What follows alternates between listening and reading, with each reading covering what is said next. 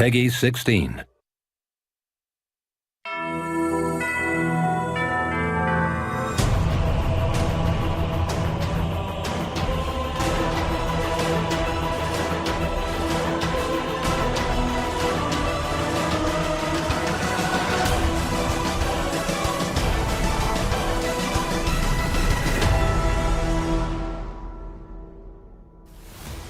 Hello everyone and welcome to the HCS EU Super Open. This is the last chance our teams will get to qualify heading into our EU Super next week. There is a lot on the line here and I'm so excited to get right into it today. But I'm not alone. I do have a wonderful desk filled with casters and analysts. My name is Lottie Van Prague. I'll be hosting, but I'm also joined by three familiar faces. We've got Jersey, we've got Lethal, he's back in town, and we also have Clutch as well. So good to see you guys. And you know what? I'm really excited to find out who the rest of our teams are going to be heading into next week. So there's a lot on the line here because it's not a trophy. It's not, it's not cash money. This is qualification time. So a lot of these teams are going to be fighting pretty heavily today to get a chance at getting into next week. First of all, Jersey, how are you doing? Are you excited to see some Halo Infinite action today?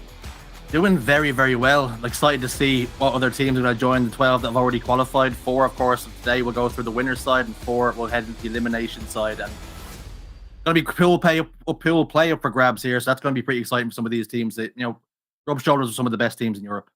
Yeah, I think so. And honestly, it's going to be their chance, right? Heading into next week and seeing what they can do. But this is going to be very much a setting stone and seeing what these teams can kind of accomplish and who's going to be heading out and the lead of the pack.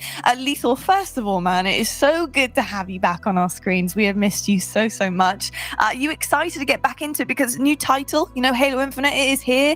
When seeing the competitive side of it pretty much straight off the gas with the game's release, how are you finding it?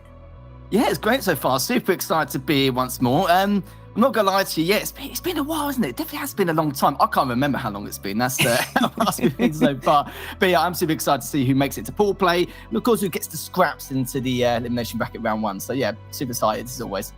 Love it. Love to hear it. Now, Clutch, obviously last week we did get a quick look at, who's going to be settling down as well in the Super and who didn't quite make it for qualification, but obviously coming back into this week with another couple spots up for grabs. What did you make of last week and looking at the 4 teams that edged it out, managing to qualify? Because we had quite a whirlwind of a few series. We had some close games, some tight things happening, reverse sweeps on the cards as well early on in the day, but a lot of Halo Infinite on the show here, and I think a lot of potential too.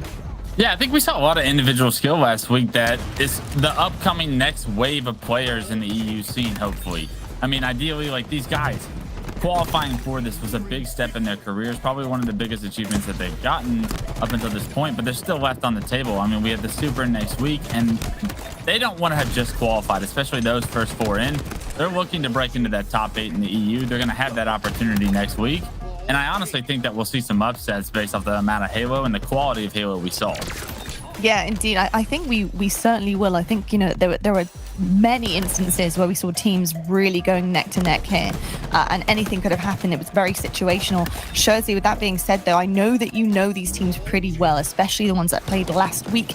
Were you impressed by what you saw? Because if you know how they play and certain teams coming together, did we see everything that these teams have to offer, or are we going to have to wait for next week with Super?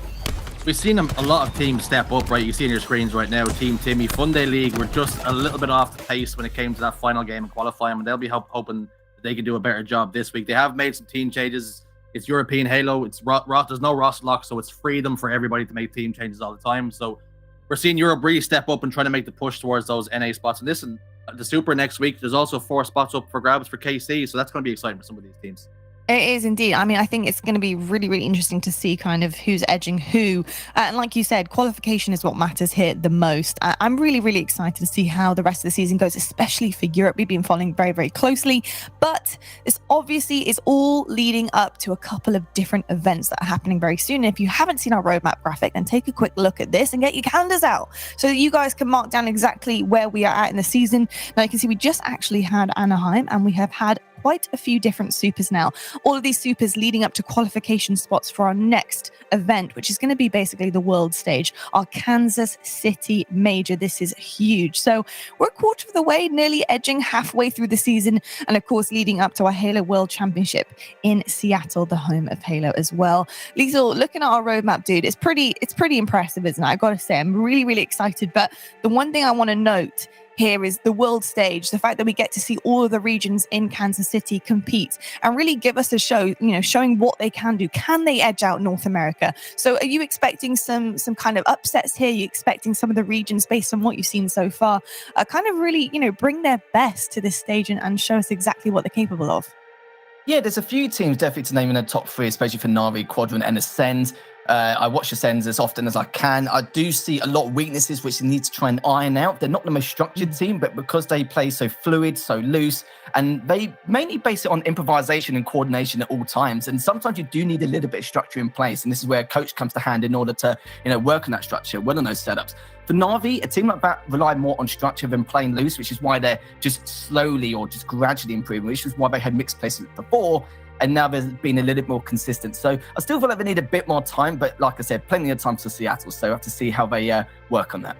That is very true. And we're hoping actually for a couple of lands happening, a couple of like little boot camps potentially before Kansas City, get the regions acquired with North America, the time zones, getting some practice in. Because I think that's the difficult thing, isn't it, right? About being in a different region and is trying to find your ceiling as a team, trying to improve on mistakes. And I think there's been a lot of teams in many regions who are so far ahead of the pack that they can't get challenged at the moment. So hoping that they can get out and get some boot camps, some lands happening as well, so they can get some practice under their belt before Kansas City. But speaking of Kansas City, we need to take this one step at a time, because of course this is the qualification to get into the EU Super next week. The EU Super will decide 4 teams heading into Kansas City, so this is what we're playing for.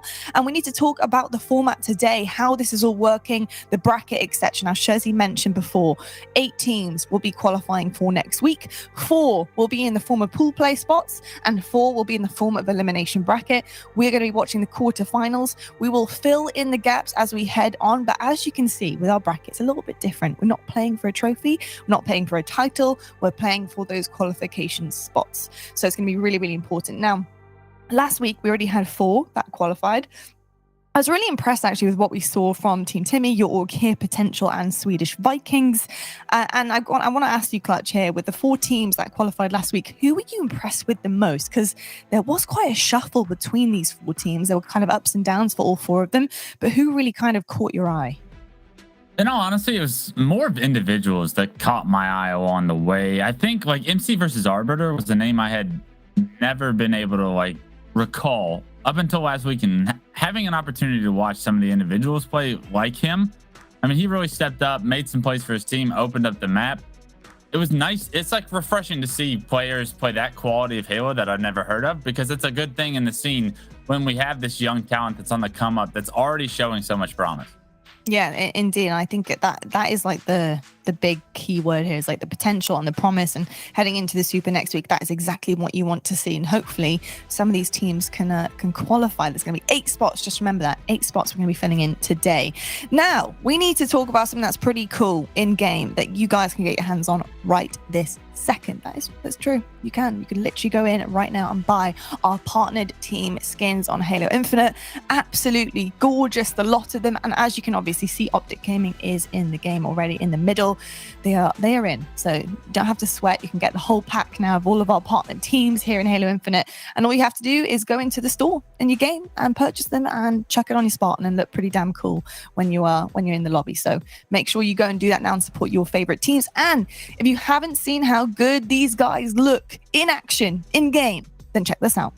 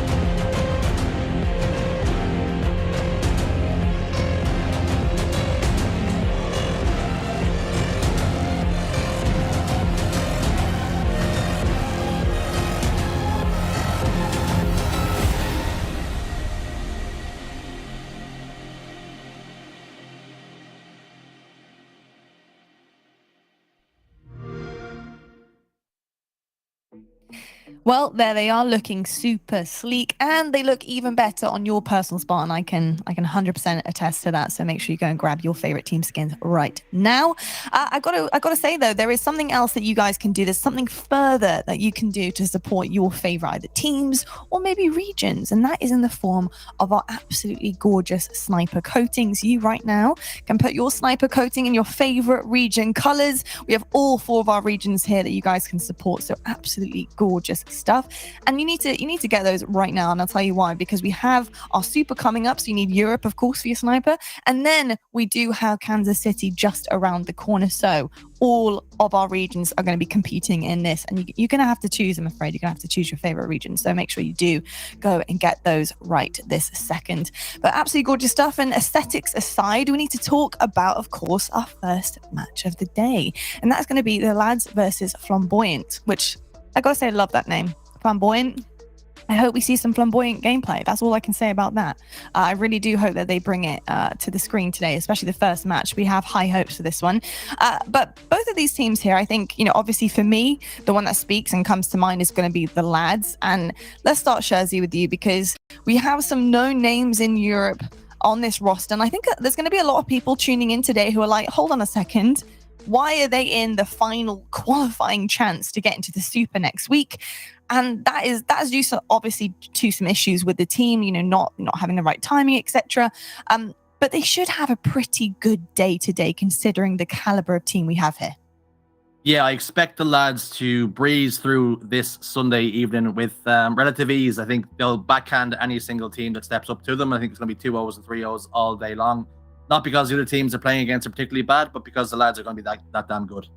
Yeah, I think they are going to be very, very good. And lethal, obviously, we have Cristola, Morga, Septic, and Quad. Quite a few household names when it comes to European Halo for viewers who don't really know who these guys are. Can you tell me a little bit about this team and why they are going to be maybe even our first pick when it comes into today?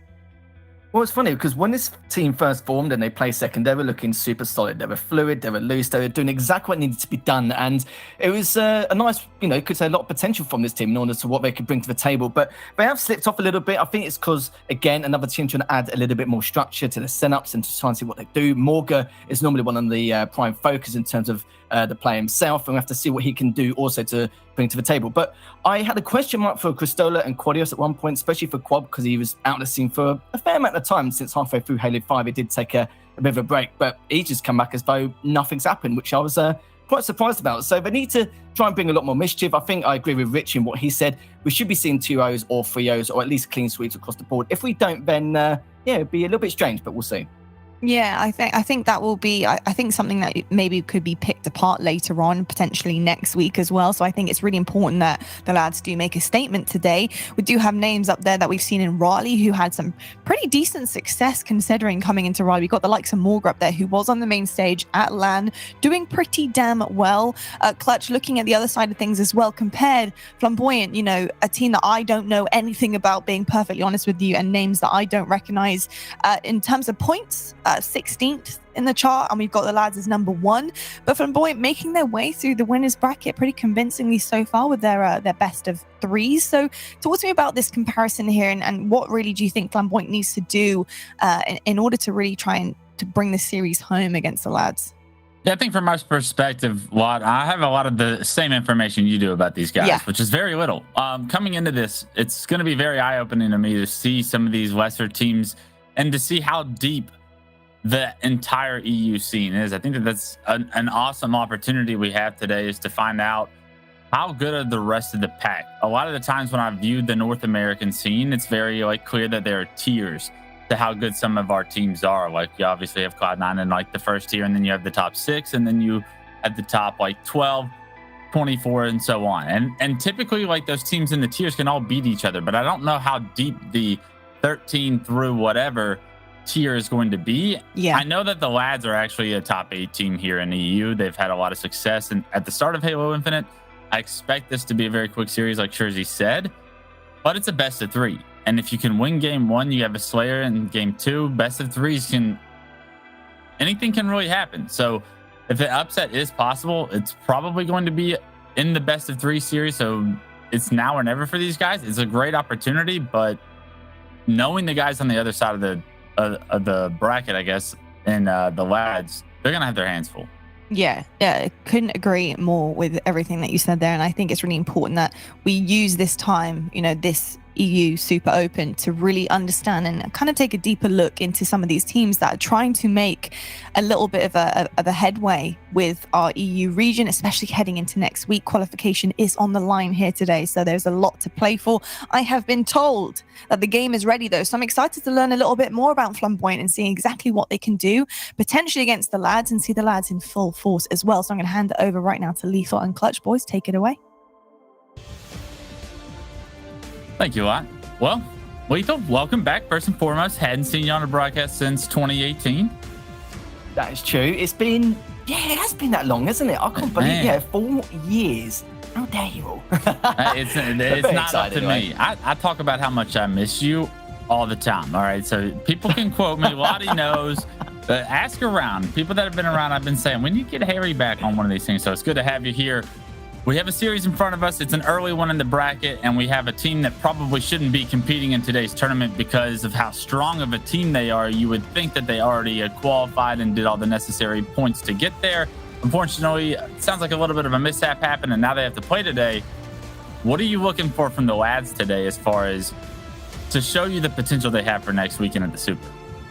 Mate, I've literally got a shopping list of things we expect from this squad in general. Like, not just clean sweeps or anything like that, but they need to have huge scorelines as well. If there's any weaknesses, even if it's minor in some way, then there's going to be issues. There's going to be problems just due to the fact that we've only got a few days until those mistakes can be rectified leading up to that EU Super, which is, of course, going to be next week. But with the opposing team, though, with Flamboyant, a couple of names I've heard of with Meatsy as well. Hustful, I do believe he was on the team with Low a month or two ago, and he was dabbling around with that lineup. I'm not too sure exactly what happened, but maybe he just went on his lonesome just to see what else he can do, what else he can find, and see if he's got any other opportunities in order for himself to create or try and get a better placing. But this guy, he grinds, mate. He absolutely grinds. He's constantly playing. Anytime, no matter what time it is, midnight or midday, he is online. He's making sure to do the best he can physically can in order to make an impact in the EU scene. Because, to be fair, a couple of years ago, a few years ago, between the top 24 and now, it's like it was quite weak, but it's much, much stronger compared to what it used to be. Going into map number 1 here between the lads and Flamboyant to see exactly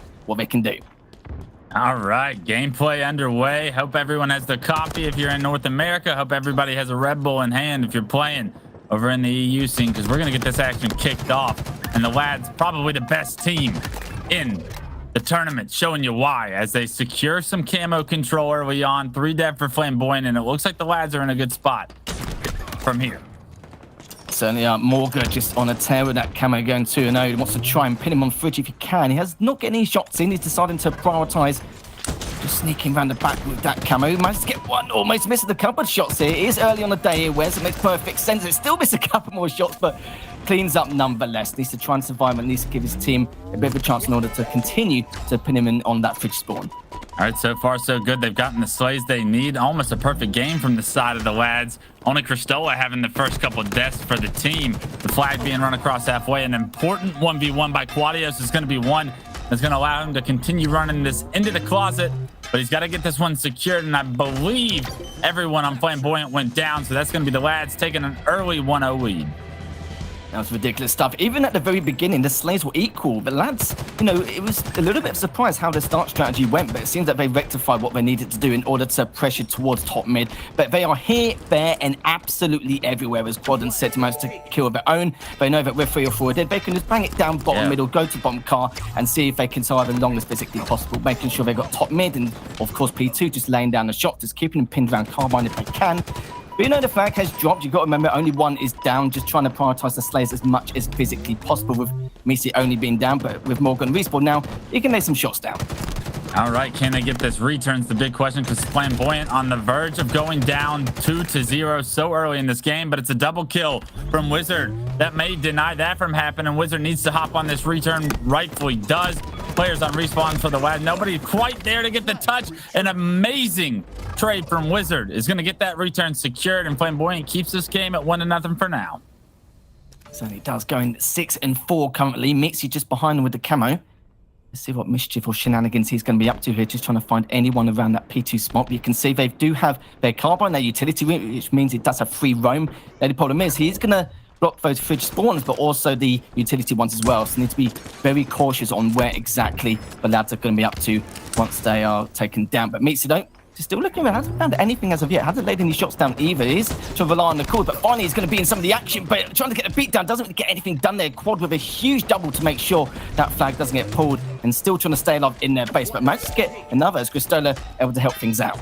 Yeah, the lads pulling this one once again into the closet. 3 were currently dead for Flamboyant coming off respawn. You know they're spawning over on the heat wave side of the map. That means Quadios, he's going to be able to get this one all the way to the closet untouched. And because of that, he's going to have a great opportunity to punch this one in, especially with the support in his base. And just like that, it's a 2-0 lead for the lads. That's right. They are not mucking around at all. Pretty much double, maybe even triple the slaying power compared to what Flamboyant have done so far. That's getting down eventually as Mitsu gets one. Hustle gets another. So they've got room for improvement here. They've got a window of opportunity to try and make things happen. But Cristola, the good thing was, even though he barely got a trade, he delayed things enough in order to give his teammates time to go into the courtyard, just try and take the flag carrier down, knowing that they're giving utility room to try and support. Also, Septic almost took him down as well, which a little bit of a shock to the system, but it doesn't matter anyway. They managed to delay the flag, and Cristola gets another. Yeah, Wizard with his hands full. He's got multiple players in front of him. Pops one. Forced to kind of back up and relocate here as he loses a teammate behind him, but he's able to find Cristola, you would think, but no, the crucial missed shots. Cristola able to turn that corner with his life. Now, what is that going to cost him? Because now it's a trade with Cristola in the situation you never want to trade in, and it, unfortunately, for anybody rooting for Flamboyant in the chat, we're going to need kills like that to be secured much faster for them to have some success in this series, because if they're not, it could get ugly quick. So pretty Septic now just biding his time at the moment. Not going to go too dicey with his camo as of yet, but let's see what happens. He's double checking to make sure no one's flanked around him from Carbine in case his teammates does need support on their own flag. Funny enough, one of them just spawned on utility room. So Camo has run out, but he can still put the shots in from behind. Most of the team on Flamboyant have actually pushed on up. So this is a perfect opportunity here for Septic to create some plays or create a trap as he sees fit, but hasn't really seen many people as of yet. So for now, he's going to try and take the flag around Fridge and knowing that he's going to go to utility room. But yeah, that's not really the sort of objective play you want to make from the get-go. But at least he put some shots in just to try and delay the push from Flamboyant. It's different when you're up 2-0. You're not nearly as desperately trying to cap this flag, but a good position still for the lads as the kill comes through from Septic. Unfortunately, that flag being stuck in the window has limited their opportunity to play the objective until this point, but with 2 dead, they're going to be able to get this one to the closet. So maybe another flag run going down. You see multiple players picking up kills for the lads. Is going to make this flag run a little bit easier for Septic, but he is knocked to no shields for now. Is he able to get a shield back? He's going to throw that one up actually into the window, and the slam dunk from the teammate makes it 3-0 early in this game still. Yeah, looks like they've warmed up a little bit. Still early on in the day for this team.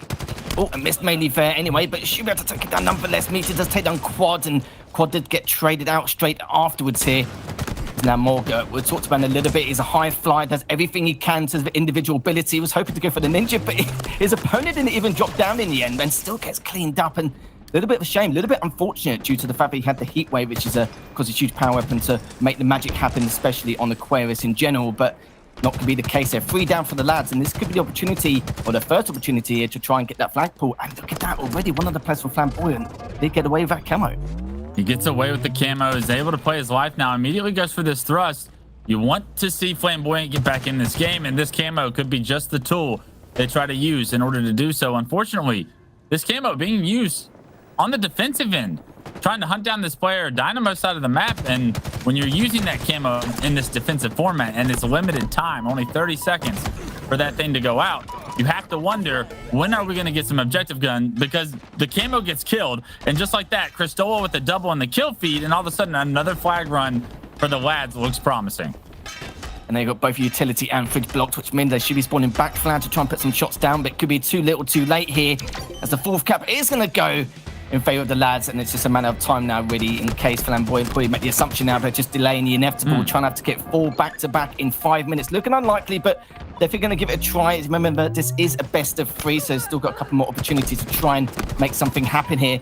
And already, though, look at this. Cristola been an absolute pain in the backside here. Again, a lot of damage done, just trying to stay on the best of his ability, but just not going to happen, as Hustle also gets taken down here. They do have numbers, but we need to get the job done quick. Well, Harry, you and Shurzy both mentioned how you needed to see dominant performances out of the lad. They're up 4-0. 5 caps and a Halo Infinite game is a statement. 5-0 is a dominant performance. We'll see if they're able to punch this last one in. They get the flag going, but Morga, he's forced to kind of drop this one. Knocked the no shield, needs to play his life a little bit, but does wisely. Now that he's got shield and teammates around him, he's able to put his flag, get it across halfway once again. A beautiful use of that ramp slide right there, and he's got to actually turn and pivot to this 1v1. Good damage with the heat wave, and he says, forget you, I'm going to run this flag. But unfortunately, a second player in the closet is going to shut him down, and it looks like Flamboyant are going to stay in this one for now with this return being secured. Oh! Okay, the ball came in anyway, and do you know what, with Morga, it's kind of like you get a free present every time you kill him. It's always got a heat wave in his back pocket or sidekick. He's always got something, and it's that can be a real pain no matter what kind of situation with him, and you kind of want to avoid those close range battles or any kind of combat to that certain extent. But we still with Hustful for now. He's had a little bit of a slow start here, misses that last melee, which is a little bit unfortunate as Quad does get the double, but it's going to be a 2v2 as one of the players on Flamboyant just trying to hide out on P2, try and get some damage done so his teammate can flank around that utility side. But of course, Quad very weary of that as his teammate just trying to give him a helping hand. But he's got to be careful. There's 2 players on that carbine side. The shockwaves do come in. He's just trying to back up as much as physically possible. 2 are down for the lads. 3 are down now. So another opportunity for them. But it's like I said, 3 minutes left. Very unlikely, but we'll see how it goes. If anything, you're trying to get some confidence to go into game 2. A flag cap might just do that for you. Wizard going to be able to get this one at least across halfway for now, but he loses both teammates in the closet behind him. He's forced to drop the flag and try and slay. But look how well the lads play that situation. That player in the closet stays alive. Unfortunately, Quadios does get taken down, and some teamwork out of Flamboyant keep this one alive for now. But just like that, the lads find a few kills of their own. They hop on this return, and not only that, lethal, but they're running the 5th and final flag cap. Yeah, this could be curtain call here for the lads on Flamboyant, but it's like he said, at least they get some kind of confidence boost, you know, just keep the score respectable, or at least show yourself in terms of your slaying power, because right now it's not looking too good. I kind of feel like over the last couple of minutes, they've gained a little bit of self-confidence in their aim skill, their ability, their, you know, cutting off these flanks, going around from P2 especially, but apart from that, though, at the very beginning, of course, you know, it's going to be a little bit of a struggle for them. They knew that even before they entered this matchup. We got a killing spree for Hustful. A little bit of signs of life. That can build some confidence and some momentum, hopefully going into game 2.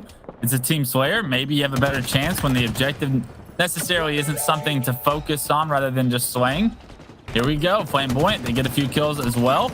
Able to pull this flag into the closet, but unfortunately there's a player hiding in there, and Morga shuts both those players for Flamboyant down, stops that flag run dead in its tracks, gets the return, and unfortunately for Flamboyant, they're going to have to wait a little bit longer to see if they can get a final cap.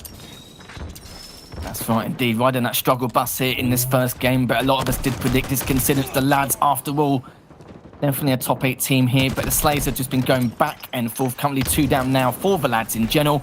And Quad just trying to peek and poke, just trying to prod at some of the players here on flag until we get some shots in, which Gustola had done straight away, going for the 2-shot beatdown, doesn't get it, and does manage to survive there. So it's just a matter of Morgan can get that flank round, which he doesn't see him, but Gustola does have the heat wave in hand, and it is causing a massive ruckus here, but finally does get cleaned up by Mitzi, trying to take top mid from Septic. And Septic, he's a player, he loves his top mids, Clutch. It's just one of those things where, even back in H2A, he's all about that trial and error process, and when he knows what's the strongest for him or suits his style, he will absolutely abuse it to no end, and that was just a good example of that. Loves his top mid. It's a good map to have that kind of confidence and have that play style on. Aquarius, such a strong position if you're able to have those angles, win those gunfights from across the map, laying down the damage into the base. We've seen how effective the lads have been throughout this game, and just something that sticks out to me immediately is looking at the kills for the lads. Just about even across the board. Everybody dropping above 20 kills, 23 for Quadios. Everybody else following suit, and Quadios with a big win in that closet is going to potentially try and get a flag run. Unfortunately, I'm not sure if they're going to be able to get this one punched in. 3 seconds to do it, and there's no pie chart coming because they're up 4-0, and that is the lads showing you that they came to play here early in this bracket, taking a dominant performance in game 1. I think we can all agree we weren't surprised by that at all in the slightest. It's nice that the slaying ability from Flamboyant just increased just a tad. There was a couple of players where I was like, we're not really too sure how we're going to pan out during that later stage of the map, but players like Hustful, for example, I think he can safe to admit he had an awful start. He was going 5 and 13, wasn't really getting enough damage done. But towards the end, he was actually evening out his KD just to give himself, like he said before, just a bit of self-confidence going into this next map. But I do believe it is going to be on Bizarre Slayer. It's all going to be about surgically dissecting this map piece by piece, just poking and prodding some of the players here to try and bait them out, but we'll talk that in a little bit, as we can see from the stats from there. As Wizard definitely had a very strong start, trying to keep his team in it in terms of the slaying power, but in the end, it just was not enough. You can see from the opposite side, Quad going at plus 10 with 9 assists, not too shabby at all. Because Stone had 15 assists there under his name, and a fair amount of damage done as well, especially for Morg. Assists 6,682, not too shabby. Yeah, everybody doing their part on the side of the lads. It's up to Flamboyant to try and make this one a series. Going into game 2, Bizarre Slayer, a map that's going to require a lot of structure. You're going to want to see Flamboyant step up their teamwork if they want to be able to compete with the lads, because they're going to need it desperately. And one thing that stuck out to me as we're looking at the highlights of game 1, Harry, was how dominant the lads were with their camo control and the heat wave control. Things like those can just give you such a big advantage. What were you seeing go wrong for Flamboyant in that regard? It's just a spawn cycle and just putting themselves in every single time. There's only 2 or 3 life every single time they try to make a counter or try and make a push, or at least try and counter at anything which the lads were doing. Don't get me wrong, there's nothing wrong with playing as fluid as they were, but the problem is there just wasn't enough damage there, was there? I think each player had at least 1,000 plus less compared to the rest of the lads there on that squad, and that's going to cause some massive issues. There was a few moments of magic, you could say, when they're trying to get that top pick control during the second half, but like I said, just too little too late. They need to do a little bit more than that, and it's what they expected anyway. But it is a double elimination bracket, so if they do lose here in this series, they do have a second chance. But right now, they just need to reset their fortitude, their mentality here, pretend that Aquarius matchup just didn't even happen. Didn't happen at all, it was. As we do go to Bizarre Slayer, and it's like I said, a team which has more structure, better setups, and been talking through this more and more, they're going to have the advantage. And at the same time, if you're against a team who have no pressure, not really too fussed about how things pan out because they're kind of a late pickup or a last minute team or just a makeshift in general, then it shouldn't really be too bad. It's like I said, with Bizarre, it's all about surgically dissecting this match, just poking and prodding away, just trying to bait some of the players out of your opponents. They know that a couple of players, especially on the side of the lads, especially we're looking at Mulga, very aggressive, likes to go out in the open to try and take advantage, kind of like the Henry Hoover in terms of the slaying power and try and clean up anything he can find here, Wes. But we'll find out soon enough here and how much control they have. This is kind of the only opportunity they get, but remember, the last game type is Street Stronghold, so if they do win game 2, then they've got that morale and momentum to flow off, especially in that Strongholds game type going into map number 2. Starting from Wizard, there's no reason why we shouldn't, as he had a good start in map number 1. All right, the battle for Overshield Rockets, and most importantly, middle control on Bizarre Slayer is going underway. And right now, it's Quadios with the first pick of the game. He picks up that kill. Wizard, he looks terrified, sitting in the tree, doesn't want to leave it, pulls the plasma pistol, sits in a corner, and hopefully his teammates can find an opening that allow him to try and get out of there. He does end up trading in the kill feed as we hopped on board with Morga. He found himself that first set of rockets, and he's already making them put to work as he picks up 2 kills. And look at that, they've washed, rinse, repeated the spawns of Flamboyant right now, and they have him trapped once again in blue base. Certainly do indeed. Morga is biding his time in the moment, knows he's not in the best of spots here with those rockets, takes one out in lockers, and is now deciding exactly what his next plan of action is. And he's doing the right thing though. He doesn't want to push too aggressively and lose those rockets or put them to waste. He wants to get the information, the small talk, the comms from his teammates to decide exactly where he wants to go, how, when, and why, and when he's going to actually approach it. 2 down already for the lads here, as already, even though they're struggling just a tad compared to what we expect, it is Bizarre after all. The start can be a little bit of a mess until control does appear before your very eyes. There's Hustle just going from lockers there, just trying to get on the best side of the map here. But this is dangerous here from Quad. The fact it's getting behind him, especially with that commander just doing a little bit of damage here and there. Doesn't need to officially just take anyone down. If he does enough just to create opportunities here for the lads, there's no reason why they can't extend their lead. Yeah, Quadio's picking up a big kill as that second overshield just 20 seconds away. The battle for mid control right now is very important. These kills mean that you're going to have that map control to play around with this next overshield coming up. And it's the second kill for Quadios as he made his way into the closet. Now look at how strong of a Spartan he's become. That Bulldog shotgun in hand in this corner pocket. Such an opportunity for him to anchor this base, make sure that they cannot leave tree, and that's exactly what he does, and he makes it a killing spree while doing so. Quad absolutely no care in the world right now, just running in with that Bulldog, just willy-nilly, trying to do everything he can in order to put the pressure onto Flamboyant, and so he should. He knows that Bazaar can definitely turn on its head. We've seen it a number of times, a number of occasions, especially in this region overall. And now, just playing it passive, just playing a lot of composure here. He knows where his opponents are, just double-checking to make sure if anyone was behind him. Maybe didn't fit a lot of information. He saw Septic was in their bar, but again, just not 100% in case someone could come from their palms. But anyway, he's getting a lot of shots done. Cristola also gets one. Septic just literally just pinning them in, just making sure that they can't leave from palms. And again, Quad just adding another to the tally here. He could be working in frenzy at some stage. Yeah, we talk about how power and control on Bazaar Slayer is most important, right? Control of the middle of the map, trapping an enemy team in the one side, in that base, in that fortress, not letting them out, and finding the picks in order to push into that and then flip the map entirely. We're seeing that strategy from the lads here, and now they've been able to flip this map several times, and that's why the score's starting to get out of hand, Harry. It's 23-11. Yeah, this is coming a little bit one-sided, a little bit too quickly for my liking, and they're trying to do everything they can. Once more, they kept it close at the start, but all in a bit peaked on here. Now they're just trying to stay alive for dear life, and they're not playing to win right now. They're just playing to survive. That's the kind of vibe I'm getting right now. Just going back to Sunray now, going 4-6, and Meatsy's not having the best of games here, but he might have done a fair amount of damage just to try and support his team here in this matchup, but does get another, does find more good, but once the Quad, just their trade potential from the lads is so good. Every single time they've always got that 3 or 5 second rule, just making sure they're in position in case something like that doesn't really go in their favor. And that was just beautiful there. The fact that his opponent just went in a straight line for him, can't complain. Look at how much damage he's doing. Picks up an assist, 2 kills, and makes himself known with his presence on Overshield, able to secure that Overshield as well. Quadios doing it all right now on screen, controlling the map from an anchor position like bar, showing you that cheeky angle in the doors that player tried to escape from. He wasn't going to let that happen. Because of it, the lads continuing to push their lead, now up to 14. Certainly have done, and I think it could get worse rather than getting better here for Flamboyant. Switching over to Hustful here. Gets a couple of shots down, but just overstaying his welcome. Just a tad, his teammate just coming just to support, but for how long though? It's again just a feeling of that delaying the inevitable. Oh, finds one, but just managed to get away with that grapple, but does find one of Cristola anyway from Bar. Just going to rotate around just to try and get another angle, because isn't really anyone putting on the damage or getting an angle from Lockers currently, but still though, just getting those assists on board from bottom mid, trying to keep themselves in it. Still 13 away, making it 14. It's kind of to the point where the lads, they're not too fussed at this stage. They just keep trading out for days and just end this series. Quadios starting the game 12-5-4 right now. 35-21, the lads have this lead, and comfortably so.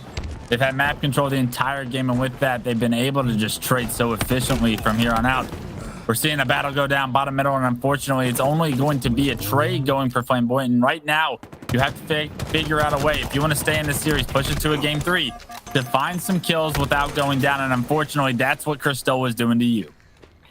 Certainly was. Cristola had a slow start, and then all of a sudden he just changed his mind and going 12-6. Currently, Quad not doing too shabby himself, going 13-5 and laying down the shots as well. Just switching back to Cristola to see what he can do. Just try and make full use of his shock nades. Could be pushing on up now, but decides to find Hustful at double doors. Got a full advantage here in terms of height and presence, and he could flank round, but just going to play it passive, have a nice composure, just keep this setup around top mid. Doesn't need to breeze in and try and chase any of his kills, and in the position he's in now, 16 kill lead, doesn't need to worry about that at all. And the slightest pulls back for the overshield. And yeah, this is just a matter of time here, Wes. It's been every rockets, it's been every overshield in the hands of the lads so far this game. Unfortunately, those rockets actually assassinated as he went into the closet. Now they're being used to take down the overshield. But in the meantime, it's just too little too late, Harry. It's been a dominant performance from the lads. They picked up right where they left off in game 1. And now we're 8 kills away from closing the door, not only on game 2, but this series in the lads' favor. They've just been winning every individual engagement. The trade potential is absolutely huge. Always in a position to give each other a hand, or at least have some kind of line of sight. This will definitely boost their confidence going into the next matchup. Morgado still flying in. Definitely, 1,000,000% one of the most aggressive players on this roster. He's the one who's always on the front line, trying to create these opportunities. And you could just see it from his gameplay. Just going here, Ben, absolutely everywhere. And it's nice to see him continue with that aggression as well, because it's players like that who will create these opportunities for this team. It's easy to be Aggressive when you're 1,000,000% in that direction. That's a big number, Harry, and we're seeing some aggressive plays out of the lads. I'll be very interested to see if they're able to be this aggressive against a team putting up a much stronger fight against them. Will we see that later in the tournament is the big question. But for now, it's the lads taking this one and the series 2-0 with a dominant performance here in winners bracket round 3. The lads show you exactly why they feel they should have qualified for this event already, and they are looking to dominate today to push themselves with momentum into the Super. Yeah, it's the reason why they're one of the heavy favourites coming into this competition, as well as the Flying Dutchman as well. And the scoreline is going to show it every single time. We expect a dominant performance in every matchup we witness them play today, and they're making sure of it as well. They're just trying to make sure it's a quick day for them, and then they can crack on and then get ready for the EU Super next week. Just going through the stats at the moment. Quad with a nice, lovely +9. Cristola with a +7 himself. Once again, not too shabby. And for the other team, I think they expected this. They predicted this to happen. Just some experience just added to their belt and just move on now to the loser bracket. Even though they won't make it to pool play, they still got that opportunity here to make it into the elimination round 1 of the EU Super. Still an opportunity. They're going to get bounced to elimination bracket, but Flamboyant will have a losers bracket, or an elimination bracket, opportunity to try and see if they can still qualify for that Super. It would still be a massive opportunity for those guys. So looking forward to seeing they can turn the ship around, but they need to do it quickly and no more room for mistakes, because you're now backs against the wall. For the lads, they're going to advance to the winners bracket round 4, as they knew they probably would with this dominant performance, not only in game 1, but the 4 flags to nothing on Aquarius CTF. It was a dominant 50-31 performance. No steak dinner though for the lads that got the job done in this series. Yeah, and shout out to Wizards as well. Like, he had the highest damage on his team in both games and was even keeping up with the highest damage dealers on the lads as well. And it's very, very difficult. Again, just one of those people just trying to make the magic happen as best it is physically possible, but just could not. As you can see, the scorelines speak for themselves. 4-0 on Aquarius and 50-31 on Mazar. So keep an eye on Wizard in the future to see what he could get up to. Maybe he was just flaring up on the server just in this series. Maybe he's a little bit different. It might be fluky, might just be skill. But yeah, maybe keep an eye on him just in terms of future rosters. Yeah, and I think that this is what this opportunity here today, this open being broadcasted to the world on Twitch. This is a massive opportunity for these guys that may not qualify today to also make a name for themselves. I mean, I got up at 4:30 this morning, guys. Show me the reason why I got up out of bed. Show me the talent that's in the EU scene that's hidden deep down in the top 32 teams, and give me some hope that we might see you later on in the HCS circuit on one of these top teams, that one of these top teams need to pick you up. This is all about individuals having an opportunity to have some spotlight on them and what they do with that spotlight. So I'm excited to see what everyone here today is going to bring us. We're going to bring back Lottie and Shurzy back in and see what they had to say about the series, but most of all, how dominant those lads were. Well, first and foremost, you know how I said there wasn't a trophy or a prize at the end of this? I lied. There is, and it's the nod from Clutch, from Wes Price. It is the nod from him. That's not guaranteed, though. It's not guaranteed. That's true. It's true. However, there is that prize on the line. No, I got to say though, what an incredible performance from the lads. I knew that they were going to be good. We kind of spoke about it previously to this series, but I'll tell you something that I picked up on, and Shurzy, I want to know what you think about this. But something that I think really separated these two teams was the fact that the lads had the ability to follow through on everything that they wanted to do on both of these maps. You know, their strategy going into it was clean and they executed it perfectly. I mean, just looking at Bizarre Slayer and the way that you have to really manage that map, obviously taking control of mid completely, but they did that right from the get-go. You know, I was so impressed with how they were able to control the spawns from Flamboyant, totally in their hands, like the whole time that they were leading the way. At one point, Flamboyant even managed to get rockets to try and change the pace of the game around a little bit, but weren't able to really do anything with the power weapon. I think that really does come down to the fact that the lads just had every angle cut off for them, and their ability to follow through on that was just so amazing. You know, what did you make of the series overall in both of these two teams? Well, the way the lads slice up the map and get angles, you've seen that shot from double doors while they had Morga sitting top bar, that sort of thing. The difference between these two teams is not only shot sometimes, decision making when it comes to we didn't really see the lads have to get out of second gear at times. We've seen Quadios take over the series, not only in that Aquarius game, but also on Bazaar. He went 7-0, and A quick caveat, I want to apologize to everybody at home, but in particular to Quadios. He was 7-0, and Lethal said he's on for a killing frenzy. Moments later, he gets killed, so that's on Lethal. He'll apologize to you. I knew you were going to say that. I'm sorry, mate. I jinxed him. I jinxed him. Roasted. I'll take it. It was the story of Quadios, I think, particularly in that game too. The bizarre bully, he went off 16 kills, 8 deaths, and 7 assists, and over 4k damage, so the highest damage dealer in the map. So I think he had an incredible series, but again, they just didn't have to get out of second gear. Yeah, no, it's very true. They really didn't have to get out of second gear. The one thing I would say, though, in the first map we saw, Aquarius CTF, I really quickly want to touch upon a play that I saw by a Camo player on Flamboyant, and it bothered me, right? And it bothers me anytime I see any team manage to get any kind of aid on the map. So, for example, Camo. Getting that, first of all, is pretty difficult, especially against a team like the Lads.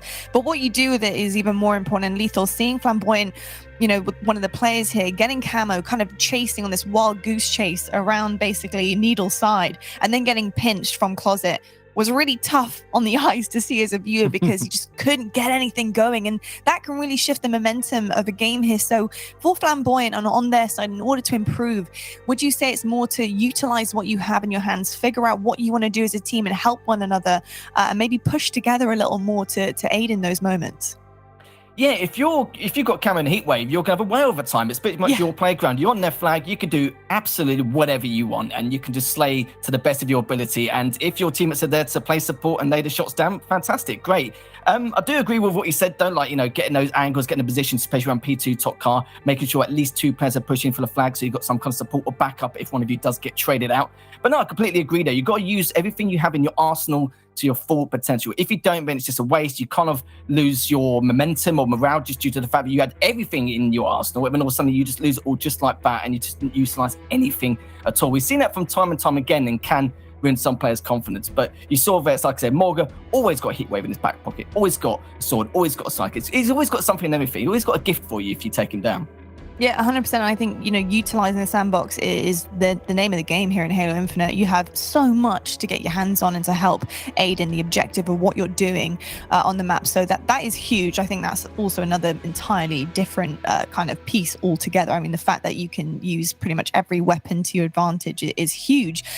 Clutch, lastly, I want to quickly talk about the Lads and the fact that they didn't really come out of second gear, and that obviously it is a best of 3 and it is going up against Flamboyant, who, are kind of fairly new in terms of the team and coming forward here and not really well known yet. But talk to me about kind of the Lads here and how you kind of see them going forward here, coming out of that second gear. I did notice Aquarius CTF, I felt like in terms of their slaying ability, especially at the beginning, the fact that they were so ahead of the curve there in the spawns and controlling things on the map, their slays were a little bit slow. I don't know, sorry, their caps were a little bit slow. I don't know if I'm being super, super picky here, but they were a little bit slow, and I think that they could have been a little bit more efficient objectively. But is that because they didn't come out of that second gear? Yeah, I think we'll learn a lot about this team throughout the day. It's where do they stack up against these teams that are qualifying for this open spot. We know the Lads are good enough to qualify for this tournament. We know that they're more than likely to go through the winner's bracket. How dominant are these performances going to be to give us some hope for what potential upsets they may be able to create at the Super next week? That's a big question. They looked solid in that first series. Nothing too impressive. Nothing drastic went wrong. They were in control, and in that second gear, like you guys are phrasing it, and it's like they never had to leave. I'm not sure if they'll ever have to leave second gear today, because I don't know how deep this talent pool in the EU scene is, but we're going to find out if they are pushed to the limit today and they find themselves dropping games. That's some red flags going into the Super tomorrow. So the Lads want to continue dominant performances and only look better and better as this tournament goes on. Indeed. Now, Shirley, we had a quick look at Flamboyant, and it was quick because obviously best of 3. It's a quicker series to get through, especially going up against the Lads. Talk to me about this team just a little bit, a bit of a backstory on them. What can we expect from their elimination bracket run? Well, they made a team change last week. They were actually playing with Sam shots, and they brought in Hustful, and he was a player that actually impressed me today. He was doing a lot of damage. I think, although the Lads didn't have to come out of second gear and maybe they're not giving them the respect that they deserved, I think Flamboyant showed definitely some signs of life that they can go on a little bit of a run here. And some of these teams in the lower bracket have to watch out because they could be a potential banana skin.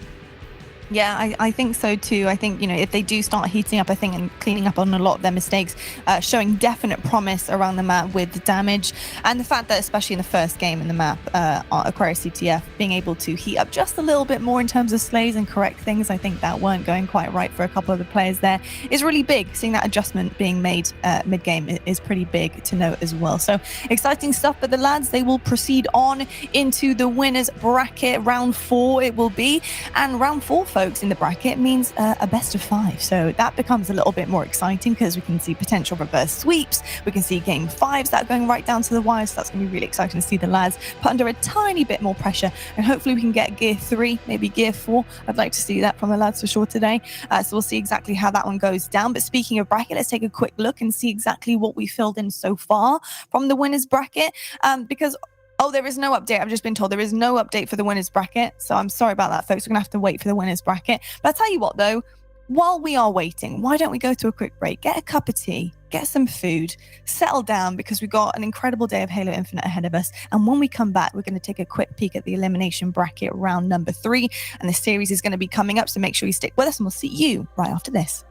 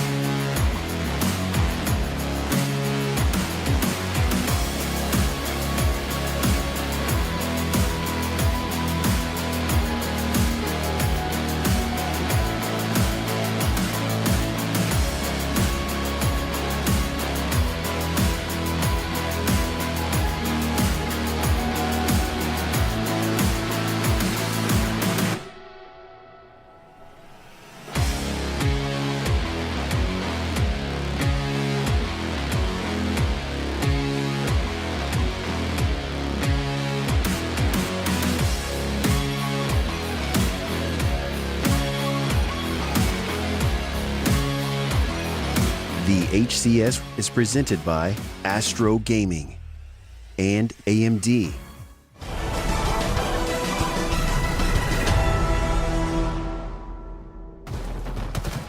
Hello folks and welcome back to the EU Super Open here at HCS. We have had a pretty quick first series of the day here, and the lads, they were running riot pretty much, excuse the pun, the Halo Infinite pun there, but they really were an incredible first map on a Prairie CTF.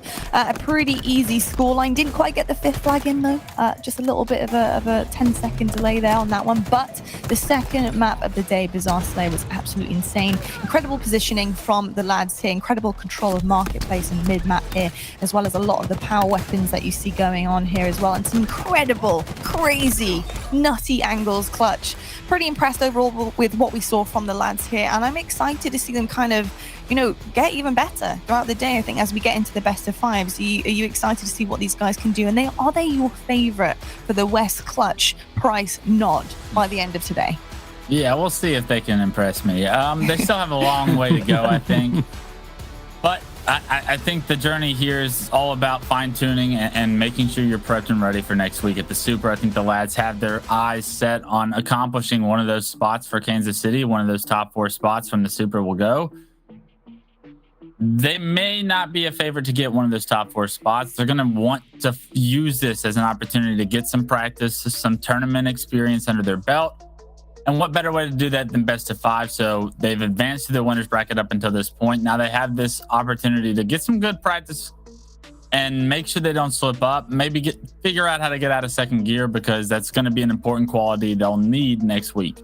100%. I couldn't agree more with that as well. I think they want to, you know, really continue on and qualify through the winners brackets. They have a better qualification going into the EU Super as well, because obviously they've taken a little bit of an L with not actually qualifying already. So hopefully they can make some moves when it does come to the Super if they do qualify. That is an if. That is an if, of course. So I'm excited to see what the lads can do. But moving on swiftly for the rest of the day, we of course do have the next series, which is going to be can confirm elimination round number 4, and we're going to be seeing EU United versus Velocity, and there's a little bit of a play on words there, of course, and we appreciate the European united front that we're seeing from this team here.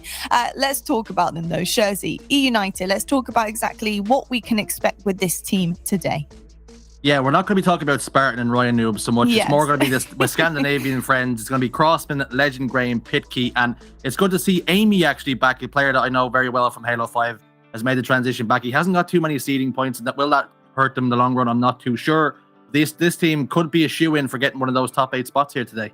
Okay, I like that a lot. And Lethal, what can we really expect, especially with the series layout in front of us here? Obviously, Oddball Recharge, one of the maps and modes here that's actually requiring a lot of teamwork and efficiency across the board here, just in terms of the layout of the map and really how you need to rotate through and control the spawns on the opposite side. So E United, with players that we do know, are you expecting a little bit out of them in this best of 3? It's difficult, really, because one of the players from the opposing team, I'm probably looking at Eastwood as well, because Eastwood is a very strong FFA player as well. Does have that slaying power and ability in order to try and be a game changer and just be a thorn on the backside of EU United. But yeah, we'll have to see. It is very tough, and even looking at the maps, I don't think they'll be too worried about that, because you do have Bizarre CTF if it does end up being a tie. Recharge Oddball can be very hit and miss depending on how you dictate the spawns, how you dictate the tempo as well. So a lot of things added to that, but it depends if they've got the experience enough in order to make the change, because technically this is their last chance. Yeah, this is indeed their last chance. Obviously, elimination bracket.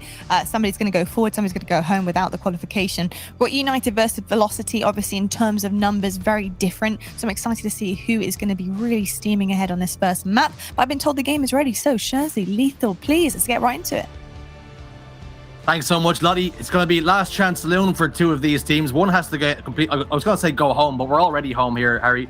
But they're going to get eliminated here, and it looks as though EU United could be the ones that get the shoe in. But you're talking about Eastwood and someone else that has a chance. It's Centra played last week and finished top 12. He's changed roster. You're talking about a few FFA gods here. So do they have a chance? There's no reason why they couldn't, but the problem is it's all about the wealth of experience and knowledge on the other side. You know, with Crossman being the absolute Finnish powerhouse. Legend Graham, he's good, but he can be a little bit sloppy at times, and I've seen it time and time again. But more times than not, you could say more 7 or 8 times out of 10, he has been a lot more consistent across the board. But when the opposing team have the morale momentum going forward, kind of gets a little bit shaky. And I've witnessed that not just in ranked, but I've seen it also like in scrims or customs or in previous tournament experience. But it's like I said, the wealth of experience they have from EU United could topple them a little bit too much. And due to the fact that we don't really know too much about the other two on the opposing team, makes you wonder really. It's not out the realms of possibility, but just going by from what we know so far, we'll have to find out in just a few minutes as we're going to get into the second series of the day, with the first map being Recharge Oddball. And Richie, this should be potentially a good one. Yeah, this one's going to be a tasty one indeed. Can the players on Velocity impress us just a touch? Essentra, of course, played last week, so we know what to expect from him. A couple of shots do go down over towards Whirlpool. That'll be 2 kills now in favor of Velocity, and perhaps some ball time to go along with it.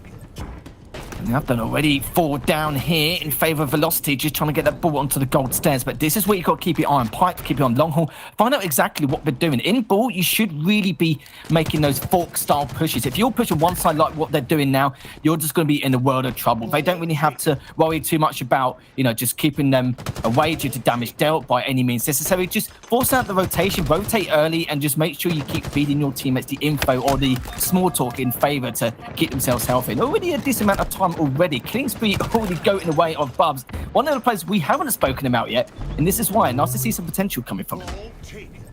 Already on that killing spree, like you say. Essentra picking up the ball, but dropping it off to his teammate now. Eastwood's going to pick that up, and you can see exactly why. Shock rifle in the hands now of Essentra.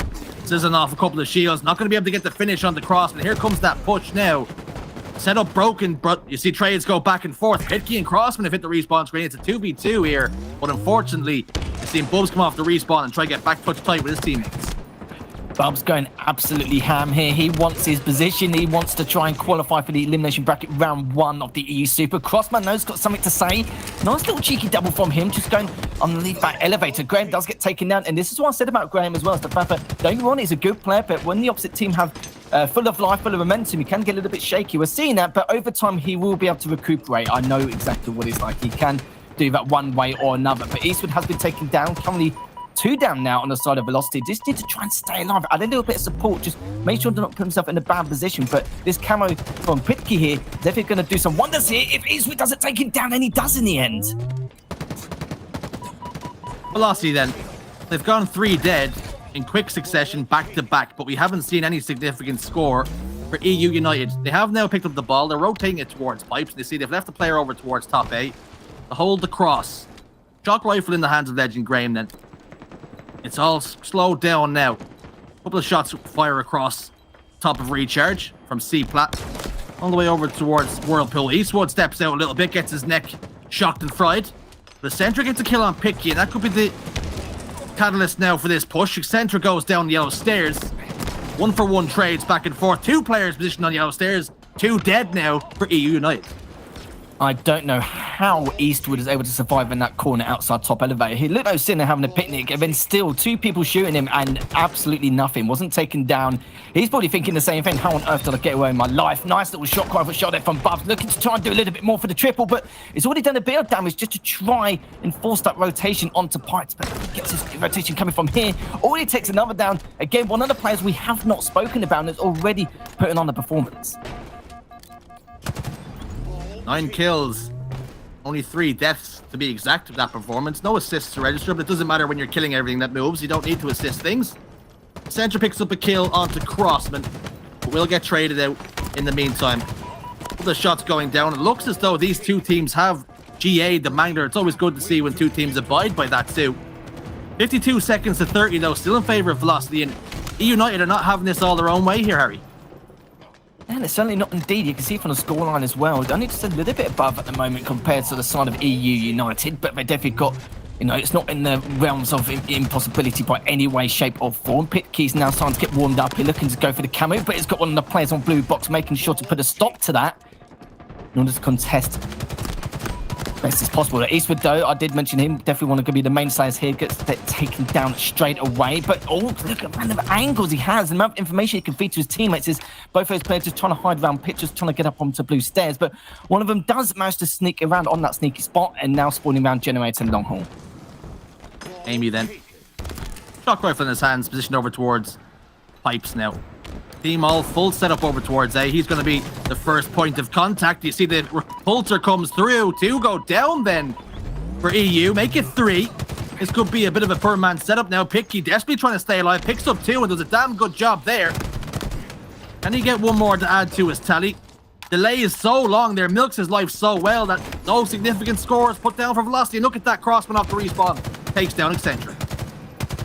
Yeah, literally 5 seconds between these two teams. Crossman now trying to make some magic happen, trying to get up onto that top elevator, but just holding the angle for Graham so he can create that crossfire. But the problem is, there's already another player on that C plat, just making sure that does not happen. Good grenade, but the only problem is that's not going to get traded out at all in the slightest. Eastman just diving on in super aggressively, but now just making sure to hold the angle. He has absolutely no reason to push this pipes out of yet unless he's got some kind of support. But with the sword in hand, though, it could be a different story. Doesn't even need it. Switches back, but that was close. I'm not going to lie. I think the fact that he has taken out the sword there has stopped him from getting traded out, and that's some heads-up play from him, whether it's accidental or otherwise. But Eastwood and Ranikin in the respawn screen. Bubba picks up one on the Legend Graham. Amy will also find the sword to boot. He'll happily pass this ball off to a teammate and play defense. Crossman's going to be the first man they can possibly get there, but Eastwood feeling more than just lucky. Punk takes down Crossman. Ball rotation comes through to Blue, and now they have the potential to play ball if things get a little bit sticky. Oh, dear me. Eastwood's grenade is ridiculous, but he's literally just been taken out of the match straight away. But the camo's still in hand, just coming in from behind to try and add another to the kill feed. Eastwood now just putting camo to good use. And this is what I mean, just got to try and use to its full potential. Currently 2v2, one of the players on Velocity have just spawned. And now it's all about decision time. What decision does he want to make? Does he want to wait for him to go past? Does he want to try and put some damage down? No, he's literally just going to bide his time, assassinate one, trying to put more damage in, and he has done enough work in order to give his teammates 2 up. 3 up now. That's a killing spree for Eastwood. Locks that in. Currently going 16, 6, and 9. Lethal did tip him to be one of the main slayers. You can see now towards the latter stages of this first round, he's starting to pick up the pace. 61 seconds to 72 and only 43 seconds left of in-game clock. Of course, every time that ball gets picked up, the clock will freeze and it will stop. Repulsor play once more. Picky in no man's land and in a world of hurt. 2 go down for Velocity, 2 for EU. But the trades come through. Graham goes down, 2 more go down. Fresh 4. Amy the first man off the respawn. More ball time here. They can close this gap. Bubs needs to rotate good. Now, he's already returned super early. There was no one around elevator. He knew that they were going to spawn pounce and gold, but it's actually taken down by Amy's grenade from the get-go. Literally already flanked super early. That was a huge move there from Amy to stop them from getting any potential chance, maybe 10 or 20 seconds of ball time before that was going to get played out around generator. So Bull is he be sitting comfortably around bottom control. Going to be a bit of a stalemate before they decide when to pick it up.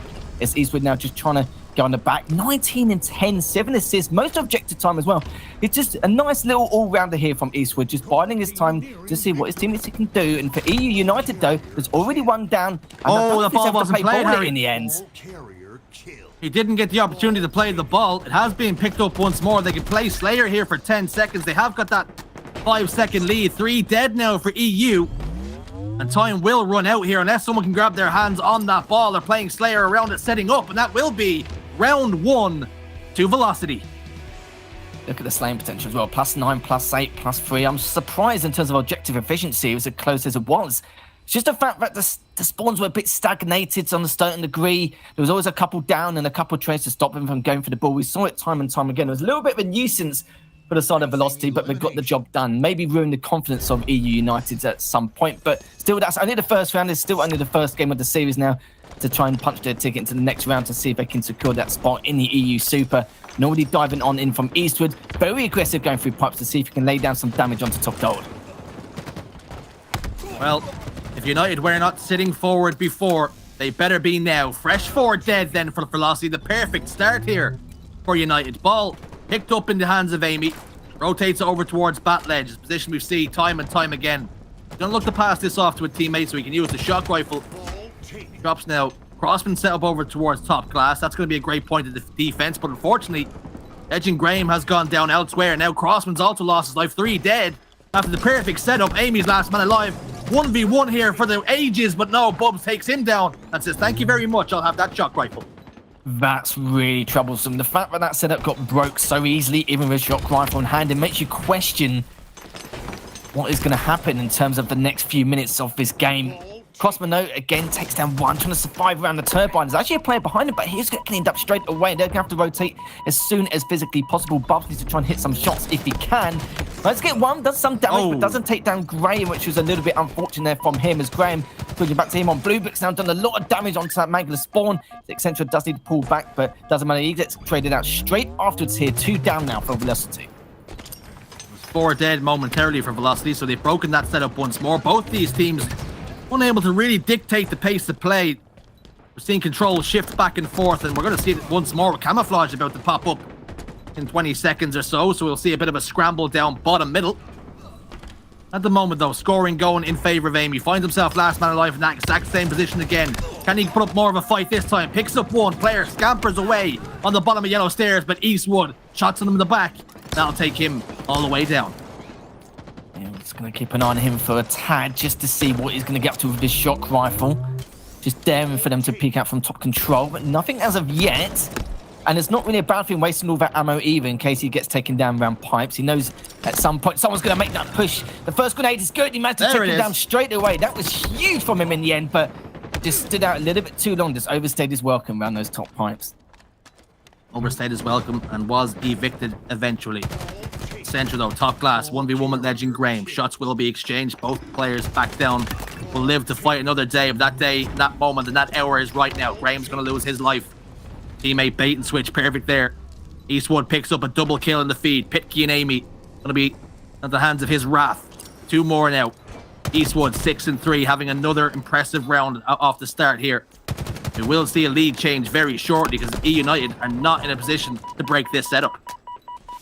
No, not at all. No, you can see just trying to decide whether to hold top gold or the gold stairs, but it got taken down straight away. Eastwood again just feeding these kills for the side of Velocity now. He's going to try and push in once more. Will he be able to take him down? There's no awkward angle here, but he's got teammates to help him out by any means, so it shouldn't really be too much of a kerfuffle. 2 down now on the side of EU United, and look at this, great position already. Got the shot rifle in hand. Both players are going to be in pits, so if you can get enough damage to really try and help someone else out to get that cleanup duty going, then that shouldn't really be too much of an issue. Should get an additional 10 or 20 seconds, but no one's even focusing on Eastwood. Literally just getting away as though nothing's happened. No one's even prioritized him as the most important person in order to take out around batteries. Finally gets cleaned up. Very lucky that Eastwood got taken down as well as he did going through Turbine. He was finding quite a lot of body shots there, really scraping the shields of EU United, but not able to land those headshots that would have been a lot more detrimental to the cause. So, although scratching the shields and being a little bit of a nuisance behind enemy lines, unfortunately he is dealt with without doing too much significant damage. And there's going to be another kill in favor of Amy. Pitke also picks up one onto Bubs in the feed. That's going to be 2 dead for Velocity, and we should see a lead change. And also a camouflage popped into Amy's chest, but what can he do with it? It's going to be the big question at the moment. Decides to go on bottom elevator from the Mangler spawn. Decides to rotate round. I think just wants to double check and make sure everything in terms of the coast being clear. We'll get one though. He's going to at least push him away just to give himself that extra edge. He's trying to go for the double, but it's going to get taken down potentially here. Just trying to stay alive. Just the best of his ability, but looks like he will be able to. Just going to make a very important rotation just to see if he can get additional angle. Just put some damage or slow this push down coming up from Velocity. 88 seconds then. Already registered here for EU United, but here comes the push, here comes the setup. Crossman's got the sword, gets one and dips himself out of dodge. Look to be a factor once more in a couple of moments. Ball picked up this time by Velocity. They know exactly where he is. He's being scouted.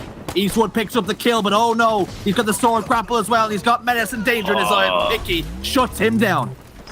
Yeah, that was being a little bit overzealous there. Probably got a little bit too comfortable with the sword and just thought, do you know what? Let's just go in and see what we can find, see what we can do. But in the end, though, Pitke does get one with the sword, looking for the second, but he's way too weak to continue that engagement. Or continue that bout, so to speak. We'll be picking up the ball. Not for too long, though, just due to the fact that a couple of players have already been taken down. But Eastwood and Bubs have actually been cleaned up, so maybe we'll get a bit more time. Should be able to get this second round, which he will do. Guaranteed much better objective efficiency coming out from EU United. And Velocity now need to try and step up their game. All tied up then. Going into round 3. Velocity so close. You have to think if Eastwood could have just played his life a little bit better instead of getting over that sword, that outcome of that final round could have been a little bit different. Them so close in the scoreline. Early engagements though, 2-2 trade. It's split evenly here. There's another scrap down bottom middle. Amy picks up 2 in the feed, 3 dead. Rannick in the last man alive for Velocity momentarily.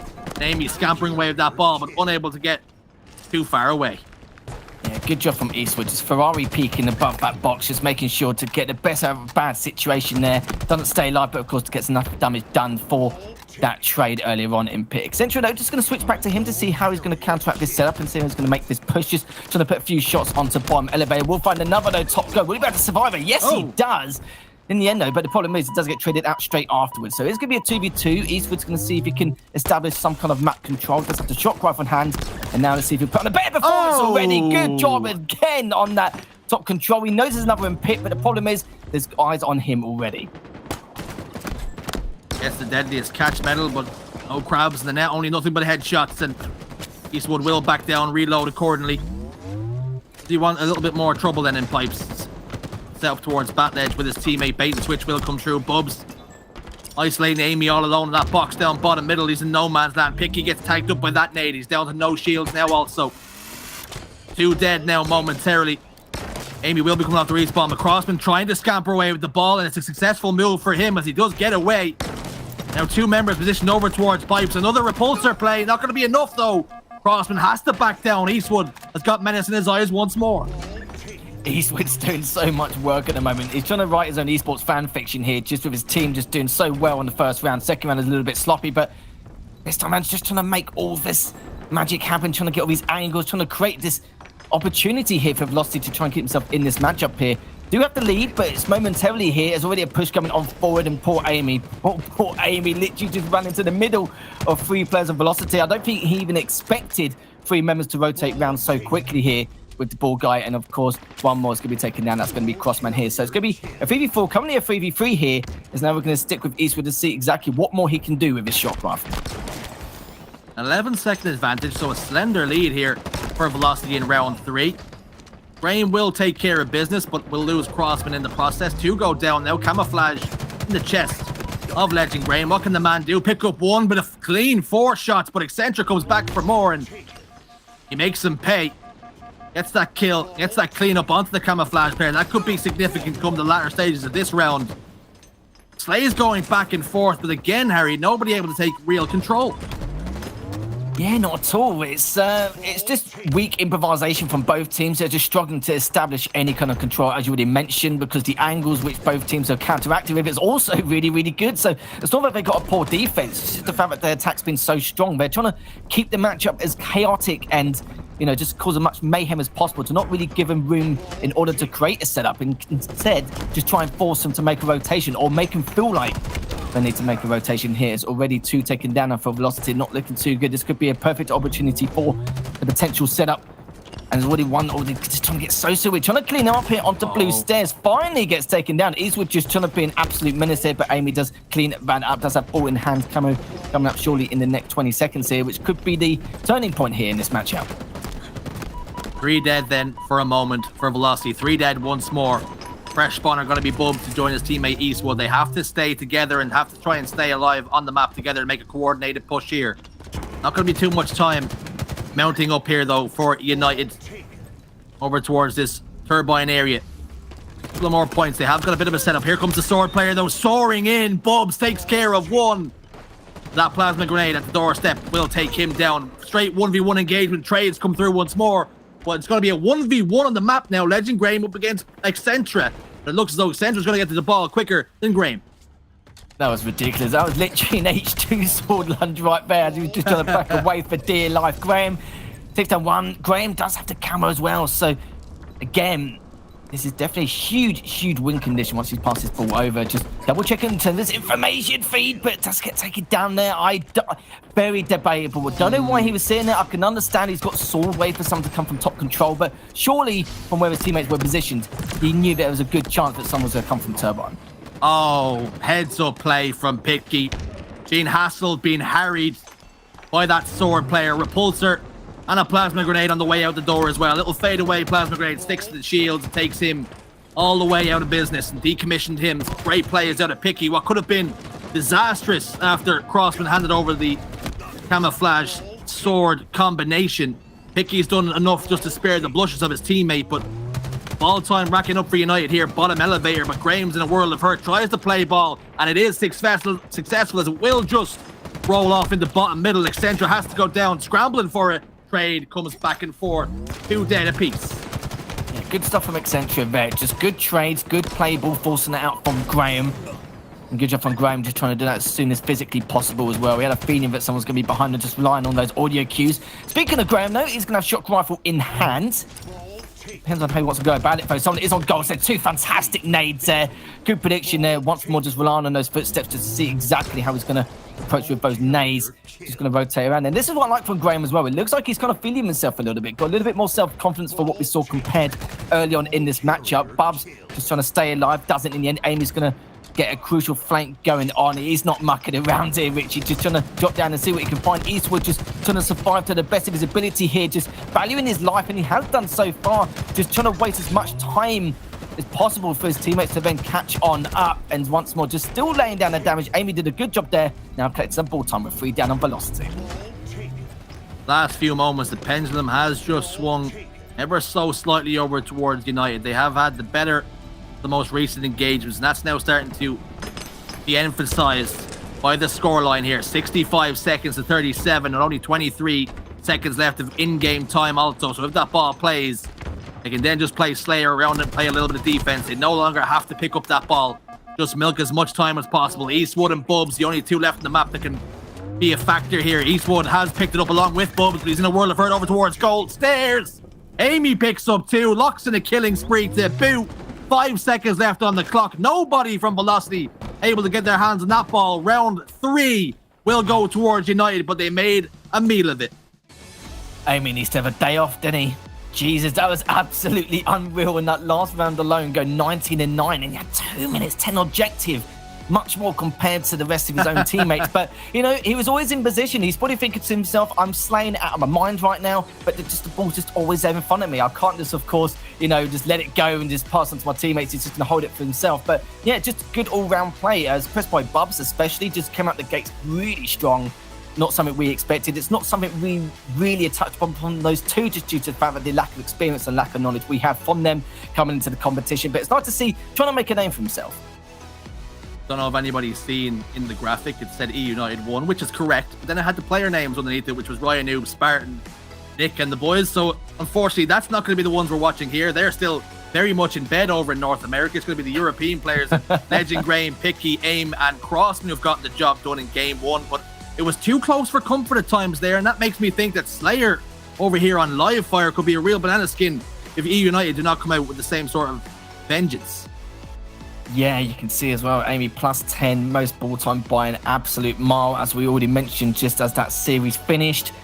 Bubs, long as you see the stats coming up from him, as we can see from there, then they're still in with a running, still in with a chance. We know it's a best of 3, and this is what I wanted to look at, the damage down there. Bubs, 11,300 damage. But you can remember, Amy, 2 minutes 10 ball time, nearly 11k. Can't complain, can you? You cannot complain when a player is doing damage like that. Amy, with so much ball time, like Harry speaks about, and it's so good to see him back and compete with the boys, so hopefully they can go on a mammoth of a run. But having said that, I've seen a lot of signs of life here from Velocity. Like you said, Eastwood, you expect it to be so good, but Bubs out-damaging everybody in the lobby. Talk to me about him. Yeah, he's someone we did not expect at all in the slightest. Not because we saw the 4 numbers on his name at the end of a tag. It was just in general because we've not really seen him lurking around the scene. But I've not really played in matchmaking either, but just watching what he was doing, he was trying to cut off the flanks, he was trying to get the damage in, he was trying to rely on what his teammates were doing in terms of rotation to stop the rotation with some sneak surprises up his sleeve, which he had done on a number of occasions here. Just really, really impressed by what he's doing. He's always making sure that map presence is known, which not many players normally do. But on recharge, it is a bit easy, but it's all about the decision making on the back front in terms of how they want to position himself when they come up on the respawn. But he seems to be in a good place at the right time and the right place, depending on what he wants to do. But for Bubs, we want to see more of that. Hopefully that's not his best map. Hopefully he can do this consistently to keep this matchup as competitive as possible, but we'll see. Well, something that Wes spoke about in the pre-game is that, you know, this is an opportunity for these teams to, and these players in particular, these individuals who may not qualify, to put on a show and maybe impress some of those players that are finishing above them. And I think Eastwood and Bubs definitely showed that they've got a little something about them. As we head into Live Fire Slayer, they could even further compound that thought.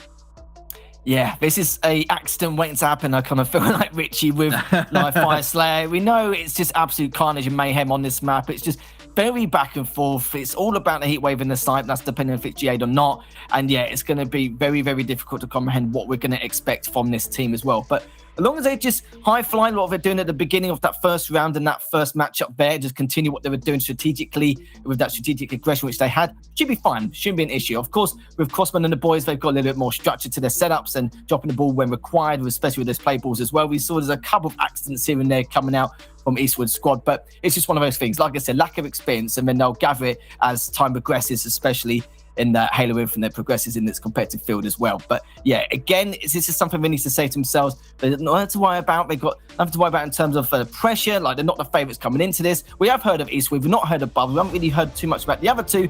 So we shouldn't really give them too much reason to have that much pressure. But at the same time, though, they want to prove themselves, don't they? So it could be a different kettle of fish. But we'll see what happens there for EU United. If they can continue their warpath in terms of having that 2-0 victory, or on the other side of Velocity can say something about it here as they equalise things, potentially going into game 3. Potential gentleman's agreement. If anybody at home in the Twitch chat is wondering what that means, both teams decide mutually not to use a specific weapon. We've seen it used before time and time with the Mangler. Will it be the same with the Heat Wave? We're already underway in game 2. Heat Wave straight into the back pocket of Amy. No gentleman agreement here for the Heat Wave. Not mucking around here. Just going to use everything and anything in terms of the weapons in his arsenal here. Already got two of the players, but actually a little bit unaware of that. Lovely double already. Good time to cut off that flank. Just doing a complete full lap the map rotation, get behind him around that underpass area. But Eastwood, Bubs, got something to say about it. Good trading as well, trying to get behind his own. Eastwood just doesn't get, just taking his 1v2. Somehow takes down one on that little bout. Just going back down, Picky looking to stay enough if he can. It gets that commando in the hands of Bub, but the trades have come out. He should be pretty pleased about that. Really liking what I'm seeing from Eastwood. Showing no respect to these players and taking on 1v2. A sniper rifle though and camouflage. Ranakin, the most important player on the map right now, positioned over towards dummies. Can he take the skull of Legend Graham? Can he wobble his way? Graham backs down. Does he know how much danger is only around the corner if he sticks his neck out just a little bit too much? Crossman gets one in the feed. Picky also falls, but Crossman on the way out picks up Bubs. So we're seeing trades go back and forth, but Ranakin hasn't been able to put this sniper rifle to use, and the camouflage has dissipated. Yeah, you can blame Graham for that, mate. He was just teasing us, just pretending to go back that snipe round and just not bothering. Awful person, but it doesn't matter. Ranakin still doing well with the snipe pierced. Not really kicked off as of yet, but at least gets that one in just to give himself a little bit of confidence. But no one's actually picked up, but that's not going to help shooting your teammates. But of course, straight away on the sandbag, that's definitely going to do itself justice. His teammates probably thinking that's fine. You know, you can, we'll let you off for that one. And now just going back towards tower to get himself a better position, better angle, and a better setup. Now, we're going to see another camouflage in 5 seconds. Ranakin unable to do much with it the first time, but has got the sniper rifle to play. A little bit of defense and have an overlook now. Crossman's going to get the first pick on the Bubs. Picky's going to scamper away. 2 shots from Ranakin ring out across live fire, but do not find a home. And he also loses his life. It's the plays like that that matter. They pay dividends. And now a 5-kill lead for United. Yeah, that slow crouch strafe coming out from Graham messed him up a tad here. Strafe pan's super important. Always best to not have the same one so you can be as unpredictable as possible in terms of those duels. And picking out massive for him. He's got camo in hand. Just I love how he wants to try and approach this setup. It looks like he's not going to go diving in deep through top mid, but the problem is, how's he going to go about it here? Just biding his time. He's already fired a shot, already given away information, and Eastwood's like, oh, I'll have a bit of that. Just coming in from behind. Does get cleaned up. Huge mistake there from Pitke. A little bit unfortunate as well. He wasn't really too sure if he should push in and just wait. Should have waited, in my opinion. You can see what happened there. Picky fired that shot immediately. He was like, uh-oh, I've made a mistake here. And he tried to slam it into reverse down bottom middle. But no. Eastwood comes scampering back to you. And he will make you pay the price with your life for that mistake, for stepping out of line just a touch. But now we're seeing kills getting traded back and forth. Picky and Eastwood pick up one apiece. But unfortunately, it's for either side. It's going to be 20 kills to 14 now in favor of United. Sniper rifle in the hands of Picky. What can he do with it? Yeah, Picky. 6-kill lead, snipe in hand. Doesn't matter how aggressive he wants to be with this snipe. Managed to get one in the end. Still one more player top mid, but he gets flanked around scoreboard straight away. Ranakin saying, I'll have a piece of that once more to try and do that extra damage. And lovely snipe there from Sticky's. Camo's going to be coming up shortly in the next 20 seconds. They're already up early for it, which means they can easily just rotate, cover some angles, put as much pressure on as possible, get as much damage done as possible, and that way have an easier ride picking up this Camo.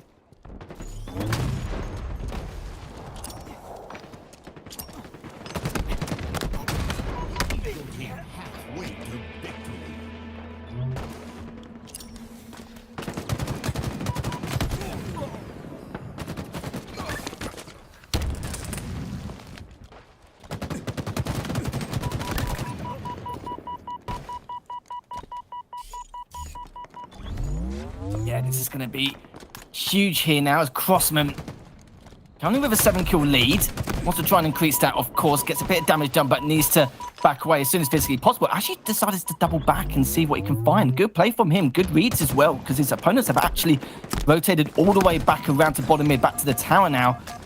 And yeah, just having some serious issues here, doing bits of damage, sprinkles and tickles here and there, but not a huge amount, as Graham just now to try and do as best as he can in order to keep him back from back B.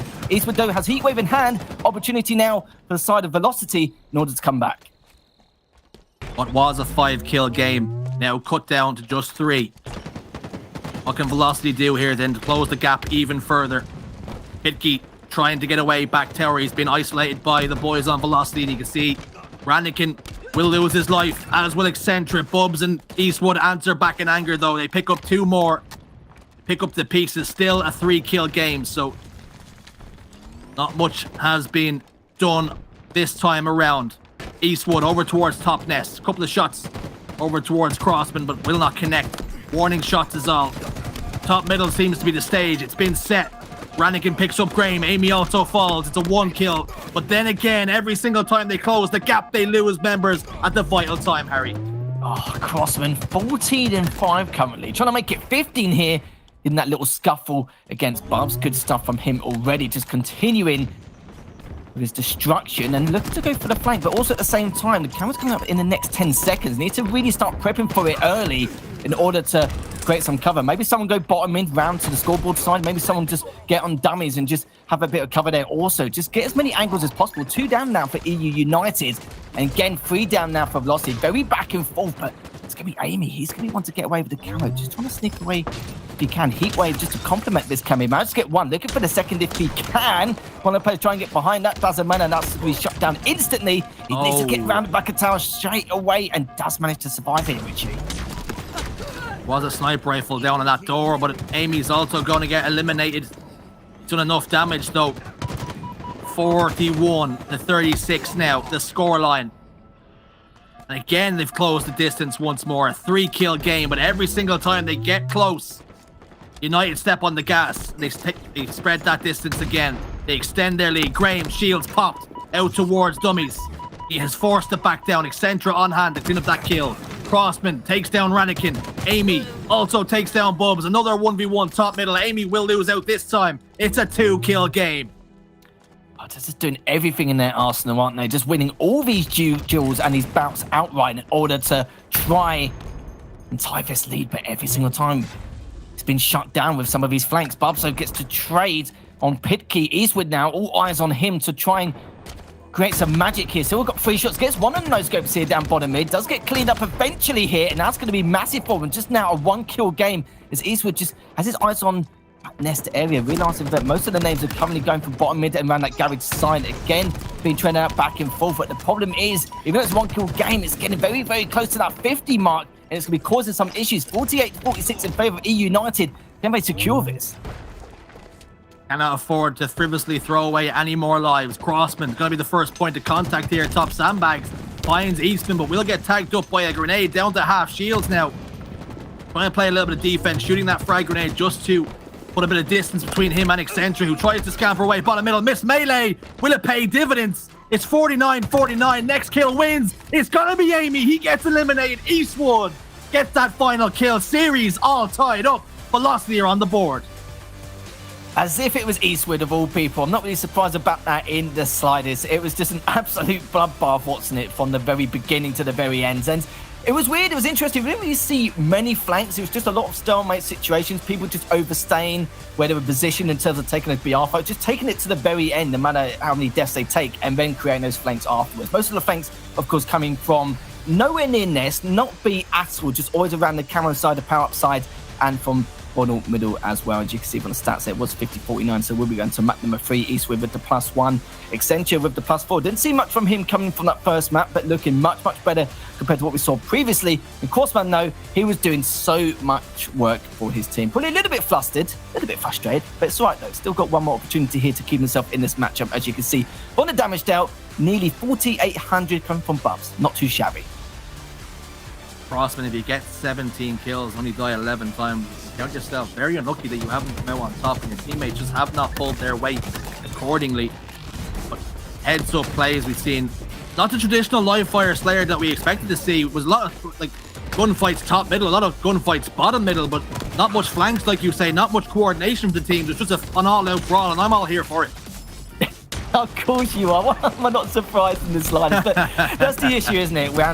Around green, around Nest, it's super open, it's very difficult. Normally you get one, maybe two people able to cover that angle from Nest Bridge and top tower, but it's all about creating those distractions. You have to be really coordinated and have a lot of structure behind you in order to create those moments, but problem is they're not. It's potentially a last minute team, so they just have to take what they're given. And as you can see there, it was recharge oddball 2-1 in favor of EU United. Velocity coming back by the skin of their teeth, 50-49. They were behind for not just the majority, but literally almost the entire matchup, no matter what they can do there. And it starts to see them try and bring us to a map number 3.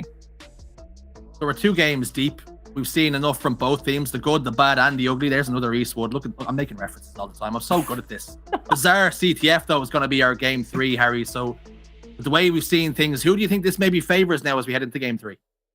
It's hard because it's like I mentioned before with Bizarre CTF, it's all about surgically dissecting the map, isn't it? You've got to poke and prod and try and bait out the opposition in order to try and get 1 or 2 frags and then be able to push on forward and then take the cap and then spawn trap and lock his or shocker depending on what scenario you place himself in. But it's just utter chaos and mayhem here, Richie. I don't think we've seen barely any structure. It's just a lot of improvisation, a lot of initiative, just some of these temporary setups here and there. But that's just Halo Infinite in a nutshell to a certain degree. I absolutely love it. It gives these makeshift teams a bit more room to breathe and a bit more opportunities as it slightly gets this bigger stacked lineups here. But you're right, that this is going to be game number 3 in this best of 3 to see exactly who's going to progress forward in this loser bracket and have the opportunity to play in elimination round 1 of the EU Super. So all to play for here. Final game here between the two. Bizarre CTF, I'm sure it's going to be a long one. Let's find out exactly what is going to happen, starting off with Eastwood's POV. And we're underway then. Last chance saloon for these 2 teams. Get eliminated here and you will not have the chance, the opportunity to compete for $100,000 in our EU Super come next Friday. You got to put it on the line here or you will be eliminated. Picky's got the rockets. We're seeing Overshield is also being picked up. Amy's over towards Treehouse. He's picked up 2 kills. 3 dead, make it 4 now. We could see a flag grab already on the move over towards Treehouse. We certainly do. Just got to keep an eye on the spawn. So they're all just looking at each other around palms to make sure they don't spawn flag. Understandable, but just keep an eye around the Bulldog spawn. Make sure they haven't got behind in lockers. Just all these little areas here and there. Accenture does get one though, but Crossman has taken the other. It's not going to help though. It's just going to be trades back and forth. Graham is so weak. Should be able to secure it. Yes, he does. And do you know what? I thought it was going to miss the flag podium then, but it doesn't matter. It does matter to clean up. They do get the slays down also, which means we're back to a stalemate. Trying to get control of middle. Scared the worst from that grenade spun up off the flag podium and hit Legend Graham right in the tooth, but he's able to stay alive. 2 players positioned over towards Treehouse. Will have a grenade for the troubles. Amy trying to immediately put pressure on the flag once more. Shots go down. Amy gets the trade this time. Eastwood will get eliminated. Has a bit of a slow start by his standards. 0 kills, 4 deaths, so gonna need to see more signs of life from him. This collapse coming through once more. Picky aware there's a player position bottom below him. It's gonna be Eastwood once more. Eastwood last man alive then. What can he do? Position over towards the Mangler spawn. Looks as though United are quite happy with the setup that they have. Yeah, hasn't done much all series. Well, he's done a lot all series long, shall I add. It's just this game is having a little bit of a struggle here, which is understandable. His style is very aggressive. He's very fluid, likes to create these opportunities, but it's like I said, Bizarre is just a different beast in itself. It's got to change your style, change the way you play. You've got to play a lot more calculated and methodical on Bizarre. Now it's already 2-0 in favour of EU United, and it's not looking good as Bubs does get the flag grab, but the problem is it's the fact that it's a 3v3 scenario. barely 2 minutes into this bizarre CTF game, we've already seen 2 flag caps go the way of United. Setting that flag back home. It didn't make it too far, barely out of the porch this time around from Velocity. It's more a flag grab out of desperation than it was of anything else. You see them all positioned over towards Bar Bridge, and Picky putting down damage all the while. Excentra and Bubba will put 2 in the respawn screen. Rockets not too far away now, and we're seeing Eastwood set up for them. Just 20 seconds or so and some change left before we do see those rockets being influenced on the map, and Velocity need them now more than ever, Harry. Pitke was like, oh, you know, 3 people around Palms, can't really complain, Vane. We've got some of the players who can't find anyone at all in the slightest here. Little fight between Ranakin and Pitke. Pitke will win that once again. His duels have been so good over the last couple of games. Bubs just trying to do his best now against Legend Graham. Does take him down. Eastwood looking to stay alive with these rockets. So important, as we need to see some pulls here. We need to see some dominance, some map control here. At least establish something with the damage dealt across the board. That missed rocket isn't going to help at all, and there's still one more left in the chamber. Advantage going to EU United once again. Mannequin does take down Amy, but also Graham cleaned up here. This could be a flag pull, and one clean cycle here will give him their first cap. Centra then flag pulled, but unfortunately he hasn't not long left of this world, and Picky will eliminate him at the first time of asking. Not able to get that flag too far again, almost the exact same position once more. Velocity showing signs of life, able to get that flag on the move, but not really able to set up around it. No, he certainly doesn't.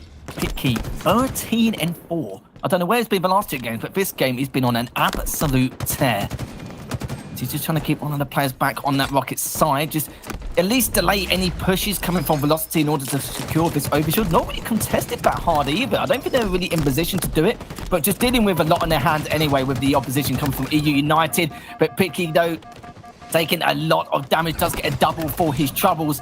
And now a 2 down, make gets it a triple in the end. Looking for the over, but just not going to happen, sadly. Fortunately for him, Excentric, the last man to challenge, was full shield, so not able to lock in that overkill, but the damage has already been done by Picky with that overshield. Bubba in no man's land now, trying to clamber back up towards his own shed, but ultimately gets taken down. Eastwood given the business by Legend Graham. Dispatched. He will fade to black. Legend Graham now has got control of the enemy treehouse. Ranakin picks up one of the feed. Bubba also does, so they've played better defense this time, but the more this game goes on, the less time Velocity have to register scores.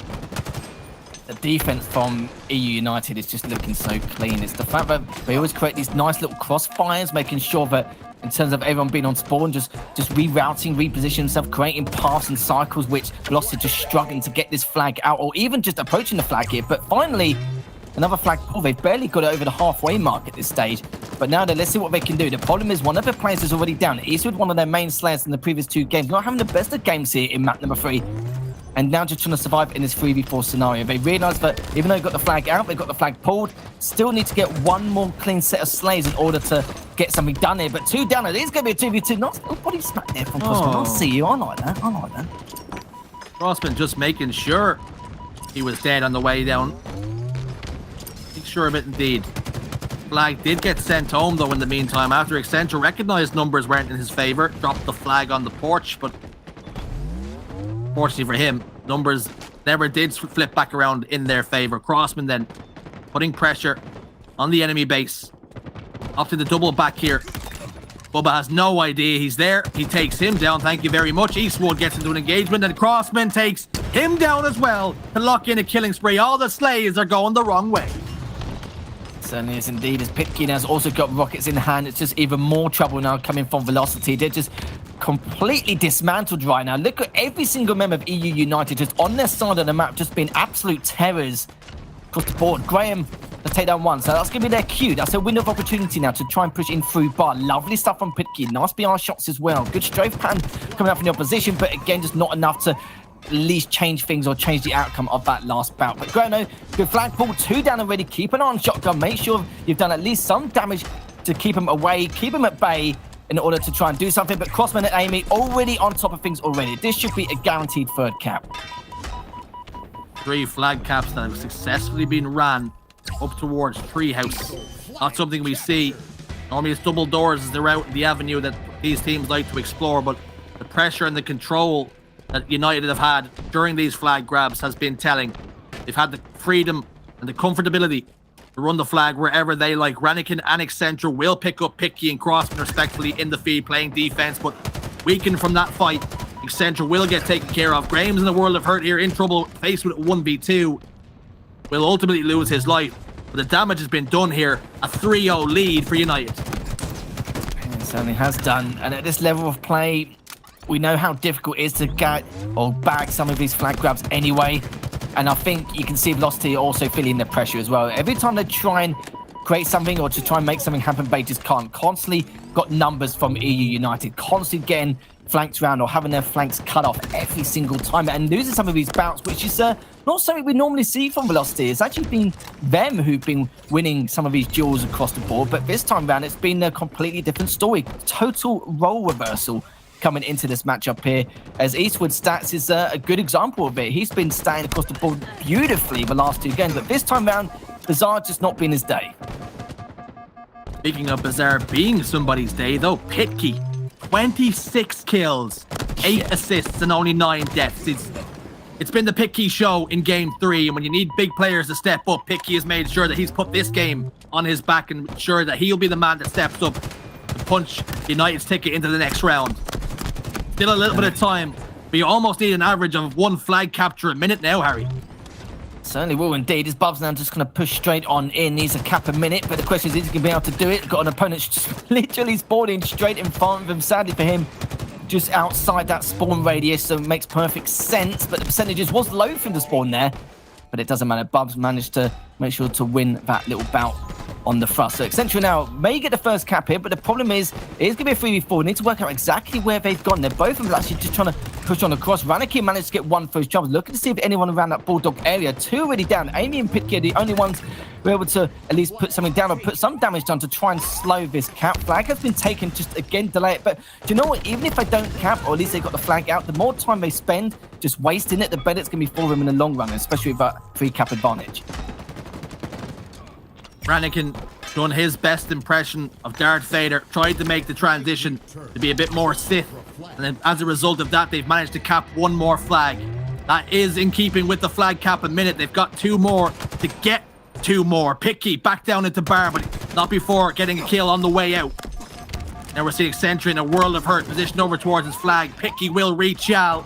That flag has been pulled. They don't need to score, but it just puts pressure even more so on Velocity. Play defense and also try and come up with an attack of their own. Certainly will do. Good stuff from Crossman as well. Pulling the flag out, dropping down, laying some damage to give his teammates a little bit of an advantage. And they still got the advantage here. It is a 3v2.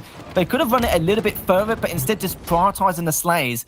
As you can see, Amy gets 1, but Accenture does take down Graham. Graham was actually quite high up around that Palms area, just trying to be a complete force to be reckoned with here. Oh. Lovely stuff. Lovely thrust there from Eastwood. Accenture also gets another. Does manage to stop this cap, or the potential cap. The problem is there's 90 seconds left. This next grab needs to be an absolute must, or else they're going to be in deep, deep trouble. Already in deep trouble here.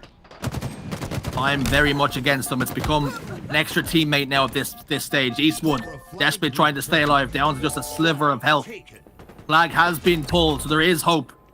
There's a chance, but it has to go in, and it has to go in quick. 4 members still alive for United. This delay is not going to help their cause in any which way, shape, or form. 2 go dead for Velocity. Ranakin with the Bulldog down to no shields and will get eliminated. 4 dead for Velocity. It's all gone wrong. Yeah, it certainly has indeed. They just got a little bit desperate with that, apart from the flag carrier, who could tell straight away 2 or 3 down. Anything he can do is survive, wait for anyone to come up on spawn to try and approach the flag or try and return it, and then just try and get as many slays as possible so the rest of the team can at least get something done here. But yeah, too little too late. Company 3-1 at the moment, needs to do 2 caps in 30 seconds. Mathematically impossible. 3 down for Velocity as well, just to make matters worse here. A little bit unfortunate, a little bit of a shame there, but yeah, just one of those things. That's just bizarre CTF in a nutshell. Velocity, they have looked very, very good, particularly in game 1 and 2. Bizarre CTF, though, United have stepped on the gas and never really looked back. Eastwood with that grapple over towards top bar. It's all too little. It's all too late. You're going to run out of time. Sand has sifted through the glass. Time's up. It's over now. Velocity will get eliminated. EU United punch their ticket to losers round 5, but they're still in with a chance of qualifying for the Super, and indeed to get their share of $100,000. GG, no re, United punched their ticket. You gotta love what EU United are like as a roster. Every single one of them, or one of them at least per game, was the game changer, or just their slaying power was just ridiculous. We saw it from Amy back in map number 1. We saw it from the likes of, I think it was Crossman at one stage going out and going off and live fire Slayer. And that time round, it was, so again, someone else completely different in terms of Pitkey. Literally going, was it 32 and something, 16, 17? I can't remember from the top of my head when we checked the stats in the pit. But after when I run out of fingers, Harry, I'm in big trouble counting numbers. Well, there we go, 33 and 16, can't complain. 20.3 KDA from Picky, unbelievable numbers from him. Came up big when his team needed to. We spoke about how Eastwood and Ranikin were having a bit of a slower game. Eastwood did bounce back. He did get himself almost even in the spread, but unfortunately by then they were already down by 2 caps in the first 2 minutes. They just didn't start on the front foot. No, they certainly didn't. Pitkey, they see nearly 8,000 damage. And even on the other side, the damage is not too bad. It's not exactly the worst in the world. It wasn't like they're looking at the wall half the game and then shooting around. They weren't actually doing too bad to the damage. They just couldn't take advantage of some of those opportunities. But Pitkey, always in a position, always getting the angles, always making sure it's fair. Every time we looked at his screen, it looked like he was behind 3 of them, or just had so many people flying at his screen, it was just cannon fodder by them. It's just absolutely ridiculous. And even 10 assists to complement that ratio further. Almost got the over when he got that triple onto market, but didn't get really enough support around that grapple area also. But a little bit of a shame, but you know, I think 33 and 16, he's not going to complain, is he? Let's be honest. Velocity, they kept it competitive. It was back and forth in games 1 and 2. We're only 9 seconds away in the second round of that oddball from 2-0ing United, and that was the wake-up call, the jolt that United needed to say, okay, we're in a series now. A Slayer 50-49. Now you can see on your screens all the overshields, all the goodies. They were traded back and forth, Harry, but it was EU United who managed to come out on top when they really used those power weapons to the best of their abilities. They certainly did, and EU United seem to be much stronger this time round. They seem to be a lot more coordinated, a lot more in sync. You can see they're always pushing together at least a bare minimum as a 3 in order to counteract any kind of crossfire patterns or anything that Velocity are creating around their flag, and just pushed it every single time. That's why they were so strong during that first half. But they kind of got a bit too comfortable during the second half, weren't really too bold about securing a 5-0 victory. I think they were just looking just to try and seal it with that 3-0 and just pressurizing in different ways, in different forms. United then, they will be staying alive in this competition. They're still not done just yet. Still a little bit of work to do to get themselves into those top 8 spots to qualify for the EU Super. But it's done and dusted. Velocity go home. Wes, Lottie, what a series we had. Yeah, we had a pretty epic series, to say the least. So absolutely incredible stuff across the board. And I got to say, I like how close it was, especially for a best of 3, which is, can be a little bit touch and go, especially with a Slayer as game number 2, because that can easily quite snowball out of control in terms of momentum from that first map as well. So amazing that Velocity managed to keep that one a little bit close. Clutch, I really want to get, your insight on that, because, I want to talk quickly about Live Fire Slayer and a couple things I'm picking up on, because right now we're really looking at these teams in terms of their potential, right? That's what we're really looking for. This is what we're, here to do, qualify, and to see exactly how far they can go in the Super as well. Now, United obviously playing really, really well, but toe-to-toe with Velocity. I felt like they were lacking a little bit of game awareness, and I think that was on both sides of our teams here, but EU United more so. Live Fire Slayer, they're fighting top mid, they're on A sandbags, and there's a couple of them fighting there, but just not really having the awareness to watch the flank from scoreboard at all. They completely get slayed out there, and they, everything that they're holding the ground, they're holding the spawn potential controller is just completely obliterated in that moment. Having that game awareness is so important. Are there other things that you think maybe EU United can clean up on going forward that is really going to give them a chance to start to edge out a little bit in terms of their placings heading into the Super? Yeah, I think like the situation that you're referring to, it's a lot about timings and understanding of like we're accounting for how many players on the other team and their positionings at this point. And when you are able to cross off like certain players on the enemy team, like there's 2 front house, there's 1 at green, we're missing somebody. He's probably on the flank if he hasn't showed his head in the past like 10 seconds or he hasn't been part of the action. Those are timings and that awareness you kind of develop over time. And it's something that they'll get better at. I don't know if it'll improve overnight. That'd be incredible if it did, but that is something that you will learn as you see better teams play, how impressive their awareness is with those timings and how they're able to account for every individual on the enemy team and where somebody might have slipped through the cracks or what we're not watching at the same time. A big thing that can help these teams improve at that is their communication, saying names, saying locations of the named players that you're seeing on the map.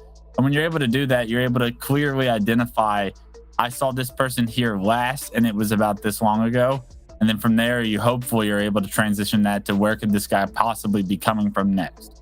Yeah, indeed. And it's interesting to hear you kind of say that, because looking at these teams, we're kind of trying to see the potential to step up and take it to the next level. And while we give Lethal and Shuzzy a little bit of a break and catching their breath, I kind of want to deep dive onto that just a touch more with you. In terms of the tunnel vision, would you say tunnel vision, having that like lack of game awareness and lack of kind of head on a swivel and thinking about the next thing that could be coming your way as a player or as a team, would be hand in hand with communication too? Yeah, absolutely. I think it also pairs with the tournament atmosphere and the pressure that may be on these players. Now that they were in the elimination bracket, backs against the wall, you have everything to lose. You're going to get bounced from the tournament if you lose this series with no opportunity to get to that super next weekend. So these moments, they become bigger. The gravity of the situation becomes more important. And in those, it's much more difficult to remain calm, cool, collected, and to understand like the clear basics. Sometimes you get caught off in a gunfight just trying to focus so hard on your shot or your teamwork with an individual that you're not thinking about the big picture. The better players are always thinking about the big picture. We're going to see how well these players can get at that, at painting that bigger picture while also microing. It's like the macro versus micro conversation we have in every video game. It's some players can do one, some players can do both. When you can do both, that's what really elevates you as a player and allows you to get to that next tier, that next level.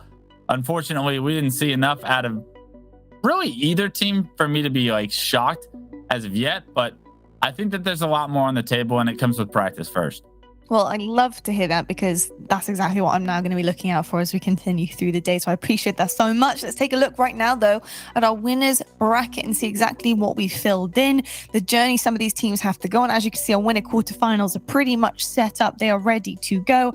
And you can see we're heading into our qualified spots very soon. We've got the lads, Half Grizzled, Team 7, Rejected, Flying Dutchman, Remember Thorough, Baguette Spree, and NSLM. So some really, really exciting stuff happening here. And a couple of household names in the EU scene that are going to be fighting their way through this championship bracket as well. We're actually going to be having a little look at winners round 4 coming up next, which is going to be really exciting. We're going to see the lads once again versus Half Grizzled, and I got to say, I'm expecting big things out of the lads. I'm going to call it right now. I want to see a gear shift. Lethal, do you think we're going to see a bit of a gear shift from the lads? Well, with the opponents they're facing against, they have to. They can't play like they did earlier on into second gear. I'm actually saying 4th or maybe 5th gear. They have to play at the top of the game. Okay. These aren't faces or names which you have to look upon or underrate because I'm sure you've seen some of them before. I think Half Grizzled is the Sandal, Sniper, Smithy, and T-Bang. This roster really strong, very high damage dealing players, and a couple of names you may recognize in the past, of course, with Sandal and Sniper being back in Rally in that top 6 lineup. You've got Smithy as well. He won the Halo 4 tournament back at I-49. This was like about 9-10 years ago. So these players aren't, scared of competition. They've been here around the block in the past, and T-Bang as well, a nice young new face and nice talented player in order to add to the roster. So, it could be some scary stuff here, but I don't think it's going to be a massive struggle for the lads, but this team has the potential to cause an upset. Yeah, so they if I can just jump in, lots. It's interesting as well. We have Snipeball and Sandel, former teammates of the lads. They've competed with them, with Morgan and Septic in Rally. Now they're coming up against their former teammates. The reason why the team made the change is because Snipeball and Sandel just didn't have as much time to invest into the game as Morgan and Septic would have liked, and now you're seeing them come back and play for a little bit more fun. But this could be more than fun for them. This could be a bit of a bragging rights match here for them. Yeah, very much so. A little tiny bit of revenge, and that goes a long way, I've got to say. Heading into a game competitive-wise, I know that I love a bit of revenge. I'm here for it, so I'm excited to see how this one goes. It's going to be best of 5. Hopefully it goes the distance. We're going to head to a break right now, but when we come back, we do have our winners round 4 here for you at the EU Super Open. We'll be right back.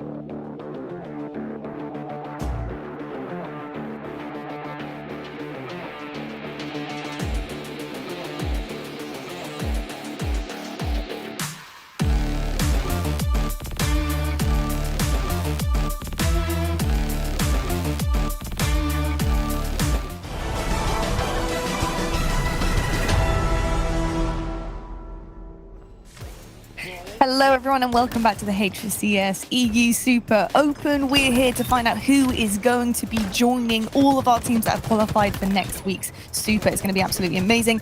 But before the break, we did see EU United versus Velocity, and I got to say, a pretty close start to this series, this best of 3. We did go the distance, recharge our ball round 3. It was pretty crazy, and you can see some faces being ripped off with a shock rifle right there. Some insane shots from both of these teams to keep it very, very close and to the wire, highly competitive, but I gotta say, United closing that one out pretty convincingly in the end. We then moved on to Live Fire Slayer. This again very back and forth, ending in a 1 kill difference, which was huge. Velocity kept themselves in the game. And then heading into Bizarre CTF EU, fast first cap. They had 3 caps ahead. Velocity did answer back right in the final moments, but it just wasn't enough time on the clock. Unfortunately, EU United had worn that one down and will seal the deal in that best of 3. So they will go forward in the elimination bracket. That was round 4. And unfortunately, Velocity, that was home time for them. That was their ticket on the train home. I think they're probably already home because it is online, but you know, just for the sake of you guys feeling what's going on here in the bracket, in the championship bracket, that's exactly what happened. Now, exciting stuff as we move on to our next series of the day, and this is going to be in the winners bracket here, round 4 for the winners. The lads versus half grizzled, not full grizzled, just half. So that's going to be an interesting one. But we kind of talked a little bit about these two before the break, and Jersey, I want to lean on you just a little bit here and talking about the other half here. We've already seen the lads today, but half grizzled, a little bit of a revenge match happening here for some of the players. You know, we do see a lot in Europe and in a lot of other regions, but I think especially in Europe, a lot of kind of dip and diving in terms of team changes and trying to find that kind of synergy of a team and what's really working out here. So we've got a bit of an opposition happening here in terms of teams that have previously teamed together. So are we looking at teams that really know each other pretty well and their tendencies on the map? So should we have quite a close series, do you think? Well, I think Sandel and Snipeball will know exactly what to expect here from, in particular, Morga and indeed Septic. Though they did team, they qualified for Rally very early doors, the first tournament, of course, that we had for Halo Infinite. They made the change post Rally. It didn't go amazingly for them in Rally. They got into group stages a little bit, you know, favorably, all because one of the Mexican teams couldn't travel and couldn't make the distance to Rally, but they were a direct beneficiary of that. I think they brought in Smithy and T-Banged. T-Banged is a player who's been playing top 16. He's been thereabouts now for weeks and weeks and weeks. Smithy's, this is one of his first times competing in a long time. I'm looking over towards the seeding points and he has 0. So either he hasn't linked his account or he hasn't been finishing in those top placements. But he's definitely a very, very experienced player and he has the potential, you know, to be a little bit of an upset here. That's really exciting to hear because I feel like when I look at the lads and a team that, in terms of names, I know pretty well, I got to say, Morga for me is such a big stand, and we saw kind of what he can do on only second gear in our last series. But Lethal, looking at Morga, and on the other side for Half Grizzled, are you looking to shut him down? He's very, very aggressive. He's very in your face, likes to take the risks, and usually gets the rewards from them. So if you are Half Grizzled, looking at Morga and the composition of this team, is he somebody you want to take out pretty early on and deny kind of any power weapons there? Well, do you know what? He can do it for himself anyway, because half grizzled, 3 of them are just high flyers. So the likes of T-Bangs, he's won an HCS FFA in the past, and normally it's quite old school. Normally you'd pick up people who are, you know, done really well in FFA in the past, like years back. Normally the UK, okay, you know, can mold them to force play and go from there. And that's kind of how he was picked up as well, and just, you know, rise up the ranks slowly but surely. A young player as well, high damage dealing. Smithy, you know, last time he's won a tournament must have been about 2012, 2013, something like that, back at I-49. That was back in Halo 4 as well. It's top of his game. He knows what it's like to win a championship, and I'm sure he wants to try and do the best of his ability in order to try and make something happen here. And of course, Richie's already touched upon the likes of Sandal and Snipeball already. But one thing about this team is how they're going to do things. If they're going to crumble or if they're going to absolutely fly into the gates strong and try and make a huge impact from the get-go. Because mentality is going to be a huge issue here for Half Grizzle. As long as they keep that stable, then they could be okay and really could give them a run for their money. Yeah, I'm hoping they do so, just because I want to see a close game here. I want some excitement. But I tell you what, folks, I think we're pretty much ready to get into games. So I'm going to hand it over to the wonderful Jersey and Clutch to get this one going. Thanks so much, Lottie. The lads win here, Wes, and they qualify for the Super. So we expected them to come out through this whole tournament getting 3-0 clean sweeps. And although Half Grizzled, there's a potential question mark here, we still expect that how good the lads are, that they make quick work of this, right? Yeah, absolutely. I think when you look at these two teams, I mean, we touched on their history and how they competed alongside each other. at Raleigh at the start of the year and how big of a moment that was for these guys. Yeah. But when you saw them compete at Raleigh, at least when I saw them compete at Raleigh, there were two different calibers of players playing in that series. It really was Snipeball and Sandell having a pretty rough time against some of the North American teams. But this is revenge we're talking about, Jersey. This is an opportunity to find revenge and teammates that have replaced you. And let me tell you, from somebody that was replaced a few times and had an opportunity to match up against the people that had dropped me in the past, these were big moments that I got up for that were probably the most important in my career to myself. Revenge can be the ultimate motivator. Game 1 then of this best of 5. Recharge on ball. We're underway, and Septic and Morgan cutting down Smithy and indeed Snipeball right off the rip, but they answer back with 2 kills. Camouflage has been picked up, but it looks as though it's gotten burned. It will not be an influence first time out. Yeah, I would like to see Quadios there, like, take an angle to where he's able to suppress the player C-Plat, maybe keep his Kimo player alive. Unfortunately, the lad's not able to do that, but it did appear to win the starting fights. Perfect shots from Quadios should also result in some ball time early on for the lads. They just have one more player it seems to deal with over here, and already the lads showing you some individual skill we haven't seen yet today. Okay, then. Early engagement's been a bit back and forth. No real control thus far. Couple of flashy plays. On board now with Quadios, who had a really good series, particularly in that bizarre Slayer game. He is taken down, he is taken care of by Smithy, but not before taking him out on the way down. So Trey is going back and forth. Septic and Cristola fall once again. Cristola off to a bit of a slow start here with 0 kills. And like we said, that was that second gear we talked about, and they cannot afford to do the same thing against this half-grizzled roster. No, they're going to have a third gear this weekend. It's going to be in this series because that extra motivation of playing against your past teammates. You want to make a statement. You want to win this one. This one's personal. A repulsor off the map makes it a little bit more personal. Can't quite get the second player off the map, but ends up doing the damage to kill him as well. So the lads are doing a phenomenal job so far of slaying, but Half Grizzled also doing a solid job of getting their own kills. And because of it, this still remains a very low-scoring game, Jersey.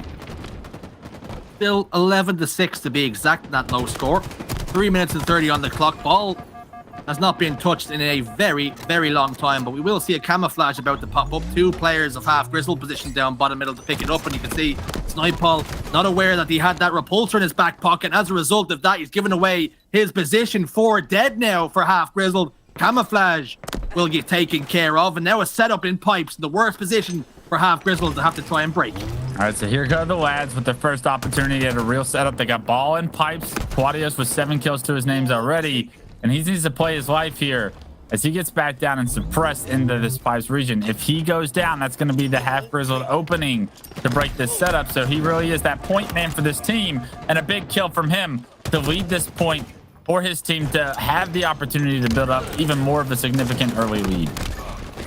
He banged a really impressive player. Been really impressed with him since he's burst onto the scene in Europe recently.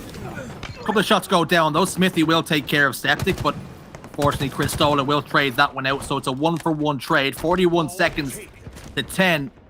That first ball hold was significant. They racked up over 30 points, but now we're seeing T-Bang pick it up over towards blue, and he has that possibility of play ball if things get a little bit hairy, and he opts to use that and utilize it right away. Ball will play, reset the map just a touch, but 2 members down for Half Grizzled, and the lads have a full complement of players. Yeah, I thought Half Grizzled was in a good position there to try and get some ball time of their own, but unfortunately, just moments later, they're forced to play it. A nice shock rifle shot from Morga on screen as he tries to anchor this trippy area. I hear some of the professional North American teams calling it. This blue box corner that can be oh so crucial to controlling the oddball and getting it over towards the pipe. Unfortunately, Morgan not able to hit some of these shots, and because of it, his ball carrier goes down. Couple of whiff shots from Morgan. It's not often you see that, so when it happens, you have to sit up and take note. Firing a couple of more shots over towards mid-bridge, but extreme pressure being applied to him, and ultimately, Smithy will take him down. Morgan not able to hit those shots, and perhaps that could come back to bite him. Play ball once again. Sandell over towards Battery is looking to get his hands on the ball. Does so indeed. Quadios down bottom middle. Has a player to deal with. Gonna be Snipeball, and he takes care of business. Sandell with ball over towards yellow. Has also got Smitty position top glass. Shock Rifle comes through. No, Cristola is on hand to help his teammate too. Dealt with and camouflaged in the chest of Septic. And Shock Rifle, he is so good with this, but not much ammo to play with. Snipe Paul's in trouble. He manages to scamper away. That was one of the most impressive things we've seen so far today, was the fact that the lads just played the ball and how they were able to reacclimate to that play ball, get the slays they need, and then formulate another setup with the same lives. Not often you see that complete control and transition from one setup to the other, but right now the lads showing you that they're highly capable of it, and because of it, they're now up 78-21.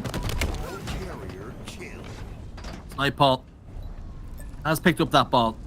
You've seen the lads trying to rotate the ball over towards blue before beating their demise, and Snipe Paul rotates that right back towards the teammates who were collapsing originally. So now they have a pipe set up. Shock Rifle in the hands of Smithy.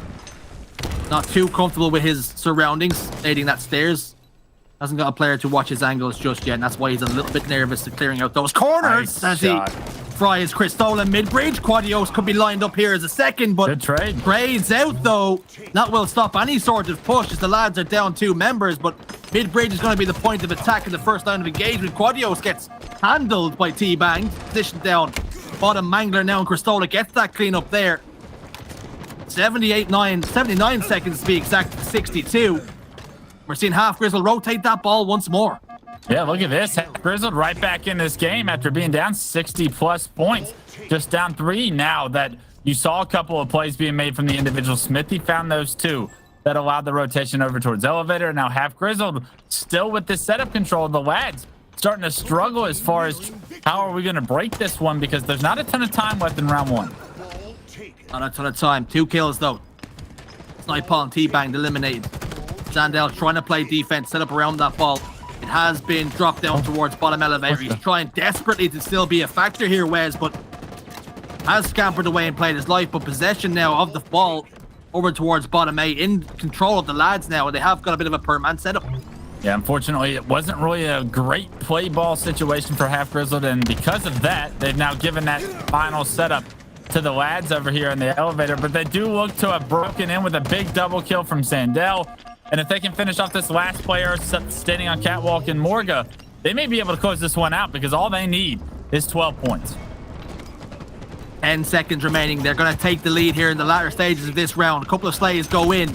Morga and Quadios have been taken care of, and Sandal picks up a triple kill in the feed to try and seize the final moments of this game for him and for his team. Cristola, last man alive. Has he done enough? No, he hasn't. Ball in the hands. Round 1 will be secured for Half Grizzled. Sandel picks up the triple kill and the final seconds that they needed. Round 1, Half Grizzled.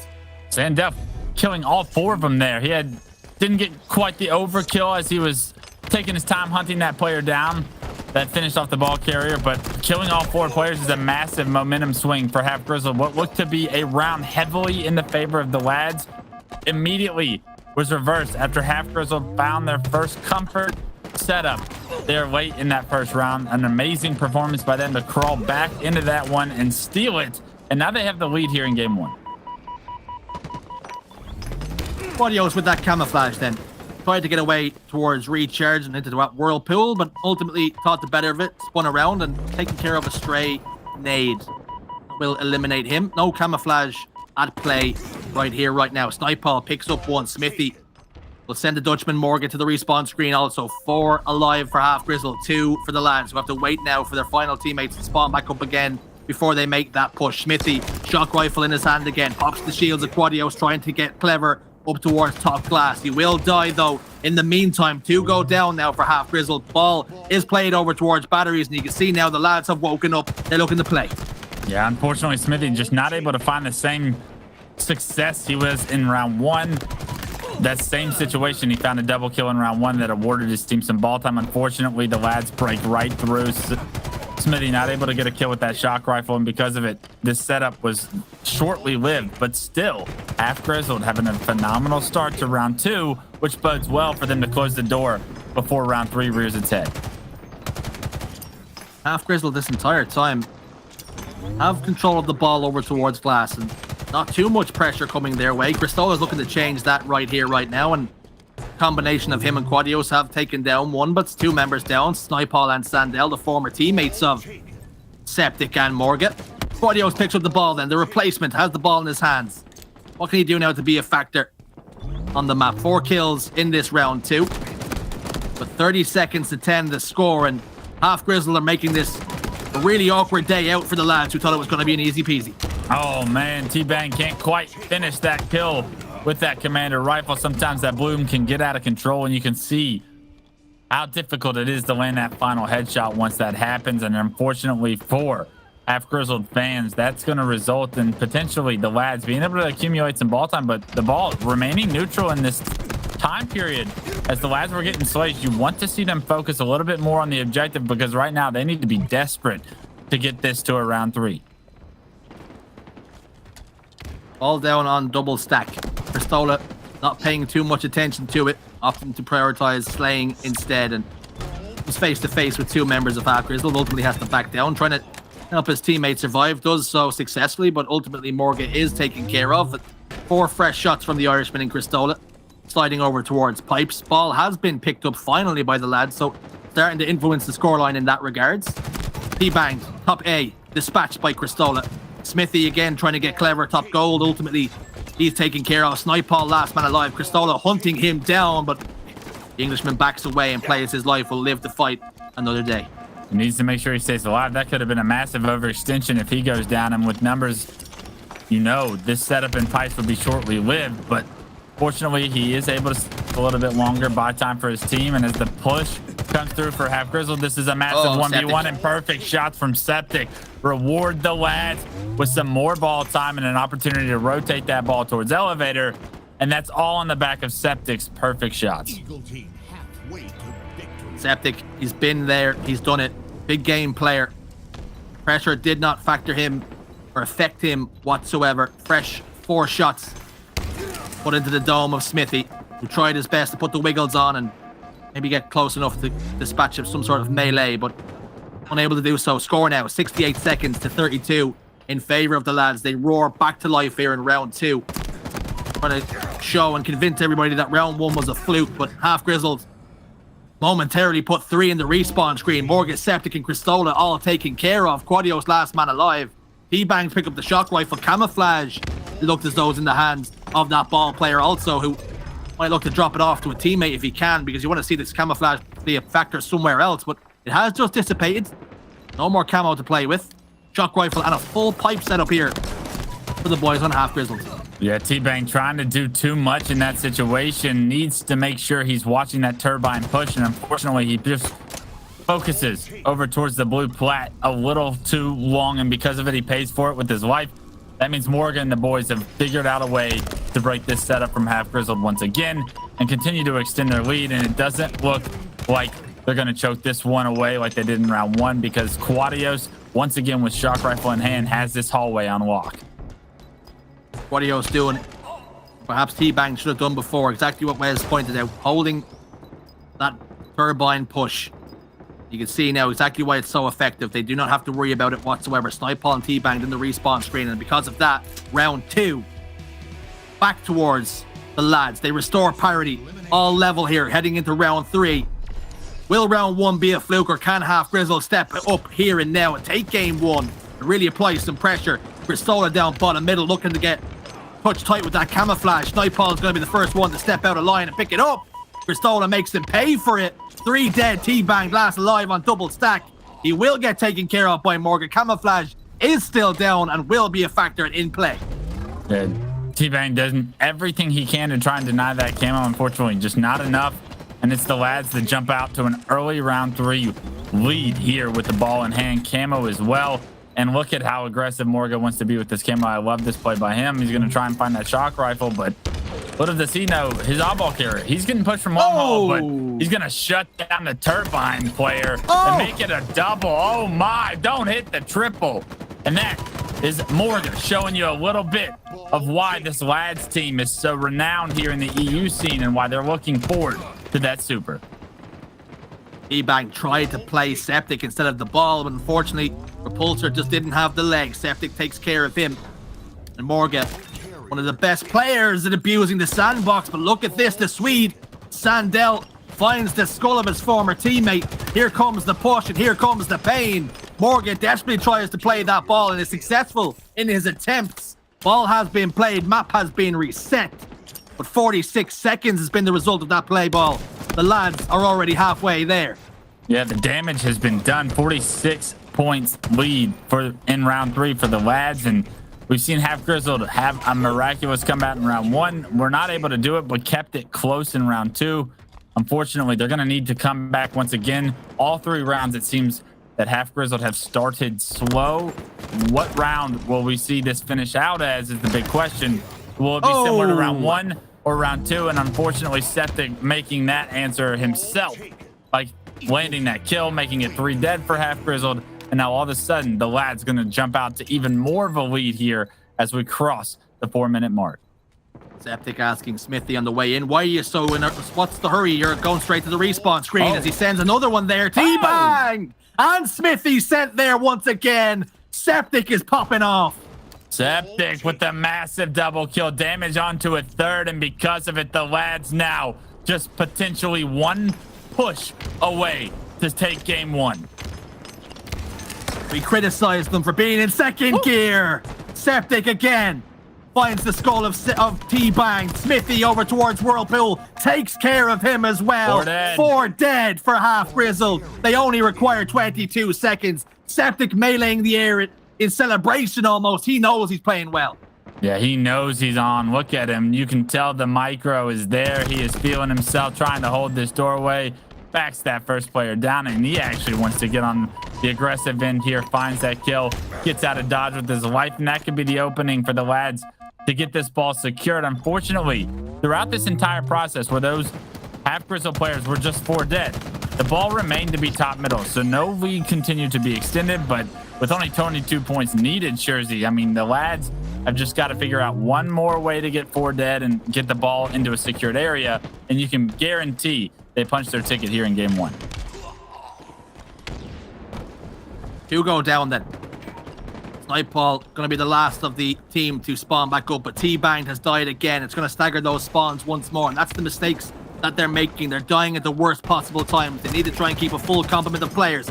Septic takes care of 1. He has still not died. He is still on this incredible run of 10 kills and just 1 death in this entire round, and he gets another one to make it a killing frenzy. He's like DJ Khaled. Another one, another one. Another one, and he's looked. He has his eyes set on 2 more, make it another 2. My word. He says, how do you get better than another 1? Make it a double kill for him, secures camo, and another win condition out of the books, or out of the ropes for Half Grizzled as they continue to be on the ropes here in round 3. On the ropes and wavering. All these kills, though, have not amounted to any seconds on the board. It looks as though they're happy just to play Slayer here. A blank melee will come through, but the second one will get the job done. Smithy eating 1, but the second one will get the job done. Sandel standing still, trying to spot out those camouflage eyes. Septic dips away into the cover of darkness, and Sandel will ultimately get taken down, but can only be described as a team grenade. But Septic's momentous run finally comes to an end. Yeah, but the damage done, 87 points. A nice double kill from T-Bang. And if there's ever a sign of life for this team to try and get some ball time, this has to be it. Half Grizzled has to capitalize on the opening T-Bang just gave them. 12 seconds is all that is required then for the lads. Bearing that, the time is also on their side. 1 minute and 28 on the clock to be played with. Half Grizzled have to start making moves, making some of this pressure count. Septic gets away top middle. T-Bang whiffing those shots and pays the price. Cristola locks in a double kill. Ball carrier now in big trouble. As a result of that, Smithy is forced to play it. Sandel picks up 1, but Morgan has the ball. The Dutchman tries to scamper away over towards Pipes and to the cover of Septic, who wins yet another 1v1 engagement. That's going to be it. Round 3 goes towards the lads. Game 1 goes towards the lads. It wasn't easy. It was difficult at times, but they've gotten the job done. They've gotten out of second gear. It wasn't without a push. It wasn't without that round 1 loss where they had such a significant lead. You wondered if this game 1 was going to be a blowout. And then they completely fell apart, and they weren't able to break the setup that they needed to in order to finish off that first round. Fortunately for them, they started off rounds 2 and 3 just as strong, and they figured out ways to close the door. They have to do a better job of closing that door before it gets out of hand, because against better teams, they're going to get punished for making those mistakes. But as we take a look at some stats, it really is Septic and Morga stepping up when needed most. And unfortunately, just nobody on the other side able to keep up with that amount of slays. The slay is so dominant, so heavily in favor of the lads. The question has to be asked, what happened in round 1 that made this even a contest? I mean, it was good damage by T-Bang. Did you take a look at the damage stats? I mean, that is a significant amount, but it just wasn't enough. And on the side of Half Grizzled, you got to figure out a way to start some of these rounds stronger. Going down 40 to 60 points at the start of some of these rounds is just too far. It's too much to ask of yourself to try and come back there. If you can figure out a way to get off to an early lead in game 2 and maybe control a little bit of the map, maybe we're going to see a longer series than some expected, but they're going to have to show us here and now in game 2, because I fear that as the lads continue to gain momentum, you could see the confidence rolling through Septic and the boys as well. Septic popping off in game number 1, and something that we do have to speak about now heading into live fire Slayer. But the way he was able to use that shock rifle, sniper rifle is going to be an interesting toy to play around with. And Septic, with the way he's playing, well, he's going to be a factor, needs to be shut down immediately. Yeah, Half Grizzled needs to do a better job of denying the power weapons into the hands of the lads. Although the shock rifle technically doesn't spawn on a power weapon pad, you can tell how impactful it can be in the game once it's being put to use, and especially as efficiently as we saw the members of the lads using it. If they're able to remove that story from the lads' hands, they probably have a better chance of competing against them. But it was really the shock rifle that made a massive difference. If they are unable to get this S7 sniper in their hands and it actually goes into the lads, I fear that we're going to feel a very similar story come around here in game 2. Something we always say, Wes, is particularly for the underdogs, is that they have to win those Slayers to apply some pressure. And as we head into live fire, it's more important now more than ever for Half Grizzled to take this next game. Otherwise, we're on for a clean sweep. Yeah, I think Half Grizzled have an opportunity here to win this Slayer. There wasn't anything that showed me that the lads were far out and away better than them. Yes, they are still going to be the favorite. Obviously, they were able to close out rounds 2 and 3 in a strong manner, but there were openings that the lads left. As we continue to reference the second gear, as we continue to see the lads leaving some food on the table, that's up to Half Grizzled to try and grab that food and steal away some of these wins. If they can take game 2, somehow win a game 3 or 4, get it to a game 5, that's the recipe for success for these guys to create this upset that would mean so much. Half Grizzled looked better when they were playing proactively, but too much of round 2 and 3 in that odd ball. They were playing defensively and had to try and break setups. But here we go. Game 2 of this best of 5 underway. Septic popped off in that last game. It's no wonder we're playing with him off the get-go, but the first and open engagements have gone the way of Half Grizzled. But there we go. Restored parity 2-2 in the early engagement. Heat Wave is in play. Yeah, the snipe actually does go into the hands early from Half Grizzled. I believe that player is going to be eventually taken down, though. And the lads, yes, Cristola has found that snipe ever since. Can't quite hit the quick scope onto the player bottom middle, but good positioning from him. And with his teammate with that heat wave in hand, they make slight work of the first, but they're surrounded here. And that's going to be control of the power going into Half Grizzled's hands now after the lads had snipe and camo control. So look at the bright side, Half Grizzled. You're in a great position in a tied game here to potentially get out to an early lead. Couple of whiff shots from Cristola then. That will mean sniper rifle transitions over to Smithy.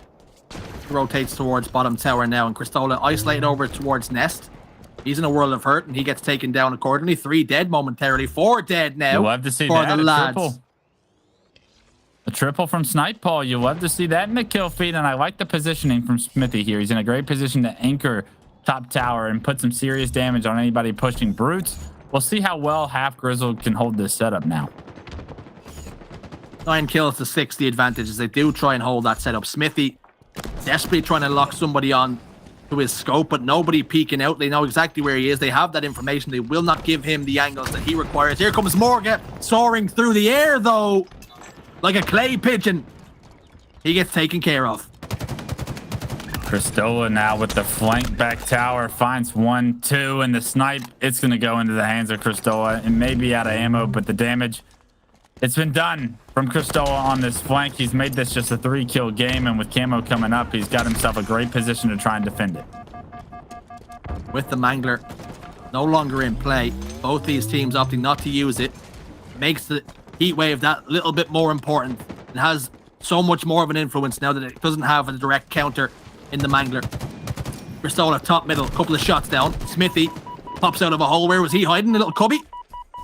Cristola thinks wisely and backs out of that fight, realizing he's down in the Shields battle. Now Lop's turn his attentions now. Bottom middle.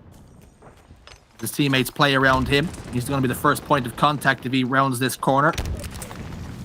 Play slowing down though. Both these teams recognizing these next kills are going to be so important. And with sniper rifle popping up in 10 seconds or so, Wes, it could be huge.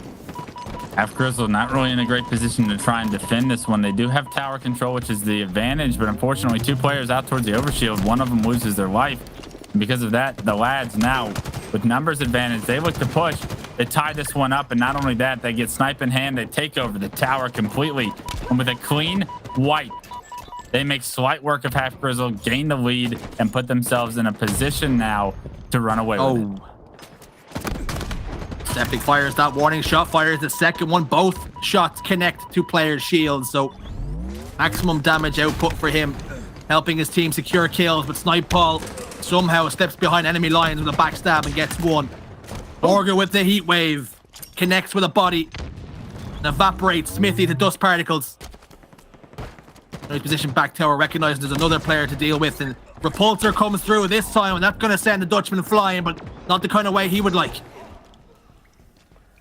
Not at all. Lose your life. Halfgers will do a good job to get right back in this one, but unfortunately for their hopes in this series, they now lose the lead here, 24-23. They are pushing on the tower. A good job by Smithy to find the opening pick. Finds a second with the AR, just putting the sandbox to use. And Half Grizzled have done it. They have broken the setup, kill all 4 members of the lads, take snipe into their own hands, and now they have a camo to play around as well. So I want to see what they're able to do once they have control of the map like they do now. This is a massive opportunity and moment for Half Grizzled. Camo, a 2-kill advantage, a heat wave. Game could very well be in the hands of Snipe Paul here. Quadios watching, training his eyes. Bottom middle, waiting for a shimmer to cross over. You can see Snipe Paul recognizing that he's not going to be an easy avenue here for a backstab, as we're seeing grenades come through and pop him down to no shields. They know exactly where he's positioned. Has to play his life expertly here. Is the noise he's making enough? 2 kills go in favor. T-Band will get handled. Septic and Cristola, though, have fallen by the wayside. A 3-kill game here in favor of Half Grizzled. You're seeing players desperately trying to scamper away. Numbers advantage now in favor in this house of Half Grizzled, and that's exactly why you see that player get away and get out of dodge. Morgan has made it to green, but still isolated from the rest of his team, positioned over towards tower. That could be a problem as T-Bang picks up Cristola. But Morgan has leaked through. He is behind here, and they do not know where he's positioned. Snipe Ball forced to back down as well.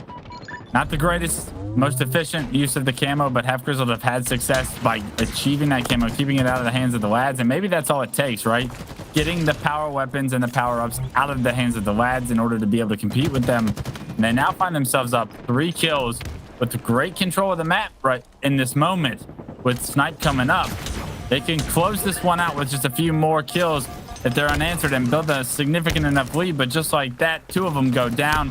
And unfortunately, Half Grizzled have once again kind of given up their control of the map. 1-kill game. Make it 2 once more as Sandel secures that one for his team. Morgan, Killjoy, T-Banged once more being an influence for his team. 16 kills and 9 deaths for him. So he's playing Slayer expertly here, picking up and cleaning up damage that his team puts down. Game slowing down to a crawl. It's been very slow paced thus far. Both these teams recognizing, particularly for Half Grizzled, that this is their chance. They have any hope of winning the series. Sniper rifle, though, in the hands of Quadios, finds the body of Snipe Paul, but not going to make him pay for overstepping the mark. Still 2 kills. What can Quadios do? Can he find an opening to try and bring his team back in this very aggressive play here as he pushes towards Nest? Unfortunately, he's going to get shot from off guard. The push came through House, and unfortunately for Half Grizzled fans, it looks like the lads get the better of Half Grizzled as they tried to sandwich the last 2 players here in House. Quadios forced to once again back down, and I'm not sure about that play from Quadios. You want to stay alive with that snipe. He felt pressure to try and be aggressive, and because of it, it forces him to try and hit a very high-skilled shot. You don't want to force yourself into those situations, especially if your name isn't something like Lucid, for example, because, I mean, it's very rare that you come out on top in those situations. Domino effect of that decision from Quadios. It's now a 6-kill game in favor of Half Grizzled. Snipeball has the sniper rifle. Oh, come on. That was once owned, but he wasn't able to click on that head. It looked to be all lined up, but maybe the reaction time of the old man Snipeball wavering just a touch, but certainly not in the scoreline as he's performing admirably here with 11 kills and 8 deaths and 10 assists to boot. So been involved in 22 gun engagements. Kill have been locked in as a result of him. Now this team only requiring 4. Snipeball makes it even 1 less. 3 kills. So tempted to pick up that Mangler as he ran out of ammo with that snipe, but knows better because it is going to be a GA between the teams. But Snipeball really doing a phenomenal job, and he's had heat wave all game. Killing spree for Snipeball does damage to a 3rd. And now, with 2 more kills, Half Grizzled are going to be able to tie this one up. 3 dead then for Half Grizzled. A 4-kill game. Half Grizzled require 2. The lads need 6. Make this a 2-0 series lead. Game is going to slow down to a crawl. The next mistake is going to be huge. Snipeball has taken down Morgan. That's where the first mistake has come. You can see the collapse coming through. Sandell immediately applies pressure, and you can see why. 50-44, game 2. We're all tied up in this series 1-1. What do you know? Half Grizzled don't get off to a slow start, and because of it, they're able to stay with the lads throughout all of game 2, and then at the end, towards the end, they broke off to about a significant 6-7 kill lead, and that's really all they needed to do. To me, Shurzy, it was the big difference of the camo and the snipe control that gave them those opportunities. The heat wave in the hands of Snipeball every time we went to a screen, it felt like he had that, and because they were able to control all of this different power upgrades on the map, they were able to put themselves in such a good position to trade it more efficiently than they ever were on recharge. I didn't realize that actually Snipeball had a weapon pad spawn in his hands. He seemed to have heat wave just spawn in his hands every single life. Every time we shifted our attention to him, he had that shotgun and he was doing damage accordingly with it. You can see that in the slay category for his team. Sandell involved in 20 gun engagements. The assists so good for their team. Damage on the other side of things as well. Septic 4,700, leading the lobby in damage, but unfortunately he finds himself level now in the series. And with the way game 1 went, they were so heavily favored in the slay category. You would think game 2 would maybe tip the balance in their favor once more, but Half Grizzled, they answer back here and they level us up here. Yeah, they weren't able to get that same amount of control that they had in game 1. Yeah. Snipeball with that triple kill with the heat wave, that was early in the game. Cristola doing some work on screen as well, but I mean, a majority of the time, like you're talking about, it felt like Snipeball was timing that heat wave perfectly, controlling it perfectly, and because of it, he was just able to find so many easy up close and personal kills that gave him and his team such a significant advantage. Half Grizzled found the recipe they need in order to take games from this lads team, and it pairs right with the amount of control they have in that game. Confirmation then of how this series is shaking out thus far. Oddball recharge 2-1 in favor of the lads, and Slayer that we just seen on live fire 50-44 for Half Grizzled. But CTF Bazaar is up next, Wes, and for the come together teams are just thrown together last minute. This could be a difficult game type to take down, particularly against a well-practiced lads. Yeah, one of the hardest map mode combos we have in Infinite because of how structured you need your flag runs to be in order to punch them in at the end. So often do we see flags that should be a good opportunity for teams to cap and gain a lead. We see stopped in the middle of the map because maybe they necessarily didn't run it the right way. Maybe they didn't catch spawners that were overextending correctly, or the timings were off. Maybe someone slipped through the cracks at some point. We'll see how well Half Grizzled are able to compete in that regards, because like you said, as a new team that hadn't had a lot of structure, hadn't had a lot of practice or a lot of time to go over things, those are obvious glaring issues that typically show up for teams like this. And in game one, we spoke highly about Morgan, in particular Septic, controlling the sandbox and really putting those weapons to use. That was our first objective game, and they're even more so important in this bizarre CTF game. You've got that overshield, you've got that rocket launcher, Wes, and we talk about the well-practiced teams. This is where it makes a big difference. Yeah, it's going to be a massive difference if they can continue to dictate the story, and the rockets and the overshield and the Bulldog shotgun, right? All of those can be so influential on having success on a map like Bazaar.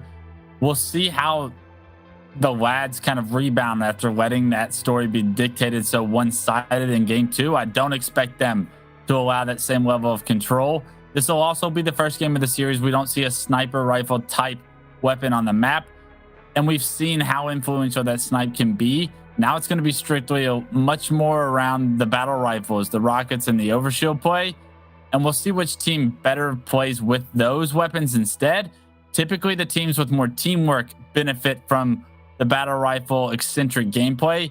Usually individuals that can make plays extenuate the snipe gameplay. So I think we'll learn a lot about how these two teams are structured and how well they play together here in game 3. It's also important to note for everybody at home, the winner of this series qualifies for the Super, but it has even better implications of that, because the team who loses this series no longer has a chance of making pool play. They go into the elimination bracket. So even if they go on a run, they will not make a group play. So this series right here, right now is huge. You're going to be playing on the Friday and the Saturday, Wes. It's a big deal because you get put already into elimination bracket, I believe, from the get-go. And you never want to have that as an opportunity, and especially because getting into pool play at the very least is good quality practice. It's excellent opportunity to play on LAN and to get great practice throughout the weekend with your team and develop reps, irreplaceable reps from some of these teams that haven't had a major LAN opportunity up until this point in Infinite. So these series could dictate how well what kind of opportunity each one of these two teams have to have success and to grow as a team. This is a massive series for both of these guys, and that's on top of the rivalry that you have between the two, the personal influence that these two teams have, knowing that, hey, I need to beat my old teammate because it is a personal vendetta I have.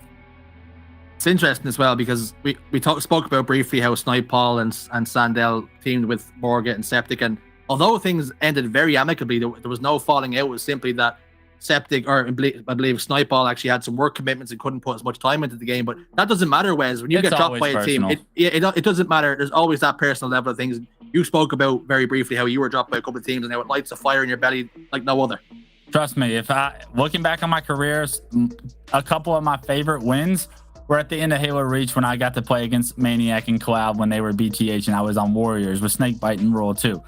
Those series both went to game 5. We clutched both game 5s, and it was two of my favorite series throughout my career because those meant so much to me to beat my old teammates, some of my best friends. It was actually personal. We'll see which two of the pairs get to come out on top throughout the rest of this series, but so far you can already tell that everyone came to play because this one's all tied up as we go into game 3. An opportunity for pool play on the line. Bragging rights also for former teammates as they lock horns here in game 3. All tied up. Game 1 headed to the lads. Game 2 for Half Grizzle. The Slayer tipped the balance once more. Restored parity in this series. We're going to rock and roll. We're going to rumble. The lads will be the favourites here heading into game 3, particularly with it being an objective game type with all the goodies on display. The well-practiced, the veteranship of the likes of Septic, and Morgan likes this map more than any man, I think, on the planet. He can dictate the pace of play and really start to utilize that sandbox, and loves to grapple, loves to get around the place, dictate the play. Half Grizzle will have it all to do here in game 3, West. It's so important to use this equipment to your advantage. I mean, thrust can do so much for you in your 1v1s. I want to see how well these two teams are at cycling these equipment and making sure that every time they have the opportunity to put these to use, that they're doing so, because they can create such situational advantages, give your team numbers. Look at this push from the lads early. They're going to send 3 out of their tree, and you can already tell the focus on overshield is evident for these guys. They explode out of treehouse, and you can see exactly why, with Sandel trying to put some shots in the spine of the player who had the overshield, but 3 dead, go down momentarily, 4 dead, but Snipeball and Smithy come back just in the nick of time to play a little bit of defense. We will not see a flag grab of any real description here, but Septic has picked up the rocket launcher, and he has also got the grapple to play with if need be, so he can close the distance in a moment if required. T-banged over towards that Mangler, gets taken care of, fades to black, and now we're seeing that grapple being utilized. 2 kills for 2 with the rockets, and Septic is coming for your flag. He can't turn the corner. That's a big kill by Sandel, but unfortunately for Sandel, he's the last player alive for Half Grizzled. The Rockets, they found their opening with 2 kills for the lads, and that's given the lads this opportunity to now get this flag to midway. But can Half Grizzled come off respawn and defend this one? Because so often we see flags stopped at this halfway mark. Sandel recognized his numbers were against him and the flag was being ran, turned his attentions towards the sizzle sticks. He knew that they were the only chance he had to really stop that flag, but unable to really throw them in any which way or direction to put damage down. As a result of that, we talked about the well-practiced teams. 1 flag to 0 already in a minute and a half. Talk about how influential Rockets and Overshield are going to be in this series, how dominant the power-up story has been. And already, Overshield and Rockets transitioning the lads to their first cap in the first minute and a half of this game. And now that they have that 1-0 lead, if they can defend the opportunity counter cap that Half Grizzled have here with the map control that they gained as the lads punch this one in, the lads have now put themselves in a phenomenal position to take game 3. Bristol and T-Banged engaged in a very important 1v1, and a couple of brute nades go down to try and deny that area, but Sandel runs straight through them, recognizing it was risk and reward, and he weighs it up in his favor. But unfortunately for him, he's been dispatched before that flag can get moving, really, and not interested in sending it home. They're looking to use this time to their advantage and press forward. Yeah, look how aggressive Septic wants to be. He doesn't care about these grenades on his screen. Unfortunately, you probably need to watch out, because those frag grenades, they're going to take your life, as he challenged with low shields there, and that may stagger this flag run opportunity for the lads that have pulled this one out. Got it to mid-map. Morga with a lot of information as he spots 2 players in the tree, forced to try and slay for this moment. But already you can see how aggressive the lads like to be towards the objective when they have control. Sandel doing a fantastic job of just de-scoping Morgan and denying him the opportunity to put down any more damage. Sizzle sticks going down towards that bar area, but unfortunately hits the rail and will not be an influence. And see Morgan desperately trying to stay alive, gets a huge trade there. 2 go down, but 4 go down for the lads. And here's the Rockets in control of Sandel. And he's going to be immediately looking to take control of bar here. Yeah, good job by Half Grizzle to come off respawn, stop this game from getting out of hand from the lads from going up 2-0. And unfortunately, even though they acquired Rockets while getting that kind of map control, they were unable to push Rockets into the bar successfully. Because of that, they've costed themselves the opportunity at this map control, and I wouldn't be surprised if the lads regain control of the middle of the map, as they just found their first 2 picks. Overshield then in 20 seconds. The lads in prime position to pick it up, and a couple of slays will help them solidify that opportunity. Snipeball goes down, Bulldog barking at the back of Septic here, and going to be calling that out to his teammates, but it will rattle across his spine and send him all the way down to Paintown. Pistola position down towards bottom mark, a couple of sizzle sticks in his hand, trying to desperately stay alive and be an influence and try to get that overshield. It's still not being locked in by either team as of just yet. Morgan looking to change that here and has done so accordingly. Overshield in his chest, immediately applies the pressure to T-Bang, who knows his number is up and his life isn't too long for this world. As Morgan applies even more pressure. Flag be pulled momentarily. He's been tagged up in the back from those players spawning over towards Mangler. They've already got him down to half shields. Great job on Morgan to get it all the way into the tree. Unfortunately, he is killed by a grenade from across the map. Respawners have overextended to the pillars. Smithy finds the opening to stop that touch on the flag, and look at this. Half Grizzled are looking at a counter cap opportunity now. You go down then for the lads. Bristola going to be the last one to spawn back up. This could be and should be a flag capture. Send one man overextending, but Septic looks to turn the tide here. Takes down two in Smithy and Snipeball. Debanged. Desperately trying to stay alive here. Recognizes a player behind enemy lines. It's going to be the Dutchman and Morgan. Sandell down to no shields. Morgan could turn one into a double kill very shortly, but Sandell shuts him down. That could be huge. The way the rest of this game shakes out. Flag will get sent home momentarily. There's so many players on their side of the map. These next few gun engagements are going to be huge, and Morgan desperately trying to get touch tight to his team before this flag does get punched in. Snipeball and Sandell have been sent to the respawn screen, but the flag's been sent home. It's been punched in. We're all tied up. It wasn't easy, it wasn't pretty, but the half-grizzled squad has done it. They have tied this game up 1-1 with 6 minutes left on the clock, and just in time to reacquire middle of the map control, because in 10 seconds, Overshield and Rockets will both come up, and potentially these will dictate how the rest of this game will go. Most pivotal part of the map then, the 6-minute mark. As Wes touches upon, Rockets and Overshield will spawn up at the exact same time, and Debanged puts some commando shots into the spine of Morgan. That will put him away. Rockets have just popped Quadiosa, trying to make it as difficult as possible for Half Grizzled to get their hands on it. He knows how important they're going to be. They could help secure another flag cap. Commando in a 1v1. T-Bang takes care of business. Morgan gets sent down and sent packing once more. Quadios still alive. Septic though. It gets turned into a double kill. 3 dead now. Smithy's got the Rockets, but Quadios is behind enemy lines. Yeah, unfortunately, there is going to be a player that spawns in the enemy base, and just like that, the rest of the team does as well. And Half Grizzled, the one advanced player, Snipeball, that was there to grab that flag, he goes down, so it's going to delay any opportunity they have now to pull this one. Half Grizzled potentially having to overslay in this situation, because several times I felt like we saw T-Banged in a position where he may have been able to go for flag. See now, the lads here we go. Tried to post up. 2 flags being pulled to pieces. Bristola overextended during that whole engagement, sent resources that way, hoping to head the flag off at the pass. T-Bang gets absolutely obliterated by Morgan over towards those double doors. Seeing Cristola now drop down for the return, along with Morgan. What looked as though could have been another cap is very potentially now dangerously flirting with the idea of being a flag cap for the lads. Players getting lost in front of the base, and somehow Half Grizzled do get a final touch on that flag. Unfortunately for them, it's up to Snipeball to try and get the last touch on this one, and he's able to get it, but 2 players hop this return, and I believe that flag is finally going to be recovered, and that's going to be the lads taking the lead as they get a counter cap with that opportunity. It started so well for Half Grizzled when they were running the flag throughout the tree. They had just Cristola to deal with in their tree, but overextenders, respawners came through for the lads. They got the slays they needed. They figured out a way to get the return, and because of it, they now find themselves up here in game 3. Decisions make and play a massive part in Halo.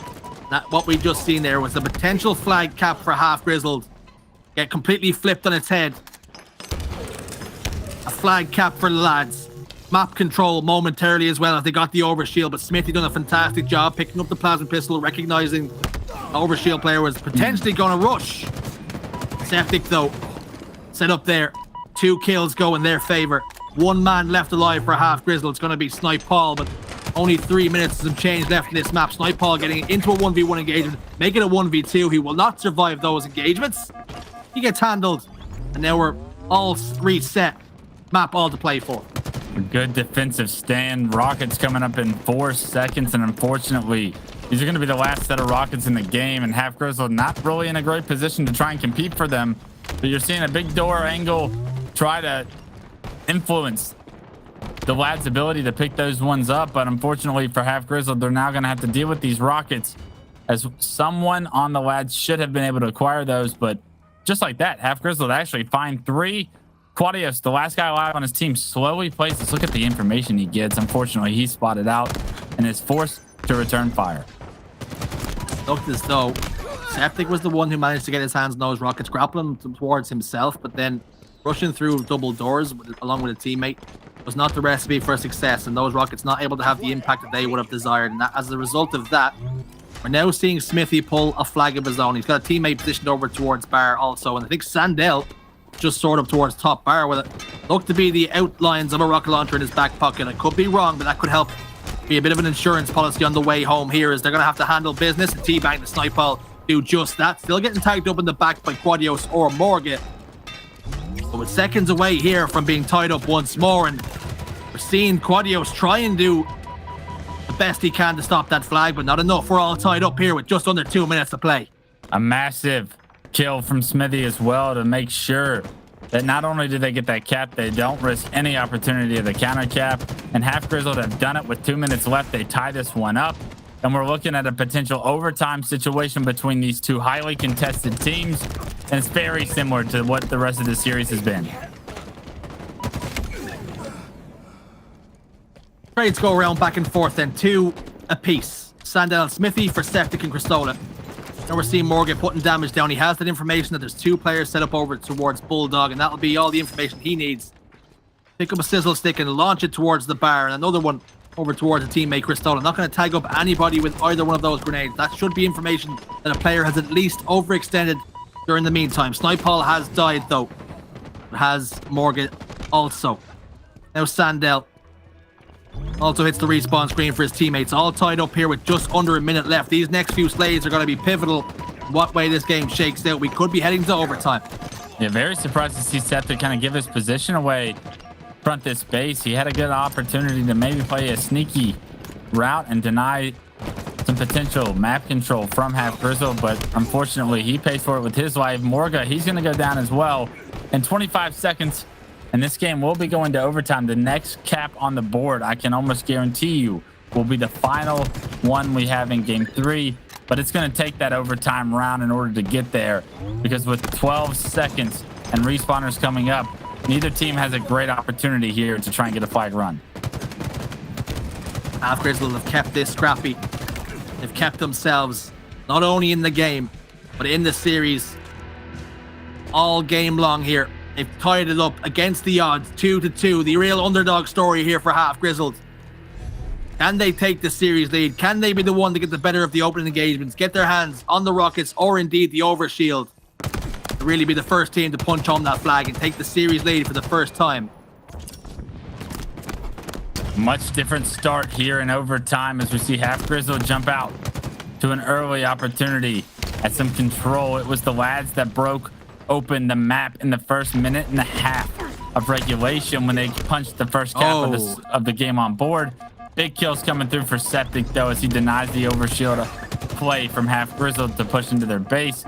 But more so important for Half Grizzled not to come out to a slow start here and to actually gain control early, which means we could be looking at a significant overtime, because the lads have dictated a lot of the early game so far throughout the series. Seeing lightning nades go down, tether away, and sizzle the shields right off of Septic as he was stepping out of his own double doors for the first time in a very long time. He was forced to play defense as Sandel whips away like Spider-Man up towards bar, and Sandel picks up a kill onto Quadios with the help of a grenade, and Smithy picks up Cristola. Morgan now with the Bulldog to play defense as he turns his attentions back towards his own base. They're on the back foot here, are the lads. Yeah, Morgan picking up a double is going to force the other 2 members of Half Grizzled to try and make a play. Sandel takes one with him, so that's a big kill from him to just limit the pressure that the lads are going to have. But unfortunately, 1 kill not going to do a ton, because right now Morgan in your corner with grapple shotgun has all of the control of the map he needs to make a play.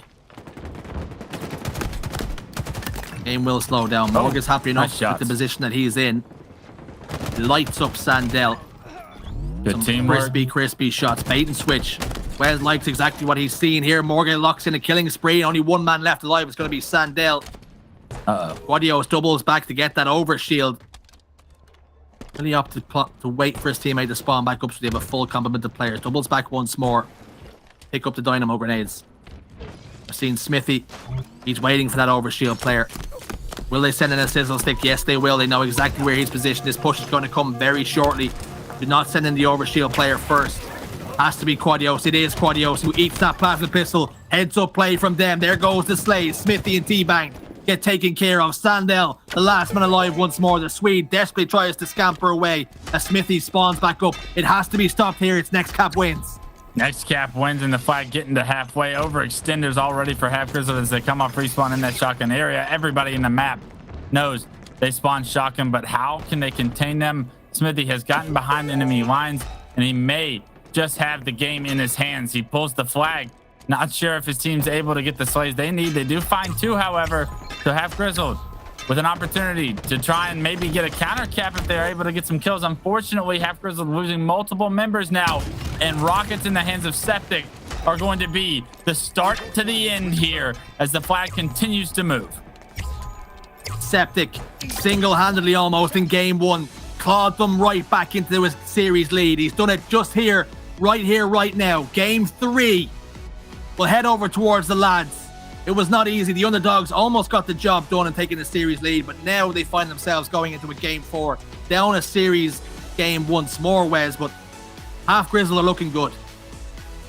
Half Grizzled are looking solid, and we thought throughout the day, looking before the tournament started, the lads were going to cruise throughout this bracket. That is not the case here in this series.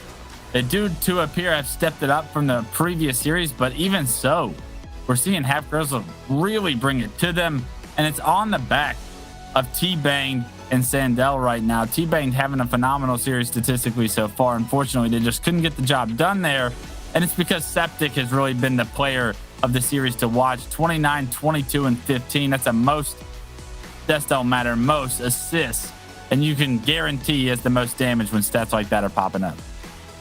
He does 8,600 to be exact of that damage. The only player in the lobby to hit 8,000 at all. The closest to him looks as though was 7,600 odd. So he has almost 1,000 above them. He's been highly influential all series long. And we talked about how the lads haven't got out of second gear, but respect has got to be given to Half Grizzled here. They've had them on the back foot at times and showed that they could almost take that bizarre CTF if a couple of plays had gone their way. Yeah, it's almost that lack of time and opportunity to maybe fine-tune a couple of these strategies that they need to have in order to have this a little bit more success in these games. It's not much that separates these two teams so far throughout these 3 games in this series, but just enough to give the lads the narrow advantage in a 2-1 lead. And sometimes that's all it takes in the objectives. It's a big question right now is can Half Grizzled win one of these objectives to get this to a game 5? And unfortunately, they've lost 2 already this series, which means they have 1 more to go, or less they'll find themselves in the elimination bracket. I've just seen game 4 is going to be Stronghold Streets, and the lads have been very, very good, in particular on this game type of really pushing spawners and triple caps to be exact. They're very, very good at dictating the pace of play here, Wes. And although game 1, 2, and 3, it has to be said, Team Grizzled hung in there, particularly in the objective game types. This next Strongholds game is going to be important for those well-practiced teams. We spoke about it on Bazaar, but maybe even more so for this Strongholds game. Yeah, I think so. I think Strongholds is probably going to be the easiest of the objective games to try and steal. So this is a good opportunity for Half Grizzled, but unfortunately, it really has just been small errors in their objective decisions that have separated these two. Another big story was there was no snipe on the map there in game 3. There's no snipe here in game 4. And it's all about the Bulldog and the rocket control and how well Half Grizzled can play around those weapons that they need to acquire this time around, because game 3 went heavily in the favor of the lads. The lads then on series point of locking in their place in the EU Super in what will be the 13th to 16th seed. Circumstances be as they are, Half Grizzled will find themselves very, very unlucky to be playing against a roster, a squad of this kind of caliber in this tournament right here. But they can only play what's put in front of them. They have a monumental task ahead of them here. They lose here, they will be heading into the elimination bracket. They will lose the opportunity of playing in pools come the Super. We're already underway. Already underway, and Half Grizzled off to potentially an early start, but Quadia shuts that down, evens up the numbers for his team. Not only that, but finds this second rocket. Can he put it to use? Can he get his shield back is a question. Unfortunately, he's right to no shield. Not a bad trade in that situation, as he was in a very chaotic situation. You thought he may lose his life and that rocket with it, but a good job to trade at the very least. And because of that, you're seeing the lads jump out to this early lead. E&C locked in. Sandel steps out just a little bit and forced to wind right the way back in, slams it into reverse, and you've just gifted the red gun to Septic, who can be a menace with any single weapon, but particularly with the red gun. Seen him do some madness with it. Smithy backs him down all the way into red room with that red gun. Unfortunately for him, it's going to spell nothing but red blood as he gets taken care of and he gets dispatched. And Snipeball will transition B in his team's favor, but C is getting whisked away as well. Although they're not scoring just yet, they have registered their first point and now starting to show they can hang. Very aggressive push from Snipeball there as he's able to trade, but unfortunately kills being traded back and forth now for both teams. Septic with a very advanced position here, trying to keep his teammate alive, and they're going to opt to overextend towards C, so they don't want anything to do with B. It's just a matter of can they defend A while doing so. Guadios is the player over towards A, trying to be a thorn in the side, play a little bit of defense. Unfortunately, not able to do enough. They have just swapped A out for C and maybe given better setup now to Half Grizzle with A and B in their control. And Smithy trying to scamper away with the rockets, but a frag grenade spins up and hits him on the backside on the way out as he tried to clamber up onto those ATM machines. So that will mean rockets transfer over to the lads, and they're looking to be an A push here while teammates provide damage across the map. They have lost Septic and Cristola in the process though. Well, rockets should start to restore some sort of parity. Sandel gonna be victim number 1 to the rockets. What can he do here? Another swap of A and C, and you really want to see Half Grizzled have some kind of priority onto B at some point in this game. They're going to need to control that B stronghold. A for C every single time has benefited the lads so far because the rotations are just too slow for Half Grizzled. Unfortunately, they're not able to defend one while also trying to be aggressive towards one so far. And I worry that with the lack of priority focus on B, that this game, although it's close now, may not remain so here very soon.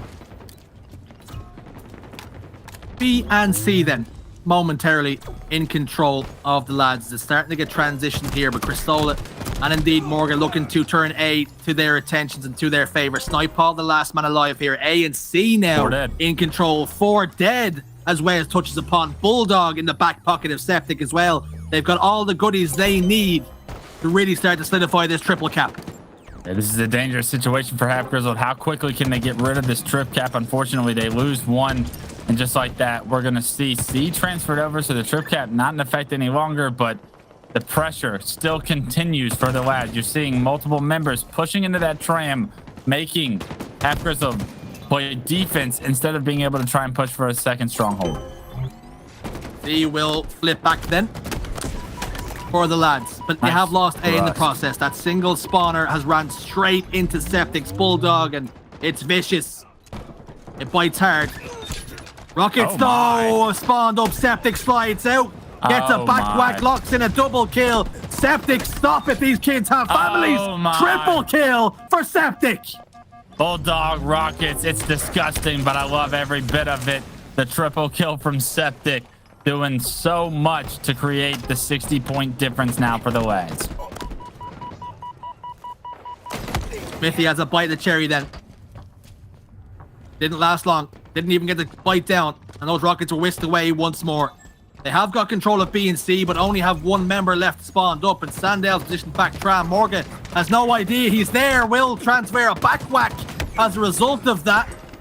Smithy picks up Septic in the feed also, with 105 seconds to 60 in favor of the lads, but Half Grizzled have kept themselves in this.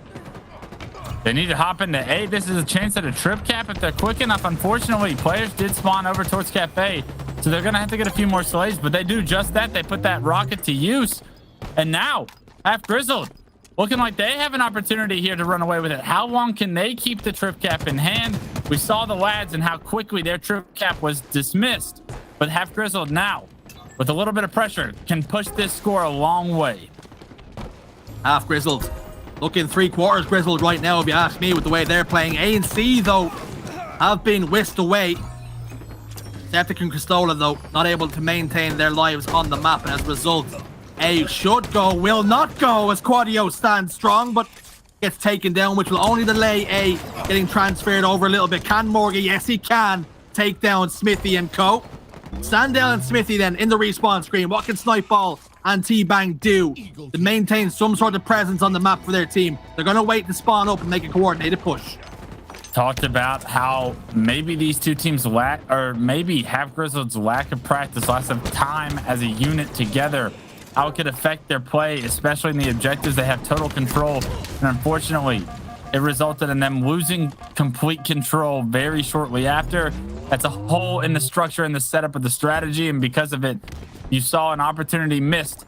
Now the lads with a 30-point lead and A and C control, rockets in hand, putting them to use, have another chance to make sure that they keep a comfortable lead here in game 4. Quadios just being such a thorn in the side of Half Grizzled, playing his life expertly there and squeezing every last point he could out of A whilst he was still a factor. A has finally transitioned back towards Half Grizzled, but T-Bang picks up 2 in the shape and form of Cristola and Morgan respectively, and now we've seen Half Grizzled turn their attentions towards B. Not only turn their attentions, but turn it, the control of it, back their way. And Sandell looking to play defense over towards A with T-Bang positioned over towards Cafe. They've got a bit of a setup here to break. Yeah, it's going to be a Cafe push as you see multiple members pushing towards that shotgun area. 2 members get spotted out, and a good, smart play by Sandell not to over-challenge here. He wants to get up close and personal to these players, so he waits for them to push. Unfortunately, Cristola reads him like a book, backs up at the right time, closes the distance when he needs to with the slide, and now he's going on a rampage with this shotgun. What was once Bulldog control for the Half Grizzled roster is now in the hands of Cristola, and he's made you pay dearly. Cristola gets control of A, clears out a couple of members, and still manages to stay alive, maintaining pressure and some eyes on him. Sandell gets close again. That Bulldog off the respawn since Cristola dropped it. Smithy picks it up. It takes a couple of chunks out of Cristola, but they still only have control of A, and 172 points and rising for the lads. A big double kill out of Morga as rockets just came up. They do go into the hands of the lads, but you're seeing T-Bang try to pressure these players. They just pick these rockets up. Unfortunately, he's forced to trade, and that means rockets go into the hands of Cristola. And with B and C controlled, they are in such a good position to push this one the distance, close this one out here in game 4 as they reach the 200-point mark. Anybody controlling B is going to be met with brute force, punching a hole. Those rockets do. Double kill locked in. Final one onto Smithy. He will lose his life in locking in that double kill, though. It will not matter, though. Only requiring 35 more points now do the lads to close out this series, to close out their position in pool play for the EU Super. Half Grizzle have it all to do. They need to break up this setup really quickly. Yeah, unfortunately, they lose 2 members, and they are able to transfer B momentarily, but just like that, they lose C. So once again, they are able to try and be aggressive towards the stronghold, but at the cost of losing the one that they currently controlled. And you're seeing the Cloud9 push, as it's so often been coined, as they try to push the trip cap here into C. They get the slays they need, force PD spawns, and with a little bit of pressure here on the B, they're going to be able to close this one out. That pressure has come, and it will not be withstood. Snipeball, the last man alive, soaring back into B, desperately trying to restore balance here, and he does just that. Wins a big 1v1 against his former teammate in Septic. But will it be enough? He slides right the way back into B, gets the reset. They have C here, but they need to hold. Snipeball made a perfect play to keep his team in this one, but with no room for error and 3 dead, I fear that Quadios is 1 kill away. Put a punctuation on it, Quadios. The overkill comes through, and it's just in time to end this one. Quadios puts his mark on this series at the end, and what a better time to do it than to secure that last stronghold point for his team. And that's an unbelievable end for the lads. But a great performance out of Half Grizzled throughout that entire series, but it never was enough in those objective games to push it the distance that they needed to get it to. lads, they're going to be in our EU Super. They're going to secure full play. They're going to be playing Friday and Saturday. Unfortunately for Half Grizzled, they do dip down now to the elimination bracket. The best that they can hope for is a spot, another elimination spot in the Super come Sunday. They'll be in a straight fight, firefight, a dog fight today and indeed next week. But they look good. They showed me signs of life here, Wes. They put it to some of the top dogs. Yeah, Kristola with 20 and 14. An unbelievable series from everybody on the squad. But Septic really did have the series he needed to make himself a household name going into this Super next weekend.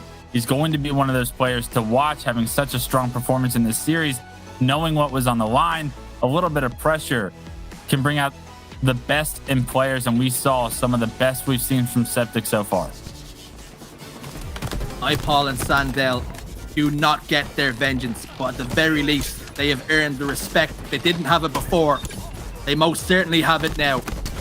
But Septic popped off in big moments of that series. You can see in the highlights there, he locked in a triple kill of his own. But game 1, 3, and indeed 4, it was the Septic show at times. Absolutely. I mean, we saw so much opportunity from Snipe Paul and the boys, but unfortunately, there just wasn't enough structure there to get the job done. The Slayer was a great performance from them, but they're going to leave a little bit on the table that they would have wanted to take home with them. One of the players on Half Grizzle that really stepped up throughout the series, and potentially we can look forward to seeing again, hopefully in the future, was T-Bang. He had a phenomenal statistic performance throughout a lot of these games. Unfortunately, it wasn't enough to get Half Grizzle the win that they oh so desired, but still, some individual skill was shown in that series from him, and hopefully he's given some opportunities because of it. Winners round 4 in the books. The lads, top 8 secured. Games 1, 3, and 4 secured for them. Unbelievable performance. But Wes, you talked about it pre-show.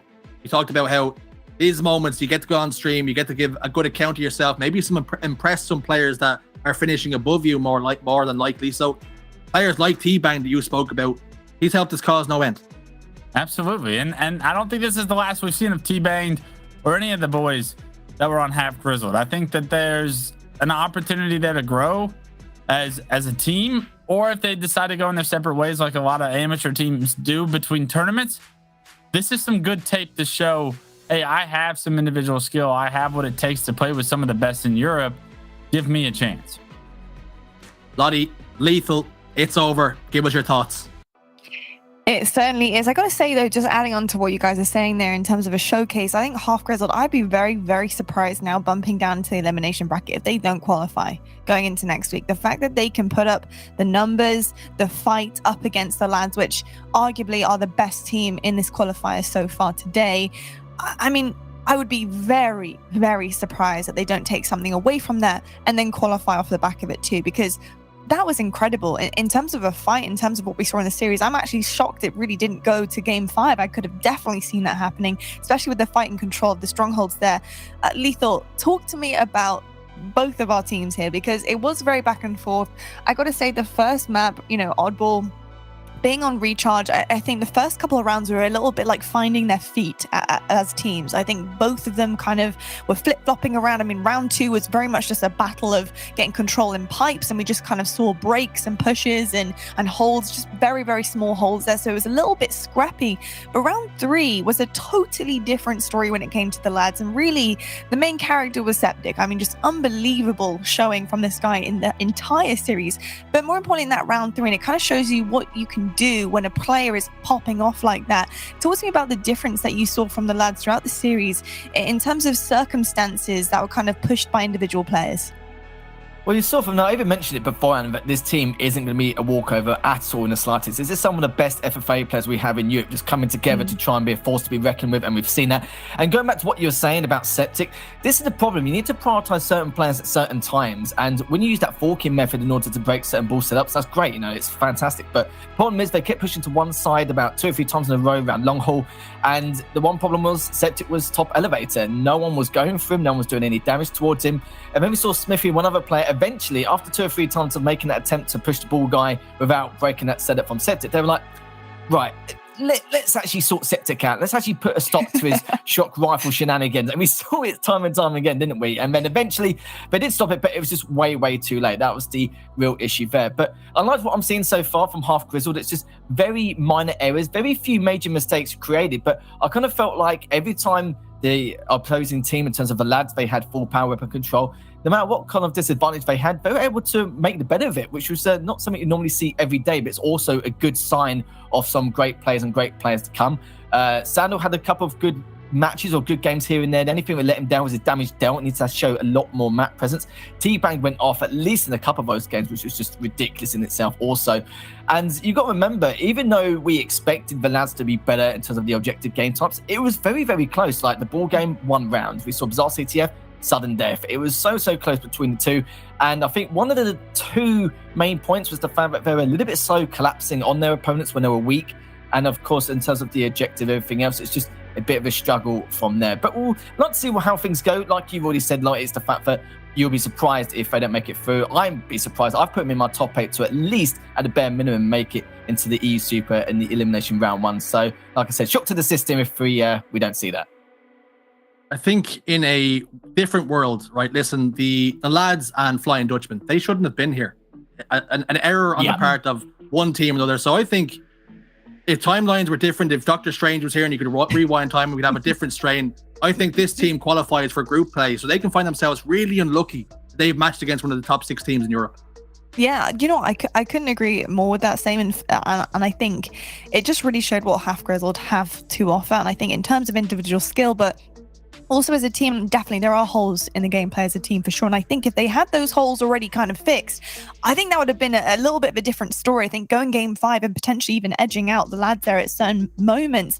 And Clutch, talking about that, I heard you kind of, you know, a little bit there in the final map on the strongholds, talk about priority. And I think that's also another big element to gameplay and to kind of bring that next kind of level and bridging the skill gap a little bit too as well. You know, talking about prioritizing B and not prioritizing it enough, really, so to speak, there for Half Grizzled. So, you know, in terms of their gameplay, what can they improve on, do you think, to really start to edge out the likes of top 8 heading into the Super and really make the most of the elimination bracket potentially going into next week? Yeah, I think they just have to be a little bit quicker with their pushes to where they're not being out rotated. A lot of the times that by the time they got from C to A or A to C, C or A was being lost. The one that they controlled was being taken from them. If they're going to overextend across the map like that and not try and worry about B, you're going to have to do a better job of defending the one you control while also having success across the map. It's why that strategy is not necessarily the most efficient, because it's so difficult to implement and try and like actually put to a plan. They tried it several times and unfortunately it didn't really work out in their favor. And that shotgun side of the map can be no man's land when you're not able to find some success with those rotations. Yeah, indeed. I got to say that just a little tiny couple of things I think that they can clean up. And if they can also learn from what just happened there in that series, which was very, very closely contested against the lads, then I think, honestly, they have some of the best potential I've seen so far today. So amazing stuff from Half Grizzled. And I got to say, I agree with you as well, Shurzy, that 3-quarter Grizzled right now, personally, based on what we saw in terms of gameplay, and I'm excited to see if they can get to full Grizzled by the end of today and hopefully qualify for the elimination bracket next week. Now let's take a quick look though at the championship bracket and more importantly on the winners side of things, because we have to congratulate, of course, the lads for getting into that spot for pool play. As you can see, we also have Rejected in that spot too, and Flying Dutchman, and we kind of called it, lads, didn't we? Really, you know, we saw the lads, we saw Flying Dutchman in the mix here. And kind of saw them in that kind of spot here. So it's great to see them produce the goods. I actually have a little bit of a crazy question. Shurzy, I want to quickly ask you about the lads just before we leave it here for them. You know, should we be worried going into next week, or should they be worried, so to speak, going into next week? Because we kind of talked about how they needed to make a statement here today in the qualifiers and coming up pretty damn close to Half Grizzled. Do we need to be a little bit alerted by that, the fact that it was so closely contested in the maps? I think warning signs are definitely there, right? As a top 6 team, we expect to see dominance. We expect them to backhand everybody. And I said at the start of the show, that's what I expected. And that's not what I seen against Half Grizzled. They took it lightly. We spoke about Gears. Perhaps maybe it wasn't Gears at all. Half Grizzled looked very, very good at times. And when you struggle against teams that are outside of what was normally the top 12, top 16, this team has stagnated over the last few weeks. They've been getting top 6 consistently, but haven't been able to get those dizzying heights of the top 2 and top 3s that they had when the roster initially solidified. So I'd like to see them step up and improve things. Yeah, I certainly agree there, and I think it'd be nice to see them kind of edge their way out of that bracket as well, especially qualifying now for pool play going into next week. So massive congratulations to the lads, and we'll be following the journey of Half Grizzle very shortly. But I tell you what, folks, we're going to head to a quick break. When we come back, we have another winners round for you. We're going to decide who else is going to be joining these guys in pool play for next week. We've got Baguette Spree versus NSLM. It's coming your way right after this.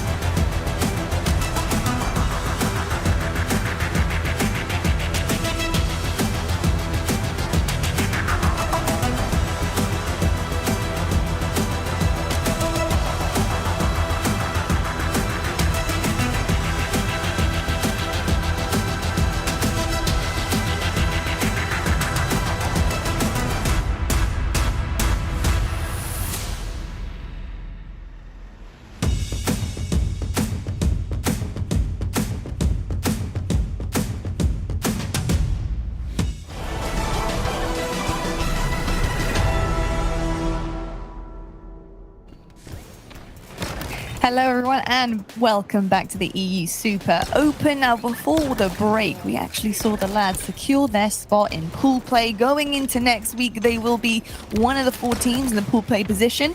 And Half Grizzle do still have a chance though, at securing the elimination bracket qualification heading into the EU Super next week also. But the lads did manage to edge out Half Grizzled in a pretty close battle. Not quite going to game 5 unfortunately, but every single map was very, very close. As you can see in this bizarre CTF, we actually went overtime and the lads did take that overtime cap, but it wasn't without a fight. 3 strongholds though to finish off this series. The lads looking pretty damn good. And Septic with a Bulldog rocket beatdowns in hand, he was absolutely crushing it mid-map and made it pretty damn hard for the guys on Half Grizzle to secure the deal there on strongholds and keep their series alive. But absolutely amazing stuff across the board, and it was absolutely amazing to see, to be perfectly honest with you. But I tell you what, I want to see is the next series. And talking of that, Baguette Spree versus NSLM. I gotta know, a Baguette Spree. I feel like this needs to be an in-game medal. It needs to be an emblem. It needs to be everything. I love this, but I want to know, what would that be, Scherzi? What would a Baguette Spree consist of, do you think? Oh, maybe using a sniper rifle as a bat for 5 kills. Maybe that should be it. It can be the sniper rifle becomes a baguette. That's quite good, actually. That's quite good. I think I'm here for that. I'm here for that. I'll start a petition. I'll get some signatures, potentially just get things going here. But in terms of this matchup, Baguette Spree versus NSLM, a little bit of a mouthful there, but we do, of course, have the same series layout as previously, obviously in winners round 4 here. I'm excited to see what these two have to offer. In terms of background here, Shaz, what can we expect from both of these? Well, in particular, Baguette Spree, a full French roster. Cypher, Cinder, Sunrise, and Kronos. 4 very individually talented French players, and could find themselves very difficult not to have gotten qualified earlier than this. So they'll want to be getting the job done here, and they will definitely be wanting to get themselves in that group play here and now. Oh yeah, indeed they will. Obviously, winners round 4, it does mean that a pool play position will be the final one of the day secured here. And Lethal, with that kind of pressure on the line here, because obviously that is quite a big leap, really, when it comes to the EU Super next week. You know, having the pool play apart from the elimination bracket is pretty big. So the pressure is on the line. It's a best of 5. I've actually just been told the game is ready. So I was going to ask you, in terms of pressure as a player, do you think it aids into the gameplay? Do you think it kind of makes it a little bit more difficult? I'm going to give it to your hands as you answer the question as we get into this next game. Yeah, it certainly does indeed. Of course, you know, winning this matchup means you've got a second lifeline going into the EU Super. Of course, Wes going to this next matchup. So very, very important. I think both these teams should be pretty damn lucky so far, considering they've avoided the 2 teams we spoke about previously in terms of the Lads and the Flying Dutchman. So in this matchup, it should be a good chance for one of these teams to go into pool play, try and make a bit of an impact if they can, of course. And for Baguette Spree as well, we've got players like Sunrise who just goes on an absolute tear. Super aggressive, really hard to manage. Sometimes you need to put him on a leash due to how aggro he is, but good improvisation. His spray patterns are just ridiculous, and it'd be lovely to see exactly what he can do, what he can bring to the table, and to be one of the big game changers here for Baguette Spree. Well, you want him on the leash. I want him off the leash. I want to see how reckless, how aggressive he can be. I want to see what kind of impact he's going to bring us here in the most important series for these 2 teams here in this tournament, because this one, it's not only a ticket to the Super next weekend, it is a ticket to pool play, and that is such an important quality piece to practice, especially the LAN environment, to the reps that they would get against some of EU's best teams. That's what's on the line here as we get into game 1. It's going to be Recharge, Oddball, and we're on board with Cinder. And this is the 3 versus 6 seed, Lethal. So let me put that as a picture. Like, these 2 teams should be very evenly matched as this game gets underway. And we're seeing an early start from NSLM. And for Warrior O'Neill, not to see his continuing in the competitive scene. Back in Halo 5, probably seen more of an average player, but he's improved massively over the last couple of years. It's not to see him make these subtle improvements here and then in order to really bring a lot to the table for this team. Just going to stick with his position for now. We're using that camera to full effect here, just laying some damage on across the board. And he knows that Cypher just trying to make his way onto mid. Friedfeld gets caught off guard from behind, which is a little bit unfortunate there. Cinder does take him down as an important flank, while the rest of his teammates now can try and get angles, try and get set up around elevator, and Sunrise, after seeing in the kill feed, managed to bag another. Yeah, look how big this kill is from Cinder in the pipes, like you said. massive at breaking the setup for NSLM there, and it looked like NSLM was in such a good position to hold a consistent setup, but just because Cinder gets behind enemy lines and finds the opening pick, it's allowed the rest of Baguette Spree to break that setup, find one of their own, and I get right back into this. It's just a 7-point game early on, but already you're seeing Baguette Spree and how aggressive they want to be. You touched on it as we were leading into this series, and this aggressiveness is paying dividends for them to stay in round one. Yeah, I remember Cinder played a lot against him in the Halo 1 MCC days a few years ago, so hopefully he can continue to transfer that aim skill across. Of course, the adaptation with his opponents also here. Just holding to a goal for now, just seeing what he can find. We'll witness someone around that top elevator side just having to back away as he didn't really do enough damage in order to continue that engagement. But saying that, though, done a lot of damage to Mansion. He was quite tempted to go to gold stairs, but baited himself out to make Mansion assume that he was going gold stairs. But Kronos obviously gets one, looking to try and stay alive if he can, bagging that camera. That will be huge. He managed to get it in the end. Does he stay alive? Yes, he does. Such a good job to reposition and stay alive, and because of it, his teammates now with 2 kills to their names have created the opening to find the last 2 kills, some ball time, and it's going to be a full setup opportunity for Baguette Spree as those final 2 kills came through. And not only that, but Baguette Spree have staggered the respawners of NSLM. So if they can figure out a way to continuously keep one player dead, they're going to have so much better of a time trying to hold this setup. Unfortunately, it does look like NSLM have gotten off the respawn. A kill has been traded through, but this pipes location can be so difficult to break, but not for NSLN, as they have found the first 2 kills, make it 3, and they have done the unthinkable so easily. As it looked, NSLM have broken the setup, and beautiful shot from Warrior to pair with it, picking it right back up from where he left off last weekend. And Sam Baldy, definitely one of the most individually skilled on NSLM. He's been a huge grinder since Halo Infinite's release, and it's nice to see him also causing a bit of a ruckus, especially in this matchup also. But saying that, though, Cinder does have the ball, is able to get away, but the problem is 2 of his teammates are already causing a bit of a ruckus once again on that gold side. And Sunrise, he's not mucking around here, Clutch. Literally just pushing on in, trying to stay alive around these blue stairs. Almost managed to get a double, but sadly, was not going to happen. Sam Baldy looking to try and stay alive and at least regain his shield before progressing into top gold. Yeah, he's got to progress fast, Lethal, because this setup has awarded Baguette Spree with a 50-point lead up until this point. It needs to get broken now, and just like that, snap your fingers, Lethal, because 3 go down for Baguette Spree. They've broken the setup. They got to get back into this one, though. A 50-point lead is a very large one for NSLM to try and overcome. They have everything in their hands at this point, a few kills to pair with it, and this could be just what the doctor ordered for NSLM fans. And look at the setup I've got as well. They did have long hole and mid, which means that if he needs to make the rotation to long hole through to Sneaky to collect another 10, maybe 15 seconds of time, that's possible. There's no reason why it shouldn't be. They've got the perfect setup for it. Even though it's not the best of setups, but it's a good way to improvise in order to stop this team. And it actually forces him out in the open, which is what he has done. One of his team is already weak. Cinder looking to see what else he can do. He's wondering whether to go right down Sword Hall to make a rotation behind him or just stay where he is. It looks like he's doing the job of just standing there, just making sure to get some damage done rather than going for that rotation. But maybe make it a little bit later on. The Sam Baldy looking to try and stay alive, but one of his other teammates just looking to see if he can try and trade that, which he has done. Cinder doing a good job valuing his life, laying down the damage. But how much longer though? Warrior O'Neal comes in. Eventually, Cinder definitely valued his life to the best of his ability, and Warrior O'Neal on a tear just continuing to lay down that damage. Yeah, that ball does get reset to that top middle position, however, because it lied so long by that double stack. But NSLM do a good job of being right there to pick it up, immediate off respawn, get it into pipes. And now Sam Baldy doing his best defense, hold the door impression. Hodor, how long can you do it? Unfortunately, he gives up the angle for a moment, and that's all Sunrise needed to take advantage. 3 go down for NSLM. And just like that, Baguette Spree hop on that ball.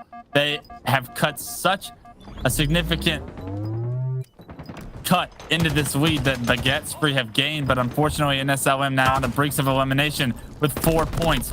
All that Baguette Spree need. The corner gets turned. Cinder tries to acquire the last point. He does so, and that's going to do it for round 1. Baguette Spree take it.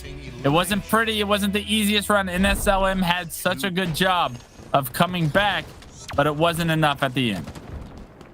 Yeah, good thing they did end that round because you could see there Sunrise did have the shock rifle. He's the last person you want to have it in his hands. Grenner's vote.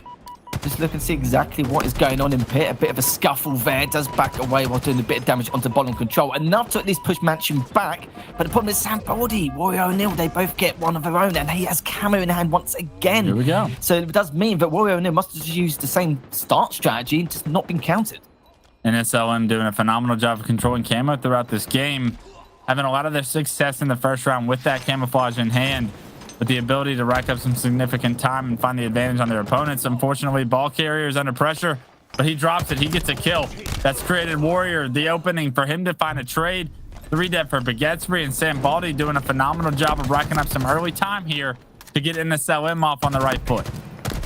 Certainly has done. The Sunrise is the only man left standing. Mansion doing nice dish of damage of his own, just holding top elevator just to make sure the ball guy can rotate as comfortably as possible. Cinder trying to stay alive for dear life just around that turbine area. Does make the drop.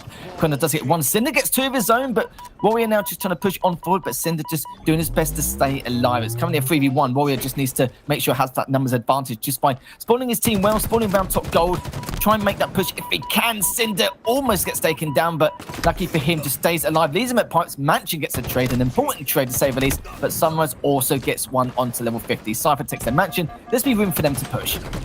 Yeah, it looked like NSLM off that first kill from Mansion was going to have an opportunity to break this setup, but 2 immediate kills go in Baguettesbury's favor. Because of that, they've now rotated this ball all the way to blue, and they're going to be forced to play the ball now, but not before, making this just a 7-point game. Sambaldi picks up that kill, but needs to figure out a way to get to the opposite side of the map, because that ball being played means the objective now has been relocated over towards this pipes area. Sambaldi with a perfect rotation, able to find another opening that has acquired NSLM another camo.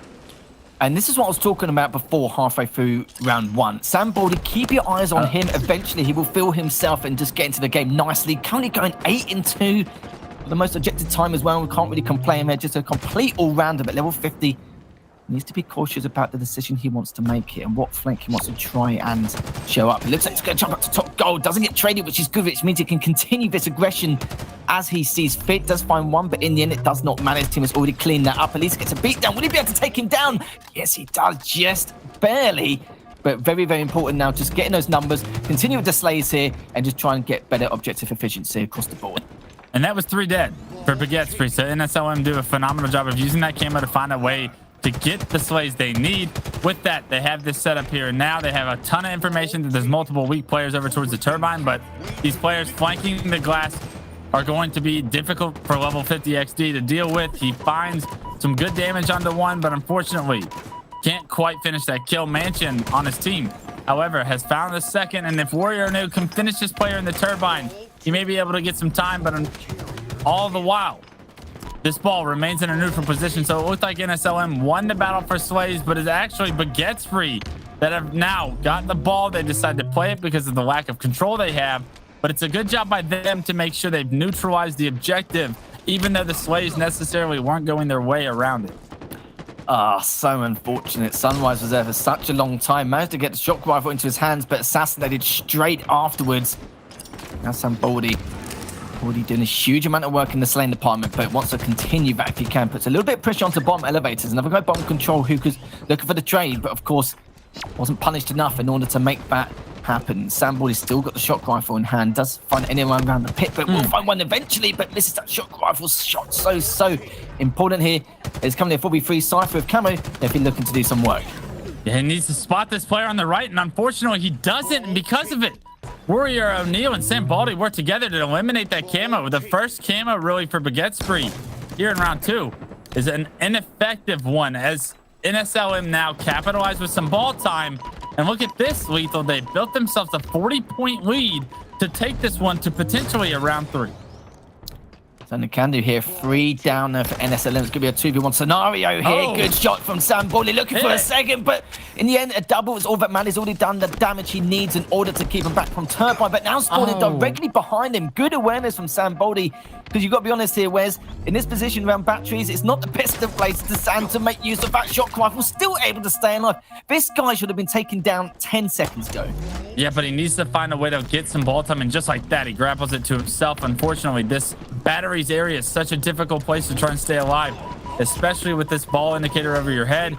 Fortunately, he's able to get out of dodge with his shields removed. Still turns the corner, racks up some time, and now 15 points is all NSLM need to close out round 2 and push this game 1 the distance. Was begging for Samboldi just to pass the ball to his teammate at the moment, but at this stage with 4 down, 5 seconds left, it's not looking that way. It should be a second round victory here for NSLM to tie things up and just put a lot more pressure on here. It's a little bit of a shock to the system in the first round, but looks like they're showing a lot of flair, a lot of style points on the server. Samboldi just going off with that shock rifle, but the most important thing, just valuing his life around batteries. As you can see, Baguette didn't have the angles they would like in order to secure that kill, but good stuff overall and nice stuff from Samboldi, just really stepping up his lane power. Absolutely. Great grenades from NSLM at the start of this round. It's given them so much control here as they find 3 kills. The last guy alive is spotted. Top red. And NSLM, once again, should have some solid control here early on. With this camo in hand of Warrior, they could steal game 1 if they can get out to an early lead here. And wouldn't that be something special? To create this upset, stealing the first objective is a massive, massive pillar in that punctual opportunity. It's worrying on the Get Spree side. Warrior O'Neal has picked up camo 3 times in a row at the very beginning, using the exact same start strategy and just not countering it. They're not changing position or changing an angle. It's probably not enough people going for the camo, but then again, at the same time, Warrior's always got 1 or 2 kills straight away. Just Bane and Twitch and able to pick that up, and just going back to Samboldi now to see what mischief he's up to try and add a little bit more pressure onto his opponent. But it looks like, oh, he will find one dropping down for a sneaky to blue stairs. Does get him in the end. I don't think they even anticipated him, or unless didn't call him out anyway, as it's currently now going to be a 2v3, so play ball's going to have to come up very soon. They don't play the ball. The ball carrier gets killed, and the last guy alive is Samboldi. It's up to him to get this kill and play the ball. Unfortunately, he can't get the kill, but he actually goes past that player, plays the ball himself, and that's a massive play by Samboldi. Doesn't result to anything other than a death in the stats, but he resets that ball and denies Baguette any opportunity of a ball set up in blue, which is huge for them maintaining this 24-point lead. And he does indeed. His Kronos now just really stepping his game up in this round, trying to keep his team in it as much as physically possible. The only problem is his team already 24 seconds behind. It may not sound like a huge amount, but it will do later on in this third round. Samboldi does get 1. Matching gets another, so Kronos now decided exactly what he wants to do. Needs to back away, get some damage done, hopefully give himself room, not some dead damage where his opponent can't, or his teammate can't trade off at all in the slightest. Samboldi jumps in straight away. Warrior O'Neal takes down Cinder straight afterwards, and it's looking very good in the lane department. Warrior O'Neal and Samboldi looking so strong. Nice little shot there on top control, just daring for him to pick out once more Sunrise. We know what he's like. He's so aggressive. He can't help himself. Going for the double. Looking very solid already, looking to try and take this round 3 as early as physically possible. Samboldi, you peek, Atichi says as he rips 2 off, and the entire time, NSLM holding onto this ball. Now up 56 points in round 3. Look to create the upset here in game 1, and it's off the back of Samboldi with the shock rifle. Holy my God, that was an unbelievable shot. And because those 2 kills come through, you're going to see one last push, I feel, from Baguette before this game is going to be over. Just utter filth coming out from Samboldi right now. He's been warming up. First round is a little bit shaky, but this time around, sure he knows. No, I don't think he realises. I think it's the adrenaline rush, isn't it? It's not really worrying about his ammo management coming out here. Even though it says that, though, good little shot, but in the end, they have come through. They're both so weak. An easy double could come in for NSLM if they push it on forward. There's obviously the call out has been made, but it's just too little too late. Cinder looking to stay alive, does manage to take him down. Cypher gets to trade onto level 50. And it's looking much better now from Baguette. They can get a nice chunk of time here, but look at the scoreline already here, Wes.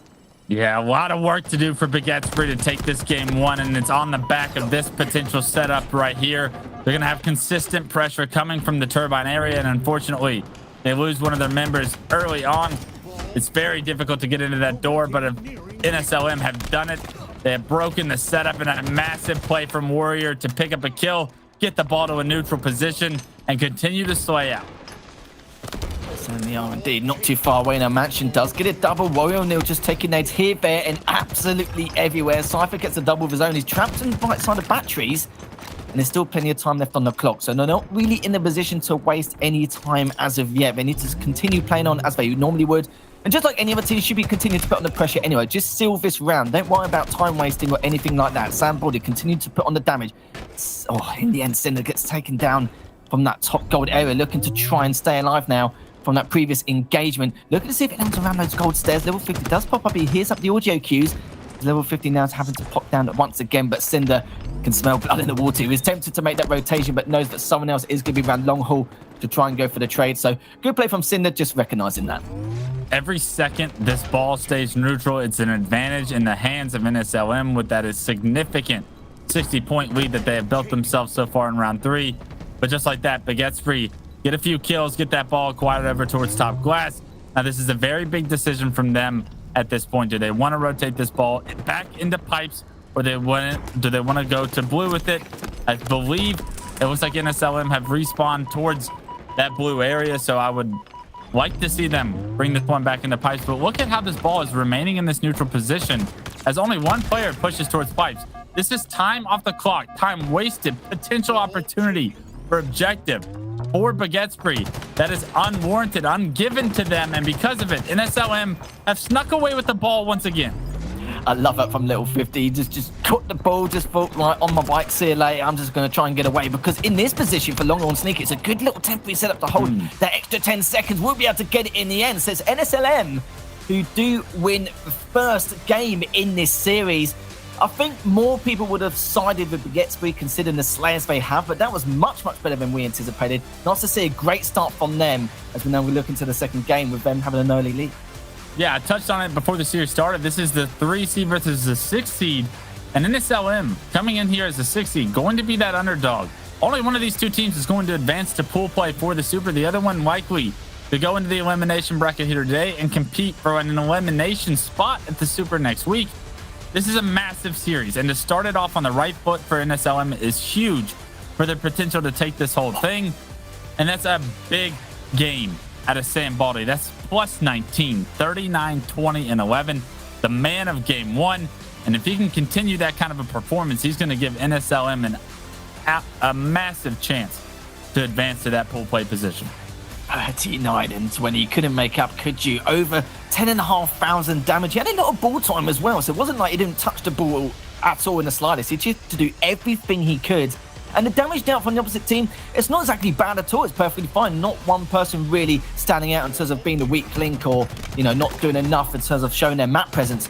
But Sambody, we know that round 1, it was a bit of a slow start for him, but halfway through round 1, I said, look, just give it time. Eventually, he will show up. We've seen his individual abilities across the board in the past, and I'm sure he'll show it again. And he certainly did. He just went absolutely off the shock rifle, just laying down the damage in order to make an absolute nuisance or pain in the backside for the guys on Baguette's free. And it's definitely a name they're going to be wary of going forward. Yeah, I'll tell you what, we're seeing some incredible shock rifle plays so far here today, and Sambody doing his best lucid impression, putting it to work in this game. Just these shots alone give his team so much opportunity. He rips this player for the killing spree. Let's see it one more time. Replay. Oh, come at me. Oh, this is the special one too, as he's no shield. I mean, that one just, that's something special to watch. Sambody showing you he's very capable of displaying a ton of individual skill, and that lethal is what I looked forward to most when I got up at 4:30 this morning to cast Halo. I wanted to see some individuals just make plays. Show me some individual skill over in the EU scene that I don't know about. Sambody says, here you go, Clutch. I got a highlight reel waiting for you. And it could continue on with the snipe on Live Fire Slayer. An opportunity now for Baguette's to try and ride anything they can at this moment, because momentum is definitely in the favor of NSLM, considering what we saw in that last game. Could be a complete role reversal. They are a very aggressive team, but Sunrise, he's the one player in particular, honestly, from Baguette's free. He is very strong. His lane ability is next to none, and you've got to remember, this is the kind of guy who will improvise and will put a dent into a lot of the armors from a lot of these teams. We didn't really see a lot of that as of yet. I think he just kind of rode the struggle bus on the odd occasion, trying to break these setups, but the problem is when you got someone like Sambody just going absolutely off of the shock rifle, always making the best decisions possible. It wasn't even, it was like a mixture of everything. He was always very aggressive in terms of when he needs to be, but at the same time, having that defensive passive posture, hiding around these corners, getting the first hit or the first shot, anything he can in order to have an advantage against Bigetsbury, and it really did show. The fact that he did 3,000 more damage than any other player on the server definitely tells the tale. They say Jersey rode the short bus, Bigetsbury rides the struggle bus early in this series. And unfortunately, they're going to have to figure out a way to get off this one and get on the train to victory if they want to advance to pool play for the Super next week. And in doing so, it's going to be off, I believe, the back of a Game 2 win. But unfortunately for them, Sam Baldy, so efficient with that snipe on recharge. He puts this snipe in his hands, and this is where the game could go very south for Bigetsbury. We talked about Baldy and the snipe. He's got it straight away. And we'll see what he does in a little while. Kronos, though, does have Heatwave in hand. Sample just directly underneath him. Does get a decent nade, but will he follow up with the shots? Yes, he does. It's a tad bit shaky, but also needs to try and stay alive around scoreboard. He's thinking that they're going to push around power up, which they normally should do, but the problem is, have they got top mid control at the same time? As he hits the first one, that was brilliant there from Sam Board. He needed to try and stay alive. Gets the camo as well, and it was there for quite a while, considering we've already a minute into this matchup. As you know, this player is back tower, though. A great position from his team to try and acquire this tower area. It's a very, very powerful location for a sniper to set up in, and exactly what Sam Baldy has in mind.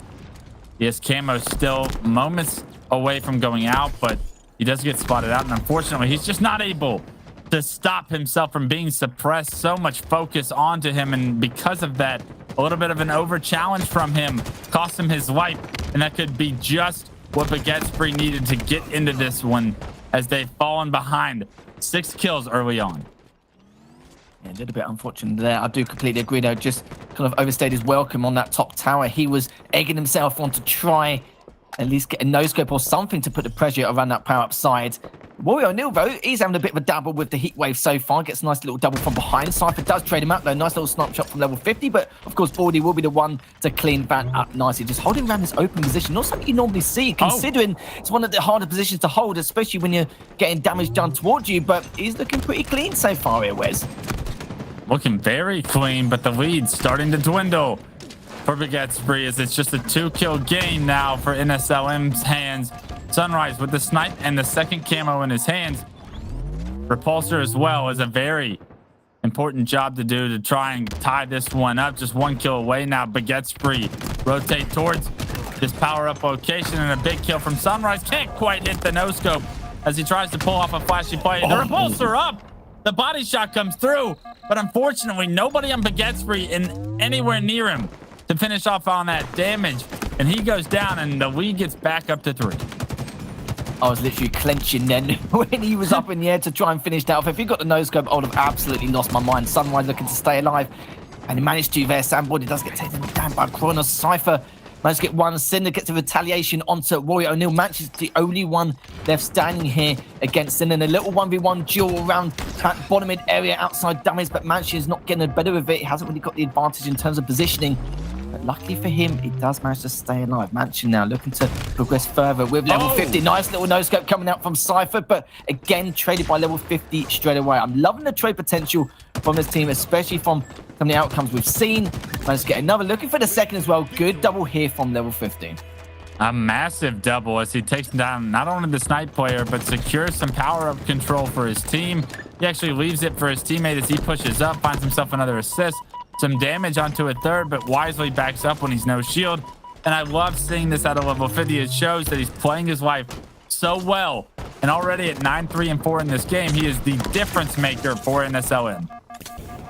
Certainly is. 27-22 in favor of NSLM. Continue to pile on the pressure. All we need to do is keep this as chaotic as possible, unless we've got snipe in hand.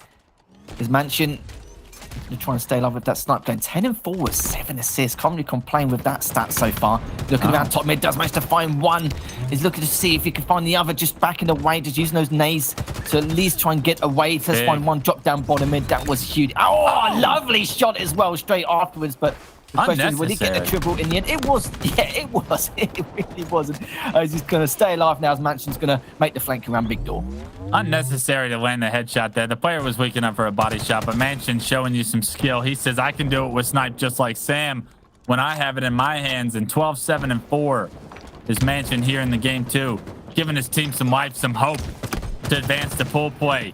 on the back of a Game 2 win and a best of 5 to go up 2-0 and give yourself all the momentum you need to close this series out. Mansion trying to stay alive now as he's hot under pressure as players continuing to chase him towards the scoreboard area.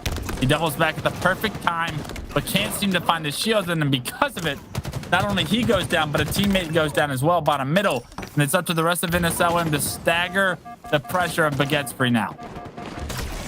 It's getting really out of hand, very back and forth. Literally, it's like a street fight outside a nightclub down bottom mid. It's just amazing how they're trying to value their life in so many ways, but at the same time, been a bit of a scuffle here and there. Warrior Neil looking to stay alive as well. Will he be able to get him? Oh, that would have been an important trade considering the disadvantageous position he was in.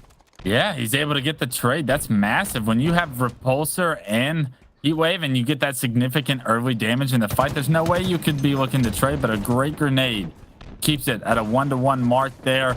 And that's a 1-kill lead. That's the difference in the score for now. But just like that, Baguette Spree pick up a few of their own, steal this lead right away. Some damage does get traded out, and a beautiful nade from Sambaldi, able to regain the lead for his team. But unfortunately, they have to deal with this last player on scoreboard, and level 50 repulses him back. Doesn't have a grenade to match the grenade that's thrown at him. And that's Baguette Spree taking a late lead here for the first time in Game 2. That was a really hard strafe to deal with from Sunrise, but Manchu was able to finally get the better of that. Cinder does get taken down by 50, looking to get a little bit more, but even though he's not going to get another kill, he's laying on the pressure in order to keep him back around Garage. He could pull back if he wants to, but this is very aggressive here coming up from 50. A little bit debatable, but looks like he's getting away with it with the numbers advancing. Still coming out with a double, again, God knows how, and looking to see if he can pile on more pressure around that Garage side as Cinder and Sunrise just hiding around the AR spot. Does he think players are behind him? He checks, doesn't see anybody, and that means that all these players are in front of him. They're trapped in the back of this fortress, but the grenades are coming through. The damage is so good for NSLM, and they capitalize on so many of these kills. The last player alive tries to get away bottom middle, can't turn the corner, and level 50 with precision accuracy makes this a 3-kill game for his team to take this series 2-0. You can feel the adrenaline coming out from 50, going 18-9, just being a real demon on the server, just trying to see if he can try and end this game. Currently up 47-46. We've got a good little setup going. The only problem is, yeah, that was a little bit unfortunate there. Warrior Neil has been taken down. It is going to be a tied game. But Cypher's just on the nest position. Would he be able to clean up that shot? Cypher does get taken out eventually. Good killing spree as well. Surely he's not going to stay alive. No, he does not. Finally gets cleaned up. It's going to be a much closer affair indeed, but it will be NSLM who win game number 2 here, Wes. Currently 2-0 in the series. 50-48. It was a chaotic ending. But NSLM do it. They close it out, narrowly having the lead for a majority of the game. They're able to get the final kill somehow, some way. Push this to a 2-0 lead series advantage, and with just one more win, they find themselves advancing to pool play here next weekend for the EU Super. And what a massive upset this would be for Baguette Spree. It certainly will be. They knew it wasn't going to be a walkover in the slightest, but they expect minimum top 8, or at least a bare minimum anyway. Yeah. And it just depends on their seeding. Like you said, as 3rd versus 6th, they're eventually going to have to topple, you know, one of these makeshift teams coming in. But looking at this lineup on paper, you wouldn't really be too sure. It depends on how they perform on the day, but it looks like they're performing extremely well. As you can see, they're just going through the stats so far. Sunrise managed to step up his game compared to that first game earlier on Recharge, oddball 17 and 14. But on the other side, though, here, Wes, level 50 popping off 19 and 10, matching going 17 and 10 as well. Warrior Neil a bit uncharacteristic with him, or going 8 and 17, but I'm sure we'll step things up in the next game. I mean, when you have 2 teammates that combine for plus 16 in a Slayer, you can guarantee you're probably walking away with the win. It was close, though, right? Warrior died a ton. Sambaldi not having the strongest Game 2 performance, maybe needed a break after exhausting himself in Game 1 with all the work he was able to do. But I love the fact that we're seeing everyone on this team have moments of spectacular play, an opportunity where they give themselves a little bit of an advantage for their team. Everybody so far for NSLM has done their part to create this upset, and if they can do it just one more game, they're going to be able to manifest that upset, make it a reality, and we'll see them in pool play next week. Oh, that was the moment I was clutching onto my seat, Ben, but even though he got the no scope, he didn't really get the kill, but at least he got traded out a little bit later on when he should have done.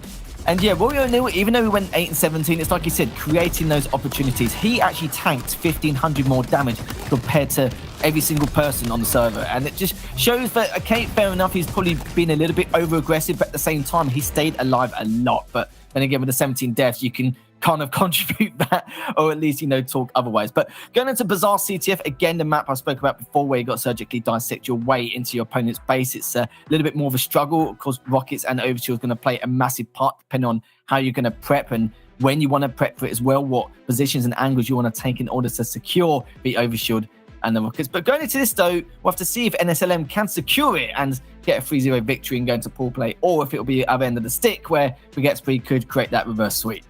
And if I'm Baguettesprit, Bazaar CTF is probably the game type I wanted to see. It's a very structured map mode combination where typically a team that has been teaming longer together understands like the steps in order to accomplish a successful flag cap opportunity.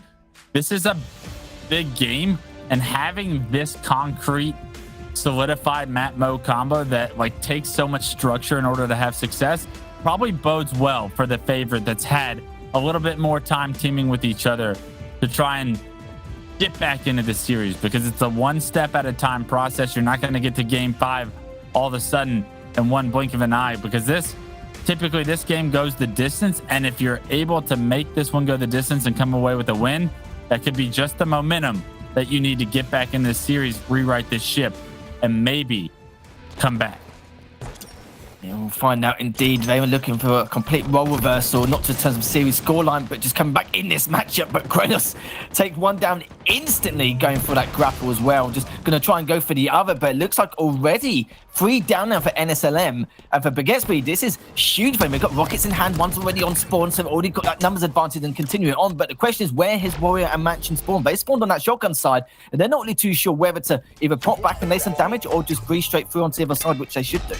Yeah, what a start for Baguettesprit to get back into this one. Rockets, Overshield, and the flag in hand. The first 5 kills of the game go into their hands, but still more work to do as respawners have come through, overextended, and you blink and Baguettesprit lose 2 members, and that's Sunrise's information to drop this flag, and he has to slay. Unfortunately, he's only come away with a trade, and all of a sudden, Baguettesprit, they're not going to be able to cap this one, I don't believe. It's up to Kronoser if he can get a touch, but he's not to no shield, and that fight just narrowly about to return. He finally makes it just before, and that touch was huge.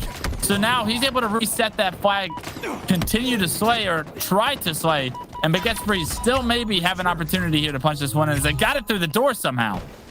Yeah, that was huge from the side of Baguettesprit, and because it's about 1 tap as well, at least getting a touch from Lockers and dropping it down. He knew that his teammates were in position. They got the high ground. They knew that all of NSLM would just be pushing from shotgun side to double doors. They didn't have the low ground. They're not going to have the best of advantages, even though they had the numbers.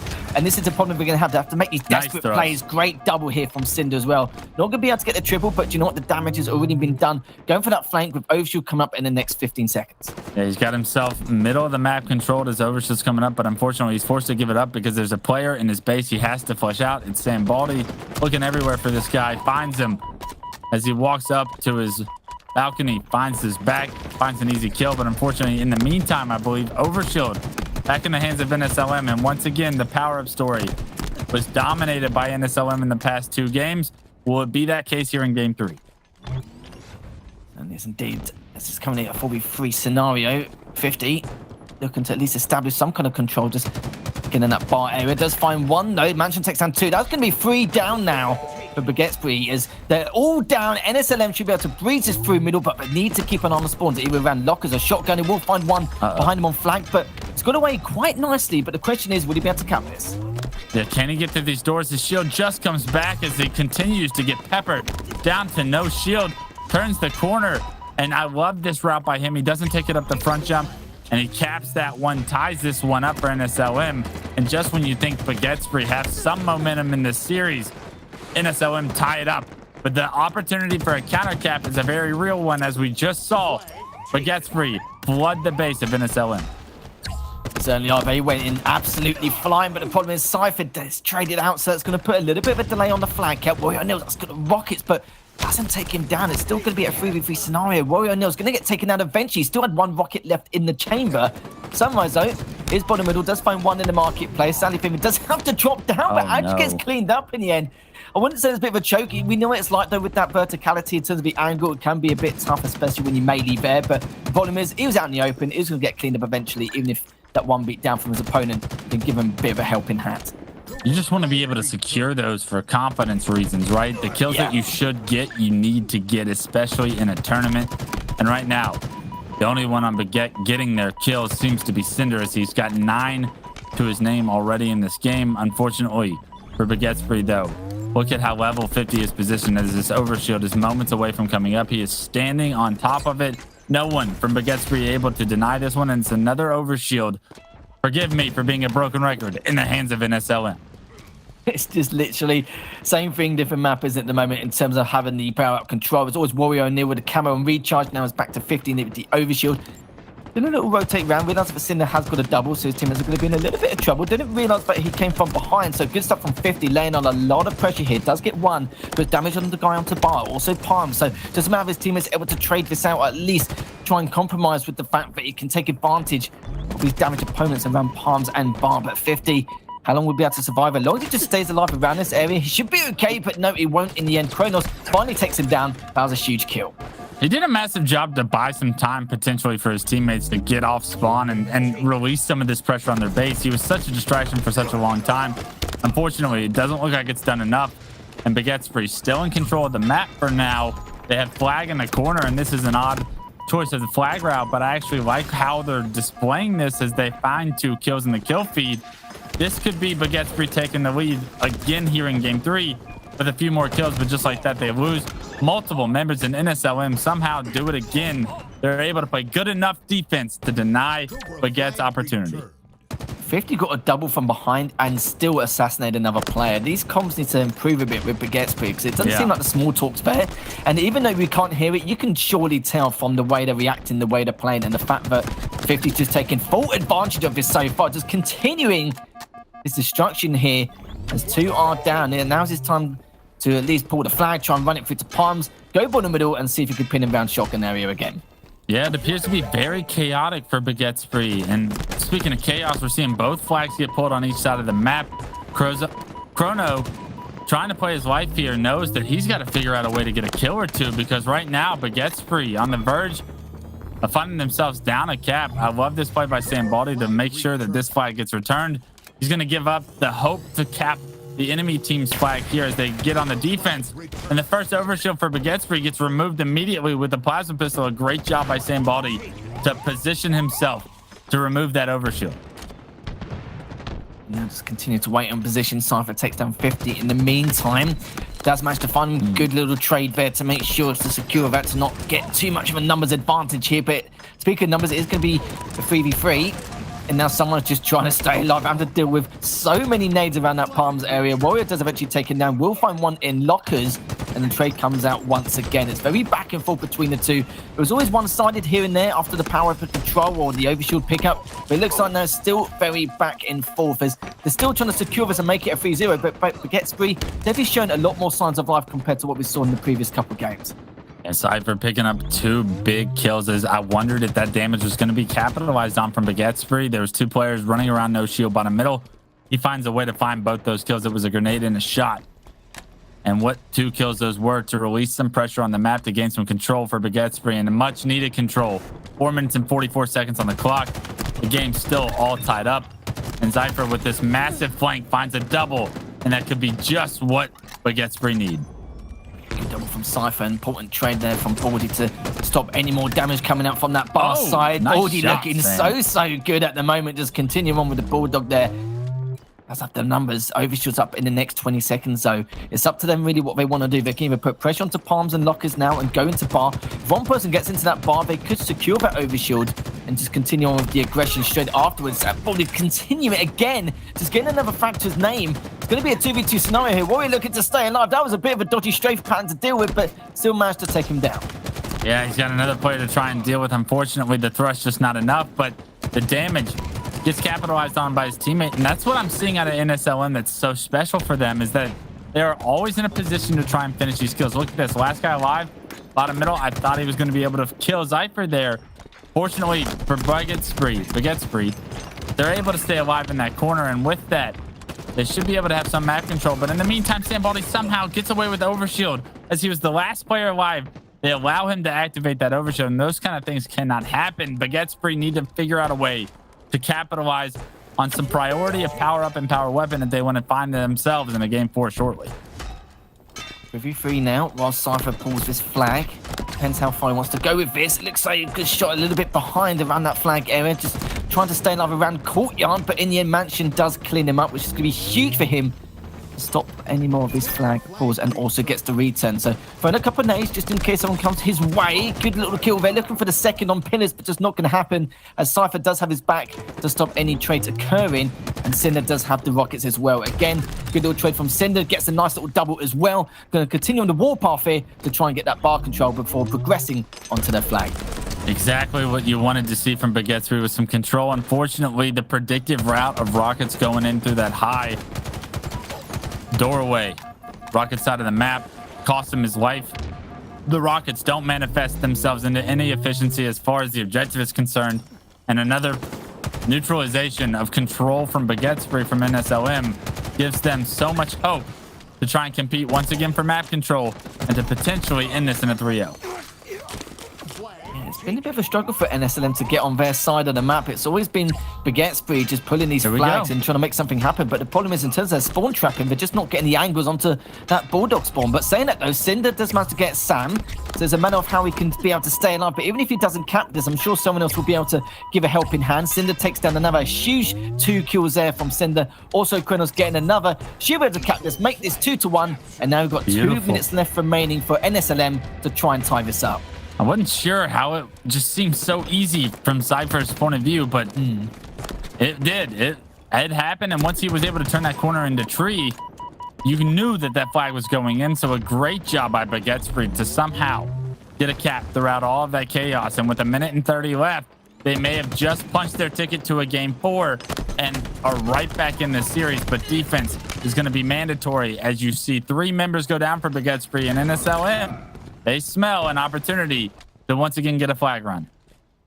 Typical. As saying that, Kronos does get a double to put a complete halt to that push. He's have to back away again, but will he be able to? He's just going to lay down as many nades as possible just to give himself a chance to recharge his shields. He's going to flank back around to see what he can find around lockers and palms. But this is what we're talking about here. What's next for them? Warrior O'Neil has already been taken down. 2 down for NSLM, which means they won't be able to make a push for at least another 20-30 seconds. But saying that, though, Sam and Mansion must get one of their own. Cinder's the only one left standing. And will he be able to stand up? No, he doesn't. So Mansion needs to try and push in as soon as physically possible to force the spawns onto Bulldog. You say that, and he hits the super slide on the ramp to get in there as fast as he possibly can. Slides out as fast as he possibly can. You can tell he's practiced that one, ladies and gentlemen. This is a big moment, and making sure you capitalize on every second is exactly what Mansion's trying to do. Unfortunately, NSLM, they got the flag to the middle of the map, but that's exactly where the flag is going to be stopped. Baguette get 4 dead. The return comes through, and with 12 seconds left, you think that's all she wrote here for game 3. Looks like it's going to be it. It's Baguette. They aren't able to bring this back. We're not really too sure at first, considering the first couple of games, but they've stepped their game up massively here going into this 3rd game. So it's not going to be the final game. We still have a game 4, as you already mentioned, Wes, 2-1 in favour of lads on Baguette. But the question is, can they keep this up? I think there's potential. Definitely, it's 100%. Cinder's set up the slaying power. Sunrise is still looking very good in terms of the individual palm, and there's no reason why they can't. Yeah, I think absolutely there's a chance that we see a game 5. And who's to say after winning the last 2 previous games that Baguette doesn't have all the momentum. Momentum is a real thing in competition. You see it all the time in sports where, I mean, take me to the Super Bowl where the Falcons were up 28-3. The Patriots start making a little bit of plays. They come back and win. You see that all the time in Halo as well, where when confidence in players, it just means so much. And if you can just get a little bit of confidence, all it takes is potentially one gunfight, one game in a series to say, all right, we're back in this thing. Let's close this thing out. Let's focus on what we need to do to have success here. And just like that, Baguette find themselves right back in this series when all looked dark and gloom. They win game 3. It was close, but it may be just enough to give them the momentum they need. Yeah, even though Cinder went +9, look at the damage dealt by Sunrise. He's a player I said to keep a lookout for on Baguettesbury, but it looks like Cinder will need to add that to the tally in terms of names as well. Just doing everything he can in order to lay as much pressure as possible to suffocate the opponents. We know in terms of the damage dealt department on Bazaar, it can be a bit of a struggle sometimes to decide or decision make exactly where you want to go and how you want to go about things, but the objective efficiency wasn't there for Baguettesbury at first, but after a few more flag pulls, they were able to at least secure those 2 important flags in order to seal the deal for map number 3. And it was tough, though. It really, really was. It was a shame that they were trying to do the whole, pull the flag whilst having the numbers at the same time. But as Cypher was pulling it every time, there was 1 or 2 dead. It was just a little bit unfortunate. But this time around, they locked the shotgun spawns a lot better than what we saw in the previous flag grabs. They also did a better job of controlling rockets and overshield in game 3. It wasn't perfect. It wasn't a majority of the time almost, but it was enough to deny NSLM the same power curve that they've been able to receive in games 1 and 2. And because they were even able just to deny that, it just gave them so much of an easier time competing for map control, trying to push into the enemy base, right? It's not we need to get every single set. We can't allow every single set to fall into our enemy's hands if we want to have success. Games 1 and 2 were drastically in the hands of NSLM the entire time. Baguettesbury do a much better job in game 3. And now, looking at Street Strongholds coming up, Lethal, we only have rockets and a Bulldog shotgun to really play around. There is a thrust and a Stalker rifle as well that can impact the game significantly in the right hands. But I see the power starting to decrease on the map compared to the battle rifle. And I think that bodes well for yet another Baguettesbury opportunity to push this to the distance. Yeah, there's absolutely no reason why they can't. They've got the skill set in order to make this comeback. We've seen it before in previous matchups in the past. There's no reason why they can't do it again here. And the question is, can they? It depends on the start strategy and how they're going to pick up the rockets. Depends on the spawning locations as well at the very beginning. And one thing to take note is how they want to go about it. They want to hold A and B and just keep that set up. They want to back and forth and go for these trip caps. It depends really how they're feeling, if they can really get into the groove as well, because this could be the last series of the day for one of these two teams. And then they can chill, put their feet up, have a brew, and watch the rest of the matches unfold as we go into the next series, and knowing that they're going to be in pool play, or they're going to have to continue fighting on, because there's still a couple of teams in the elimination bracket. Really, really scary, and it's best for NSLM to try and just end it now, secure this 3-1 victory before Baguettesbury start getting out of hand. Champagne bottles are popping after the winner of this series solidifies their ticket to pool play. Unfortunately, you don't want to drink too much because you probably need to practice a little bit more going into pool play. You only have a week there, but still, time to celebrate for one of these two teams shortly here. But will it be in a game 4 or will it be after a game 5 for either one of these two teams? Baguettesbury looking to push this series the distance and trying to push for rockets here as trades do come through, but an early lead for Baguettesbury, and already you're feeling that momentum carry its weight into game 4. Slayer's already equal. Cypher getting a nice amount of damage done there, but does get traded for his troubles, but it does mean 3 dead already for Baguettesbury. Mansion now just trying to make some use of these rockets. Cinder does take down another, trying to flank all the way around. This is so important. Cinder, that was a huge play. Consider he was a 1v3 scenario. The problem is for NSLM, they're just fighting him one at a time, and he will take those fights for days. Absolutely. Cinder doing such a good job to reposition unspotted front tower, and just like that, he finds the first kill. Another one gets answered, and if he can pull this Bulldog shotgun out, this should be a third for Baguettesbury as they acquire that third kill.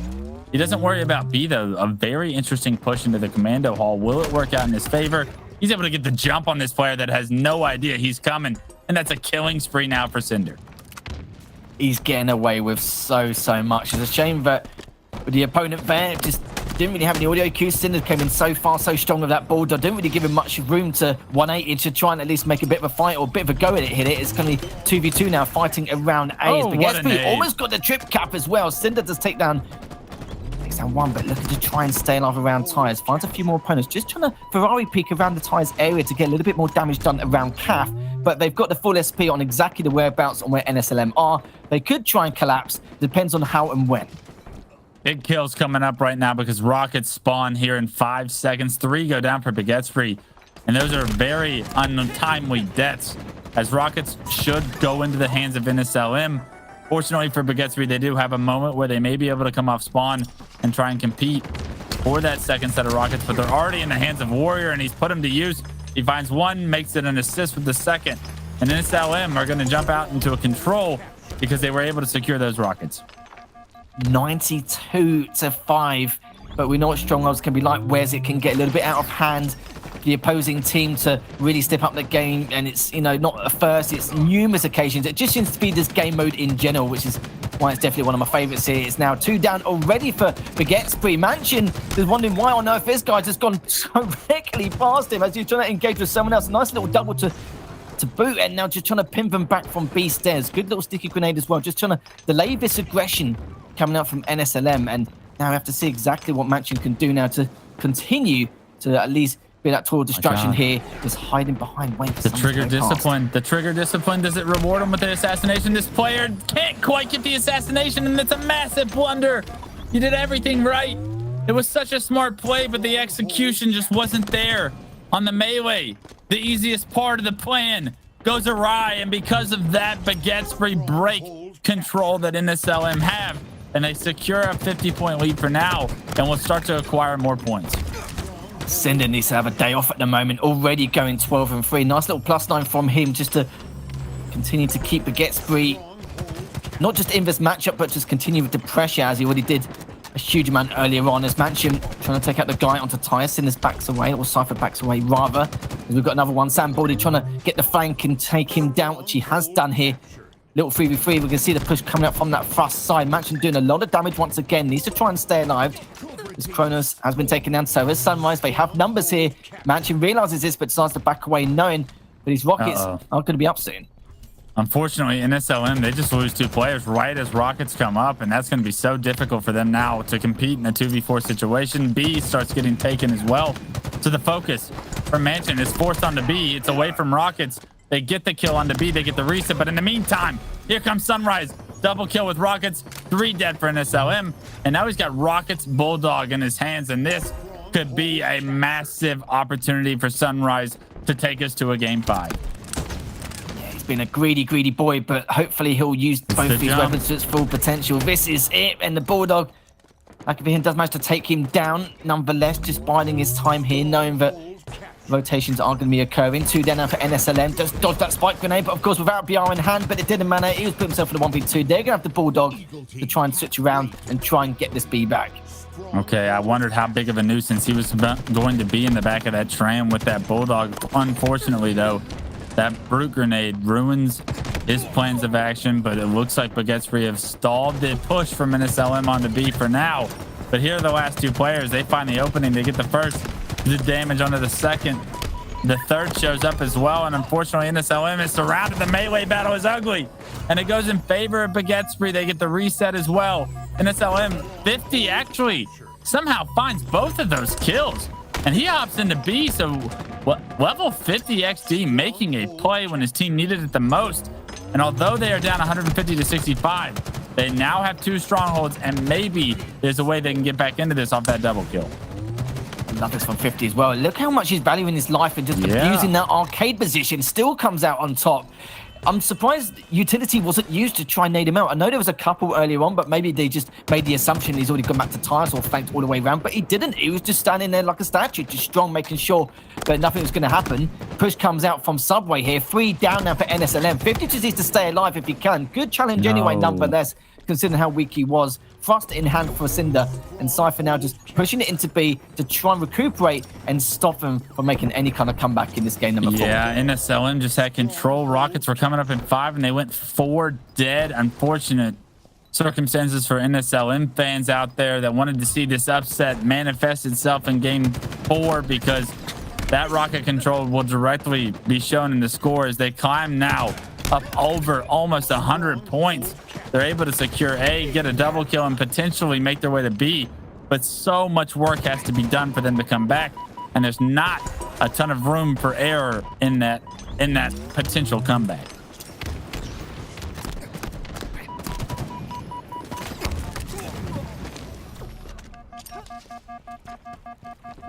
Stronghold captured.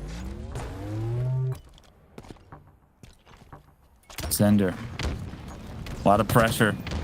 Knows he wants to push B, but there's so many members for NSLM trying to defend this B in this downhill area. So difficult to try and manifest a push. but it's Cypher on the other side of the map that's opened up the map, and that's going to allow a sandwich opportunity for Baguette here to get out of this one. Cautious to go up these stairs, though, and unfortunately, he can't quite commit in this situation. Does get some good damage onto a player in red room, and finally able to find the opening, make it a double. Can he hit the triple? No. Level 50 narrowly wins that one, but it's going to cost him his life as well. So Baguette find the opening they need to potentially jump back into control of two of these strongholds, but Warrior Neil turns the fight back in his team's favor, and with it, keeps control of B for his team. Certainly does indeed. And Warrior trying to come back. Nice little thrust there just to try and beat him down and get B control back, and still doing a lot of damage. Takes down Cinder as well. Huge double here for Warrior to try and keep himself in this matchup. Only 50 points away now just to try and tie this lead coming out from Baguette. But Warrior's just here, there, and everywhere is absolutely flying, landing all these nades possible to really put the pressure onto Baguette. And I can say this, Wes, they are absolutely feeling it back and forth, trying to get the trip cap, but you can see Baguette just trying to stop the bleeding. Look at this. A trip cap is going to come through. A player gets spotted in PD, and his life is shortly lived, you'd have to think, with rockets in the hands of Mansion. He doesn't even use the rocket, though. He's going to save it for this player by tower. Unfortunately, that doesn't connect. But this 100-point lead for Baguette, it's immediately removed. In the blink of an eye, all of a sudden, NSLM are just down 10 points and look to clutch up in game 4 and punch their ticket to pool play. Literally, this lead is absolutely disintegrated, evaporated over the last couple minutes. NSLM, again, another role reversal, just riding the momentum. They know that if they win this game, they'll win the series. Sam, though, does take down Cinder. Warrior O'Neal gets another. Warrior O'Neal just been absolutely flying, getting so much damage done, but Sunrise does have the Bulldog. Baldy coming behind both of them here. This is a great collapse to try and secure B if they can, which they have done. Still got both B and C. They're in with the lead here by 15 players. And now, if they can just try and secure this, a couple of flanks here and there, then they should be able to secure this 4th map win. Look at this. They get 2 kills. The sandwich onto the last 2 players is a real potential of happening. The last player alive back tower gets spotted. Another player over towards A can make this a very hectic game for Baguette. And now Baguette have 1 spawn to get out of this setup. Have 1 spawn to punch their ticket to pool play. The pressure is on the Baguette right now, and although they're able to overextend into C for the moment, kills are going to come through on the A side of the map to the hands of Sam Baldy, and that could be how NSLM close this one out. Certainly could do. Mansion Warrior does manage to get a couple of their own. Only 10 more seconds. Warrior's got rockets. This is looking really solid. Kronos is also down. Yeah. And it looks like they should be perfectly fine. They have numbers on the B side, and they managed to take it in the end. Whereas 100-point lead at one stage, threw it all away, and momentum shifted. And Baldy and the boys, it looks like from NSLM, are going to be going into pool play. Man, some of those flanks at the end of that game just resulted in way too much damage. Not enough lanes were being watched. It was like there was a very hectic, focused call out from downhill, which allowed everyone's focus to be there. A mid-stairs flank should never be able to do the damage that we saw NSLM accomplish in those pushes. And because of those openings, those missed lanes that were being watched, it was just the difference in how strong a setup for Baguette was. And it actually just proved to have it so weak, and you could tell how chaotic. I mean, Lethal, you talked about it throughout the series, how chaotic some of these games looked from the players' hands on Baguette, and rightfully so. At the end of game 4, it rears its ugly head at the worst time once again for them, and it cost them their pool play opportunity. It certainly did. You saw there +10 coming out, or +8 rather, coming out from Baldy. A lot of assists to add to the name, and look at the damage dealt in comparison to 1,000 more for the rest of the team. But we have to take note about Cinder. He also had a +10 most damage dealt. And we have to talk about towards the last few minutes. It's more the respawn cycle and the numbers, and what NSLM were doing was just sporadically making sure that just off the death cycle there'd only be 2 alive, taking advantage of that.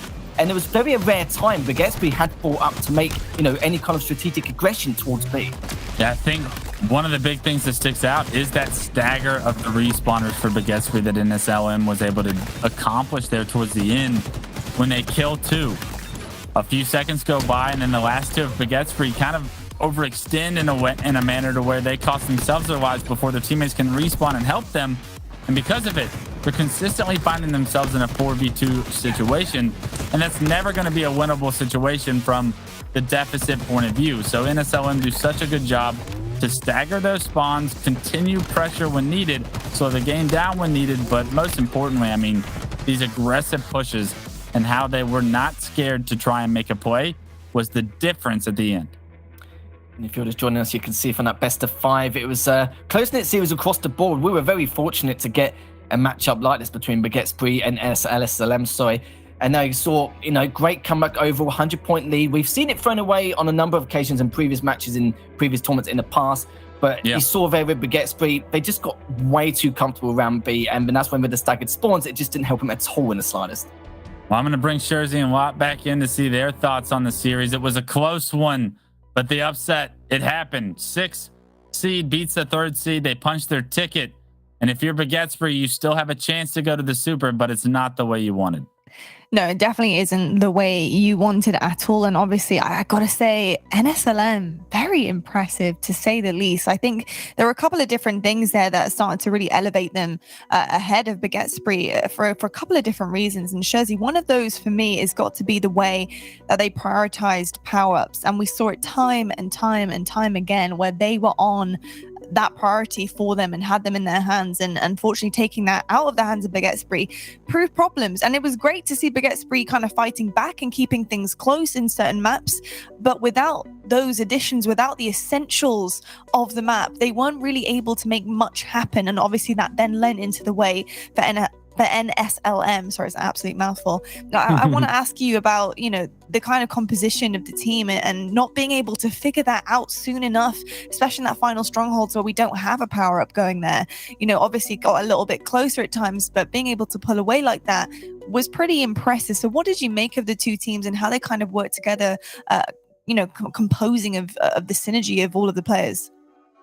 I think one criticism that I would give to Baguette in particular is they're a full French roster. They all speak the same language, but a criticism that I can give to some of the French players, a lot of times when they're communicating, particularly in the AM side of things, it's all one-shot call-outs. Now, when everyone's in touch tight with one another and they're all trading each other's kills, it's amazing. That's all you need is information of one-shots. But when it comes down to those little fine margins, and they spoke about that flank play over towards B, it should never be allowed to happen. The whole team should not be focusing one gunfight bottom of the ramp down there towards pizza, and that's exactly why, because one player is screaming one shot, everybody looks at it, and that's what happens. You have that misstep. And one man I want to give a huge shout out here to is Sam Baldy. He took over that series. He had one slow game in the middle, but for the most part he was so close last week to qualifying and getting himself that top 12 seed, but he found himself here and now a new roster along with Warrior O'Neill, who he's teamed with before. So it's great to see him taking charge of that series and making sure his team qualify and get some pool play.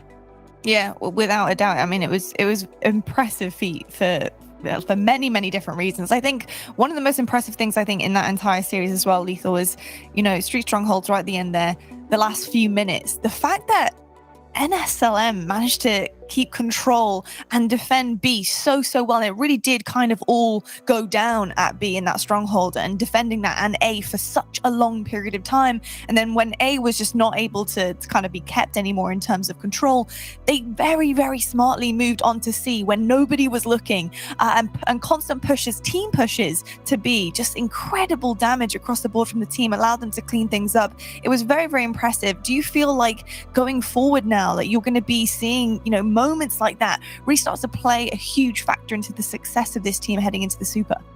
Absolutely. There's no reason why they shouldn't. And it's funny what some of the players were getting away with. The fact that I can understand trying to pinch him in Subway, but Warrior O'Neill one point went from B stairs and went to the other side onto the spike nades to get another angle. And I was sitting there scratching my head, okay, if it was any other top team, they will shut you down for that instantly. But no one could capitalize. They couldn't counter him because there was so much damage coming in from mid. There was absolutely zero they could do. Stagnated spawns as well. There was only 2 up for the majority of the time. And what can you do at that point? Anything you can do to try and stay alive. But the guys on NSLM are just like, no, you're not. We're going to keep these spawns back and forth. Hopefully they realize that and realize that moments like that, maybe I won't be able to get away with it, but they saw the opportunity. Warriors saw the opportunity and was like, look, I can do this. This is exactly the opening I need, and got away with it. And I think that's really, really smart in terms of their play and how they managed to come back there, because obviously, it was a bit touch and go there. They wanted to seal the deal into pool play right there and then, and they certainly did that. Clutch, I actually have a little question for you for some of the viewers at home tuning in that may be a little bit new to Halo Infinite and how things work. What do you guys want? Look, this has been playing on my mind for actually quite some time in the season. I couldn't think of a better person to ask about it. You know, looking at Bazaar CTF, obviously having Overshield being such a big factor on the map, I want to talk about Overshield and the use of it, and actually the route you want to take as an Overshield player, because a lot of the time we're seeing Overshield players head through lockers and then go into tree and try and kind of get a push on the base and try to hopefully pull a flag, right? But that's where the green gun spawns, right? In tree. It's very risky. Very risky Why play. are you asking me the question? You already know the answer I'm going to give you. Don't I know, run. It's a better answer coming from you. I'm not the expert. You put it perfectly. Right. You put it perfectly. But my question is... Everybody in the chat, everybody playing the game, I know where the question's going. I'll answer it. You do. Wait, rather begrudgingly, he's going to answer it. Listen. No, hold on. Before I look stupid, let me finish the question. Before I look stupid, hold on. My question to you, Clutch, Mr. West Price, is... what is the ideal way to approach going into tree? Because it is the smartest and safest route, technically, despite the green gun being spawned there, because double doors, you can get melted, and then you don't want to mess up spawns by going rocket side. So what is the best way to approach going through tree there? Yeah, you already hinted at it. And the fact that you're able to do that is impressive, because I continue to watch even the best in North America make the same mistake, right? And it's mistakes that what year are we in? 2022. Sorry, COVID and everything has lost I'm the same. I got up at 4:30 this morning. It's like 11:46. I hadn't slept in 27 hours, whatever it might be. Anyways, we're seeing the same mistake repeated from even the best teams in North America. Will grab that overshield and try and go into tree where that plasma pistol spawns. Their overshield will be immediately removed. Even nades in that little small doorway will create havoc, and that overshield, not as significant as an advantage as previous overshields may have been, gets removed very quickly in Halo Infinite, especially with team fire. I'm not a fan of that tree push, and I see people all the time continuously try to force it because it is the quickest route. After acquiring that overshield, it is the next door to try and get into their base. I'm a big fan of trying to take bar control. I'm an advocate of, if you want to get into the enemy's base, you got to control their bar before you do it. I love the idea of using that overshield to potentially change the pivotal 1v1 that you can get into in that bar situation. And then when you get that control, you're able to try and push across the bridge into the flag and have pressure from multiple areas as well. But yeah, that common mistake, Lot, that you even referenced yourself, that you've connected those dots. So when are the players going to? Because I guarantee in 2022, we're seeing that mistake.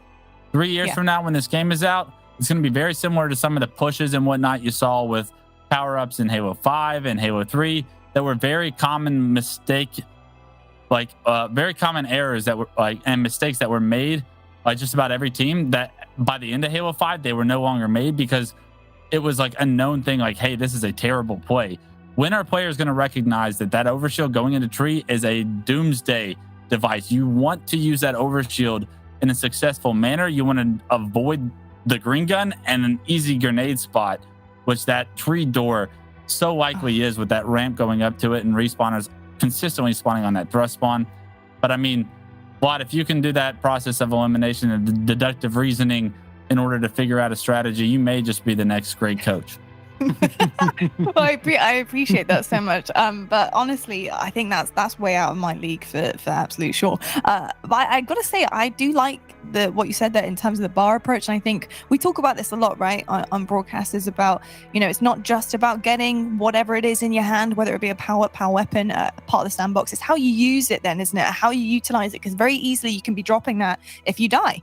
And I think heading into bar, like you said, the 1v1, that could be so pivotal, especially trying to push a base, especially with a bulldog potentially in that bar, because we see that 100 million times. That bulldog in the bar is horrific. So having that overshield heading in there, I gotta say, Clutch, I think you're onto something there. So listen up, pro players. I might know what I'm talking about. I think you might. Just a little. Well, I'll tell you what, I know something. I know that somebody just qualified for pool play heading into next week, and we need to talk about who it is. Let's head to the winners bracket right now to see exactly who filled that spot. And if you were tuning into that last series, we do have NSLM. Despite all the odds, despite their seeding, they push through. They beat Baguette Spree with a gorgeous 3-1 scoreline, and they will head in, joining the Flying Dutchman, the lads, and Rejected. So absolutely exceptional stuff. These guys have secured once again pool play at the Super next week. But there are a couple of spots still up for grabs, and that of course is in our elimination bracket. So as you can see, we are heading that way shortly. We have 4 more teams here to qualify for the elimination bracket of next week as well at the EU Super. So we're going to be finding out exactly who those are going to be. We're going to head to a quick break, but when we come back, we do have some more elimination bracket matches for you. Actually, I think it's going to be the final one of the day, and then we'll know exactly who is going to be heading into next week as well, joining those guys in pool play. But go grab a coffee, go grab a cup of tea. We hopefully have a big series for you coming right after this break.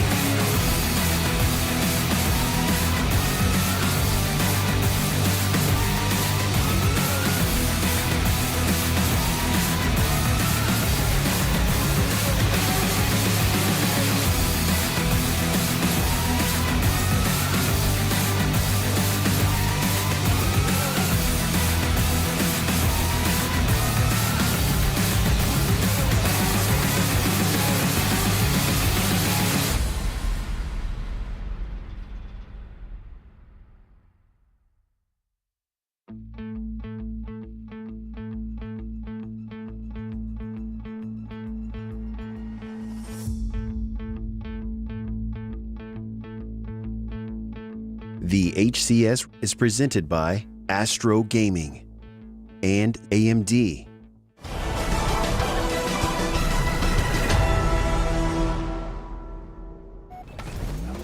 Hello everyone and welcome back to the EU Super Open here at the HCS. Now before the break we saw Baguette versus NSLM in our winners bracket round 4. There was a lot on the line here. Actually one of our teams actually proceeded into pool play for next week's EU Super, and one of the teams was bumped down to fight another day, actually another series, and hopefully make it into the elimination bracket going into next week as well. As you can see, it was actually a highly contested series despite the scoreline being 3-1 into the favor of NLSM.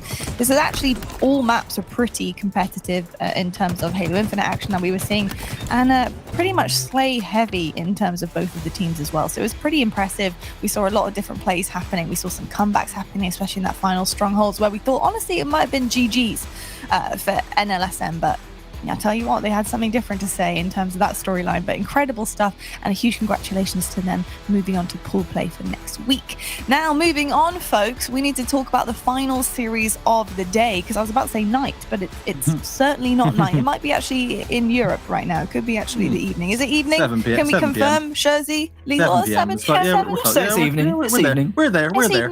This evening. It's a lovely afternoon for me, and Clutch, is it still morning for you? 11:57. So we're not in the afternoon yet. No. We're still Good morning. enjoying our coffees. Yeah. Number 6 for me as we try to power through this one. When's One every just hour. going to be sitting there like this in a few minutes? Yeah, he is. absolutely shaking off his rocker. This is true. This is very true. He wasn't lying when he said he got up at 4:30 in the morning. He was telling the absolute truth and nothing but the truth.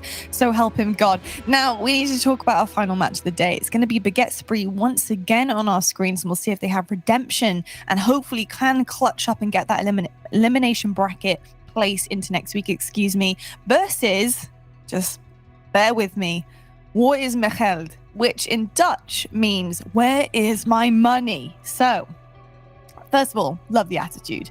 Second of all, can we also place that attitude on screen on the sticks in this series against Baguette?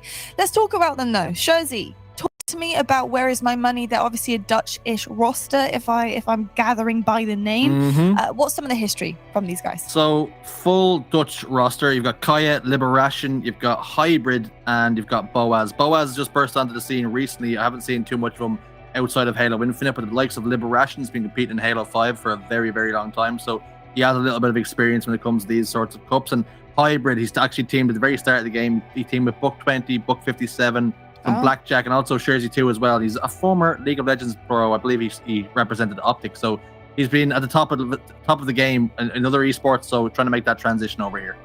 Okay, well, I love that, and I love the experience in the background coming forward from these guys.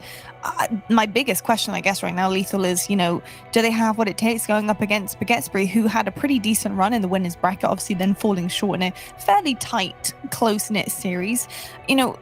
Do we see a potential, distance in terms of the series game 5 potential here, or do you think Baguette might be out for blood here?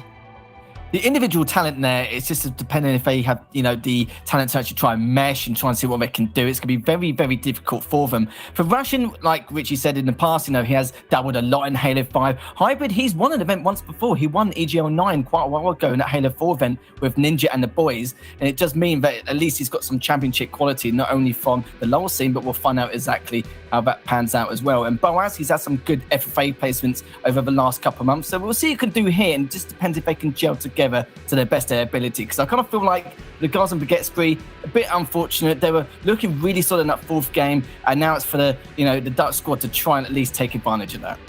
Okay, well, I have been told that the game is ready, but I got to hear from Clutch very, very quickly. Clutch, do you think Baguette have what it takes to make it into next week? Yes or no?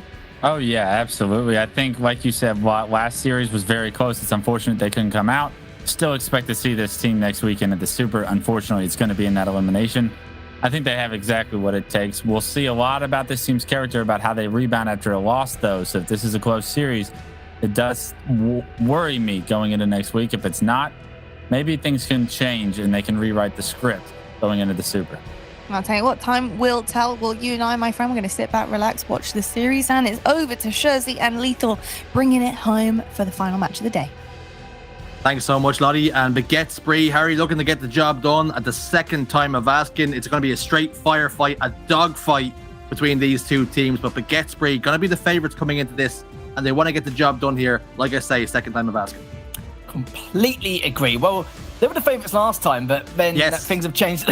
Things have changed massively. But I did agree with you that they should have taken that last series. But yeah, it's going to be a lot of negative feelings towards that fourth game back in that last series. But I'm sure they've shook it off completely, reset their mental fortitude going into this next one. Because, of course, now they could be heading to elimination bracket round 1 of the EU Super. Whoever takes this series, of course, as Baguette Spree. Clearly the favourites coming into this matchup. Don't get me wrong, there's a lot of individual talent coming from this Dutch squad, but the problem is, and the question is, are they able to gel together and work together enough of their coordination and improvise to take this best of 5? If it was a best of 3, it was doable, but in the best of 5, different kettle of fish here going into Quail CTF straight away. And this is going to give us a few ingredients to decide exactly what could turn up here and who's going to dictate the pace from the get-go. Baguette Spree then. Where is Miguel? Where is your money? That's the question you're going to be asking at the end of this series. Can you secure the bag? Sunrise getting us underway right off the rip and firing shots across the enemy courtyard. I'm glad you said there, Tino, because I don't think I would, even if I tried a few attempts anyway. Cypher does get taken down, but 2 taken already from Hybrid and Ration, and Sunrise already continuing on the warpath. 4 down, and this is for Baguette Spree to try and get a nice little early cap. Nice little early cap, exactly what the doctor ordered. Whatever that might be in French. Sunrise has already juggled the flag all the way towards his own utility. Getting shot in the back, a little fumble on the way as well. Liberation applying that pressure for him and manages to get the stop for now. Will it be enough? Flag still being juggled away and they've got it all the way home. Players in position to slam it home and right into the podium. But we have a flag pull right at the last second, and it's Ration once more looking to be a thorn in the side of Baguette Spree, and doing just that as Kaya on the return here now with the camouflage in his chest to boot. What looked to be a 1 flag lead in the making has been completely destroyed, and a counter cap on the cards here. Who would have thought it? Already 2 down now for Baguette Spree. Obviously just continuing from when they left off in that last series. Warriors McGill. Trying to say that name properly, you try and say it at home, because it is a little bit of a tough crack here to try and pronounce that. As now Sova has been taken down, Ration just looking to see what he can do, just teetering around to find out what's the best outcome here, the best time to try and pull this flag and continue on. But look at the slays coming out here from this squad, Richie, and it's just looking so good already. It's going to be the first cap in favour of Warriors McGill. How frustrating does that have to be mentally now for Baguette Spree? Favourites coming into that last series to secure a pool play spot. Favourites to get that flag cap, but they find themselves down by 1 now, and a second flag being ran out the courtyard already. 3 dead now. Cinder, the last man alive to be an influence, puts a couple of shots into the flag carrier. Not going to be enough to get the kill. Some more shots fired across from the fridge side, but still not enough to stop that flag carrier. We see 1 player dive up there to try and get the stop, unable to do so, and Juarez Miguel go 2 up in the series. What on earth is going on? Within the first couple of minutes, I was going to discuss how we're going to even get a cap, but looking so solid. It shows that with some teams, if it's almost an equal skill, or one's got a slight advantage, you can always tell exactly when one team wants it more than the other. And this team here, Hybrid and the boys, they want it more than anything here to come into the EU Super. So I've been able to stay alive, but how long for? The trade's going back and forth. 2 down now for Warriors Miguel. The other team now, Baguette Spree, looking to try and make this push. But the problem is they're just waiting for numbers before they progress. There's 2 players already coming in from behind. Baguette Spree, a little bit like the deer in the headlights. They've been a little bit bamboozled here, wondering how do we find ourselves down by 2 flag caps. That might be about to change though, as 4 go down momentarily for where is my money, but nobody in a position to get that flag pulled. And we're seeing Cypher, Sizzle Stick gets sent into utility, cracking away. Not going to get the job done though. Kaya manages to survive just about, but gets taken down eventually this time. Cinder does manage to put him away. Tucks him to bed. Just starting to get some semblance of control here, Harry. It's been back and forth, but Juarez Miguel, no doubt on top in the early stages. Certainly are. It's just a matter of whether they can continue to establish control and not really get too much spacing here for Baguette Spree, as the pool is going to come into fruition here. Sinner's going to take it around utility room. It's probably one of the safest places and the safest times in order to make that push and just trying to get it as fast as physically possible. Doesn't get the slide, but doesn't matter. Can still continue the run. Slays is coming up, but the problem is it's in favor of Warriors Miguel, already pushing on forward. Look at that, already 3 down. The Slays just weren't quick enough. I don't know if it's just they didn't have the angles, or they're just getting outgunned, outslayed. Aim skill across the board looking very solid. And I kind of feel like with the aim skill coming out here from Warriors Miguel, it's more the fact for them and how they're performing. They're relying highly on their momentum and that morale boost from those first 2 caps. Outgunned, outmaneuvered, outthunk, outthought. That's what we're seeing here from the Dutch. And it didn't go very well for Max Verstappen in the Formula 1. And I'll tell you something, this is the fastest flag cap you're likely to see in a long time as Boaz slams that one in. Another counter cap. The French are on the back foot. They're reeling. Well, as we spoke about it before, great individual skill, had some great placings in the FFAs over the last couple of months in the ones he's actually competed in. It's nice to see him mold into a decent Falls player, trying to make his mark into the full scene. Kronos has been taken down, 2 down for Warriors Miguel, but Boaz making sure that flag cap isn't possible, just delaying that push, giving his teammates time to come up on a respawn and still continue to do work here. Boaz just showing why his individual talent can't go missed. Dynamos sent in to clear out utility. And they will take care of Kronos. Killing spree locked in now. 3 dead go. Baguette spree. Once more as Boaz secures the enemy utility. Cypher gets eliminated. Dispatched. Combination of Warriors Miguel team members will get the job done there. Kronos scampers away front base, but this entire time Baguette spree are on the ropes.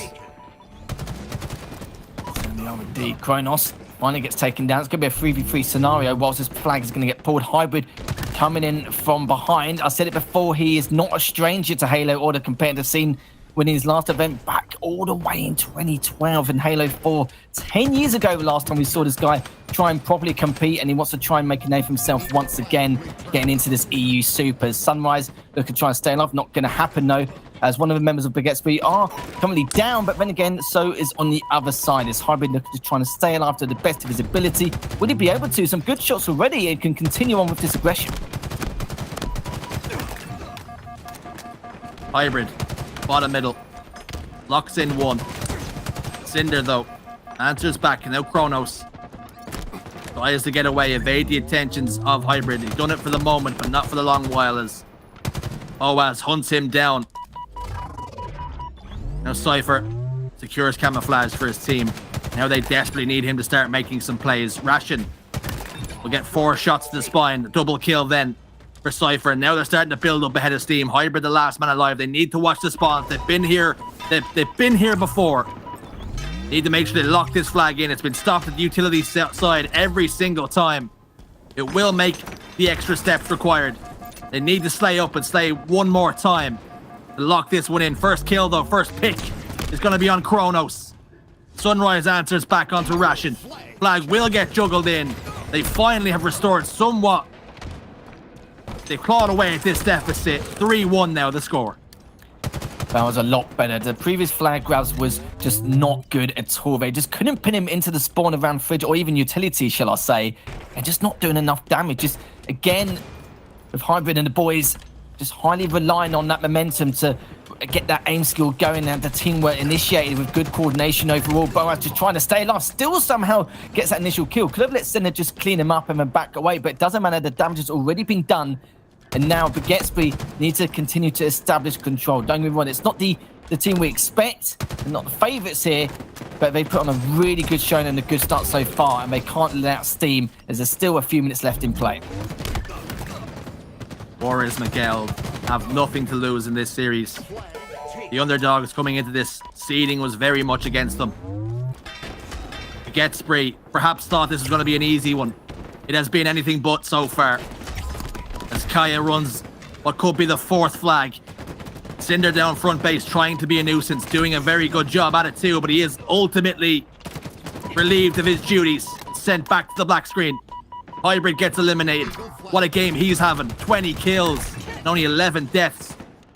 That's exactly what you need from some of your big game players. Flag has been reset, and all of a sudden Baguette Spree have a flag run of their own. Yeah, Tennis as well, which just means it's done a huge amount of damage. Kronos now going to try and take the flag as quickly as physically possible. He knows what's happened in the past in terms of not being able to keep him on spawn, but I'm hoping over the last 5 minutes. They've been able to rectify those mistakes and realise why they've not been able to secure and put these guys into their place. 2 already down. And the question is, will they be able to try and get this back? Really a little bit of a duel in that utility room. Does matter to take him down. He's got to be careful with the shock nades, though, as Kronos does get cleaned up. Cinder gets the cap anyway, but they need to refrain from this team to get any sort of counter cap straight afterwards. Flag captured then. At what cost, though? Have they given up map control? Ration's got control of the utility. Hybrid's on hand too. And now starting to make that push. Siege on the enemy base. Cypher will do his damnness to clear out and gets 1. Will that be enough? As Cinder adds 1 to his tally. Another notch. Now Cinder trying to clear out his base once more. Getting shot up in the back, getting meleeed. Sizzle Stick's going to come in as well. That's going to do quite a lot of damage. And Liberation sends a second Sizzle Stick to get the job done, but those ultimately fall as the fridge spawns come through. Oh, nice already. It's all down now for Baguette Hybrid. Look how quickly he's diving onto that utility room spawn, but the problem is he's actually blocked it and pushed him onto the flag, which is probably something he actually advised to do anyway. Managed to get 1. God knows how he actually managed to get out of that one. And if he survives this, he can put on a ton of damage from behind, which is what he's trying to do at the moment. He's distracted 2 players whilst that flag's being pulled and taken across. Do manage to get it in the end. And now you can see already Hybrid and the boys up 3-2, 1:45 left remaining as Baguette it's going to be a tough one. 2 minutes left. Now the question is, do Warriors Miguel hold with what they have? Are they happy? Are they content? Do they try and add to the lead, put cushion between them, put some distance? So it's not a 1-cap game. 2 kills, make it 3. As Baguette are reeling, last man alive is going to be Kronos in the enemy base. Flag pulled, heat wave in his hand. That information will get passed along to his team. He's going to be positioned top connector, waiting for that flag, and the flag will not come. Flag returned. 4-2 now the score with just over a minute and change. Ratio with the flag cap, absolutely love to see it at the moment. Just trying to do the best he can to stay alive, but there's just too many angles, too many rotations, not the correct path, and there wasn't really a correct path anyway, as he was going to get shut down straight away. As K-Deb is just trying to stay alive around P2. Will he be able to win this fight? If he does, that'd be huge, and he does at least manage to. But Sunrise, again, trying to pull that flag, trying to take it around the side of Carbine. Hybrid gets cleaned up as well. Just absolute chaos, carnage, and mayhem here. This is going to be an important kill for Cypher if he can stop it. He doesn't. Actually gets taken down himself. This could be seeing the recap. It's a Royal Rumble. It's scrappy. It's madness times. One team coming out on top, able to find themselves on the receiving end of the goodness. It's going to be Warriors Miguel. They've benefited from this carnage. They've kept it so scrappy. They've been in control when they need to. Flag gets sent home once more. They hold the line here. 4-2 for Warriors Miguel. Game 1 will go in their favor. Upset on the cards. There was just a couple moments where I kind of felt like with this squad, they got the 2-0 lead. It kind of be, that momentum swing, but eventually we're going to see a role reversal once more. But no, they held it together. Don't get me wrong. Baguette clawed it back, but still got 2 more caps straight afterwards. They corrected the mistakes they made. Obviously not pinning him down in the primary spawn grids, but changed things around entirely. Hybrid had an extremely good game, going at least +10 to +11. He's going to have a lot of damage across the board. Boaz had a little bit of a slow start and then came out strong once again in the second half. Just trying to feel each other out, but you can see at the same time, Warriors Miguel, that Tino is going to be the absolute death of me. Did manage to at least be able to come out on top.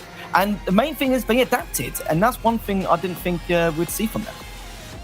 Well, something we did see was a bit of a smash and grab off the start. Baguette seemed to have control. They got 4 dead on Warriors Miguel. Then all of a sudden, after a minute and a half almost, that was all that was on the clock, I believe, they find themselves 2 caps down to Baguette.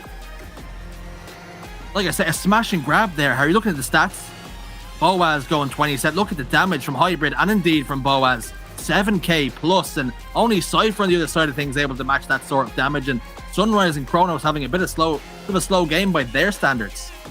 Yeah, I think Kronos went 10 and 24. Not a stat like you want to see on your team. I'm sure words are going to be exchanged to decide exactly how that happened, why it happened, and what they want to do going into this next few games, because they're on the back foot. The pressure's going to be on them, as Warriors Miguel just seems to be a kind of team where it's like, do you know what? It doesn't matter. We've got no pressures, nothing but a win-win situation. And if we lose, then it's just one of those things. We'll have to just, carry on for another day, just go for another tournament and then just crack on from there. But you can see physically from how they're performing, their coordination, how they're synchronizing together going for these flag grabs.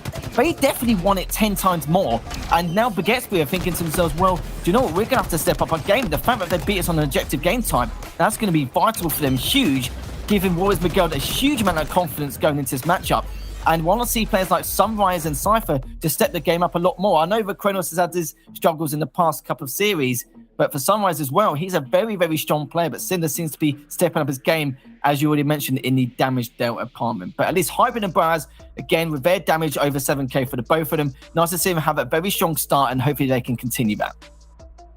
Is it fair to say that Warriors Miguel, like you say, they want it more? Is it a case that Baguetsby just expected it? Is that they just expected to show up here in this series in particular? They've been favorites in the last two series. Now they find themselves down a game once more. We're going to find out exactly what they're made of mentally. Yeah, it's a tough call, don't get me wrong. I think they do feel like this team may want it more, but they may be a little bit too overconfident coming into the matchup, but also a little bit of a surprise factor as well. It's just a shame that some mistakes were major ones. The fact that they just let them get away, pushing all the way through Carbine, taking barely any damage, losing out on all these individual and team fights. This is a roster on Baguetsby which you'd assume would just make it through. Not with ease or a breeze by any means necessary, or a clean sweep, but there was going to be a few struggles here and there. But you can see from Warriors Miguel, they have players there which are known to be quite good, but not up to this level. But they've completely changed our opinion going into this matchup. But again, this is going to be a slayer. So we'll have to see if Baguetsby can turn this around and just make more of an effort to try and secure this. We're going to see a lot of stalemate situations. We're going to see what's going to get used across the map. Who's going to pick up the shock rifle, use the grapple, try and get those crucial flanks or cutting off those flanks around from their opponents here, and see if they can continue the destruction from what we saw in that first game here, Richie. Warriors Miguel only 2 games away then from securing that elimination bracket spot in our European Super. They win the Slayer here, they could be on for a clean sweep of their own. Liberation secured the camouflage for his team. They're up by a kill, make it 2 as he locks that one in for his team. Kronos getting shot in the back was Ration, and fortunately for him, 2 guns are better than 1. We're all tied up here, but shock rifle in the hand of that man Hybrid. Yeah, this is not a man you want to fight up against with the shock rifle, considering the stat line he posted just now. Just barely misses around top control, gets flanked. Perfect flank here from Kronos. We know we didn't have a great game to begin with at the start, but now looking much, much better compared to what we saw previously. Just looking to try and stay alive now. Currently up 7-5. Just a 2-frag deficit for Warriors Miguel to try and come back on. And let's see what he can do. If he can get a few good shock rifle shots off, it will boost his confidence massively in order to try and shake some of his nerves to try and make it way into elimination bracket round 1 of the EU Super. Concern we have, Baguetsby already found themselves in a Slayer in that last series, and they did tumble, they did fall. It wasn't by much, but it was by enough. Now Hybrid down towards bottom tower. He's going to get handled by Sunrise, and now they're starting to put a bit of distance and breathing room between the 2 teams as Slay has come through. 12 kills to 9. Boaz desperately trying to stay alive. Bottom middle. Hybrid clambers up.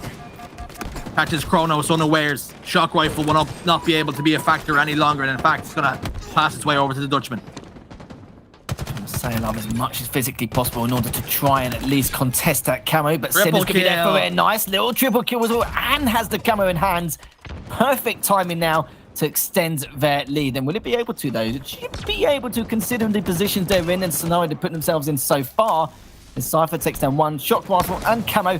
A dangerous, dangerous combination here. Finds all 3 players bottom control. Another player to his teammates going to try and push on forward to see what he can do. But of course, been stacked by nades, and it looks like they were able to survive a little bit longer than they expected.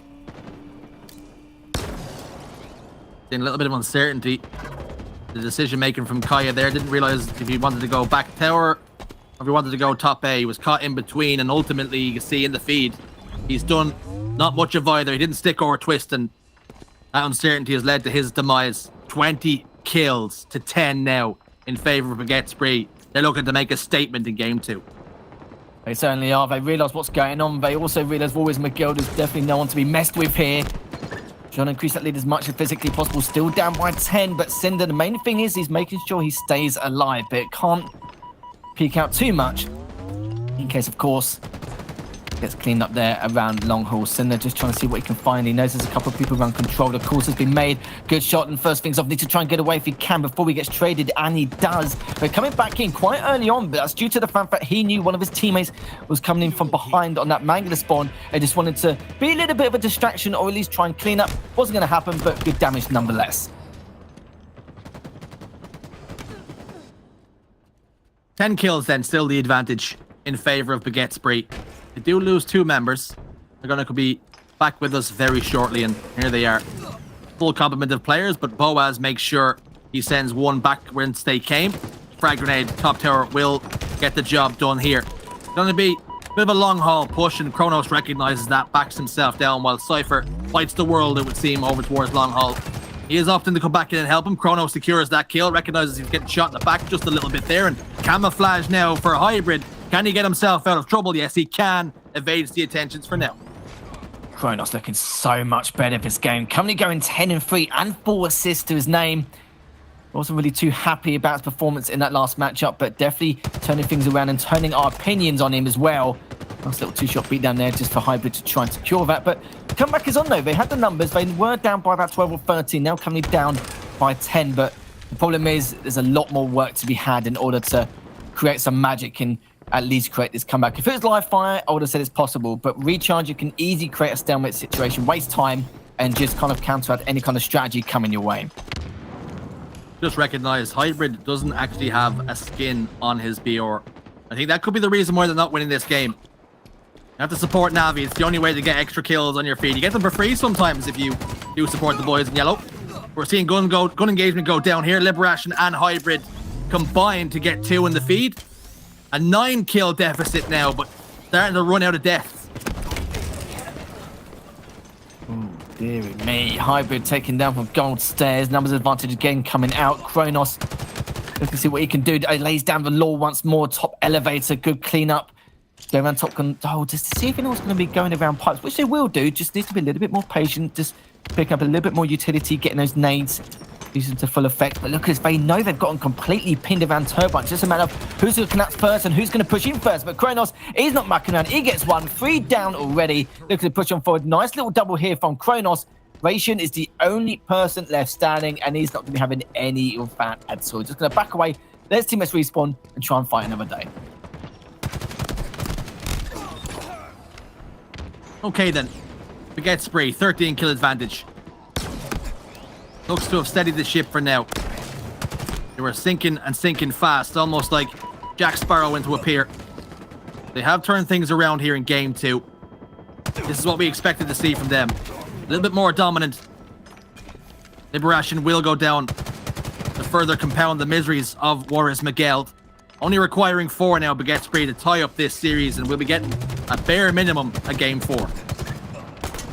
Yeah, we should do, absolutely. Maybe even a game 5 potentially. Hopefully we'll get to see that between these two teams. It depends on how as Warriors Miguel is going to crack on here. 2 down now for Baguette Spree. Hybrid has been taken down also. Kronos having a little ring around the rosy, around the elevator to try and stay alive in case someone else is going to get an angle onto him, which they can do, but Hybrid does take down a couple of his own. 2 of them are literally in the generator side. He was just trying to get the trade because that was the best outcome he could have asked for, but sadly he did not get it. But 49 here, just looking for 1 more in order to seal this game number 2 and tie this series up 1 apiece.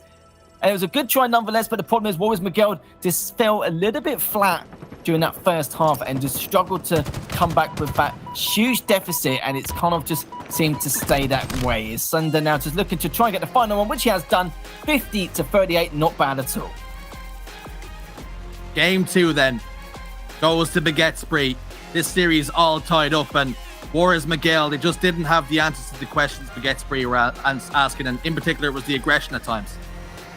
Yeah, it certainly was. You can see from the very get-go as well. They tried to contest some of the items, especially with the camo, and the only times they didn't have numbers. It was some great pushes as well coming up from Baguette Spree. Great more individual skill, a lot of their talent showing, and just going through the stats.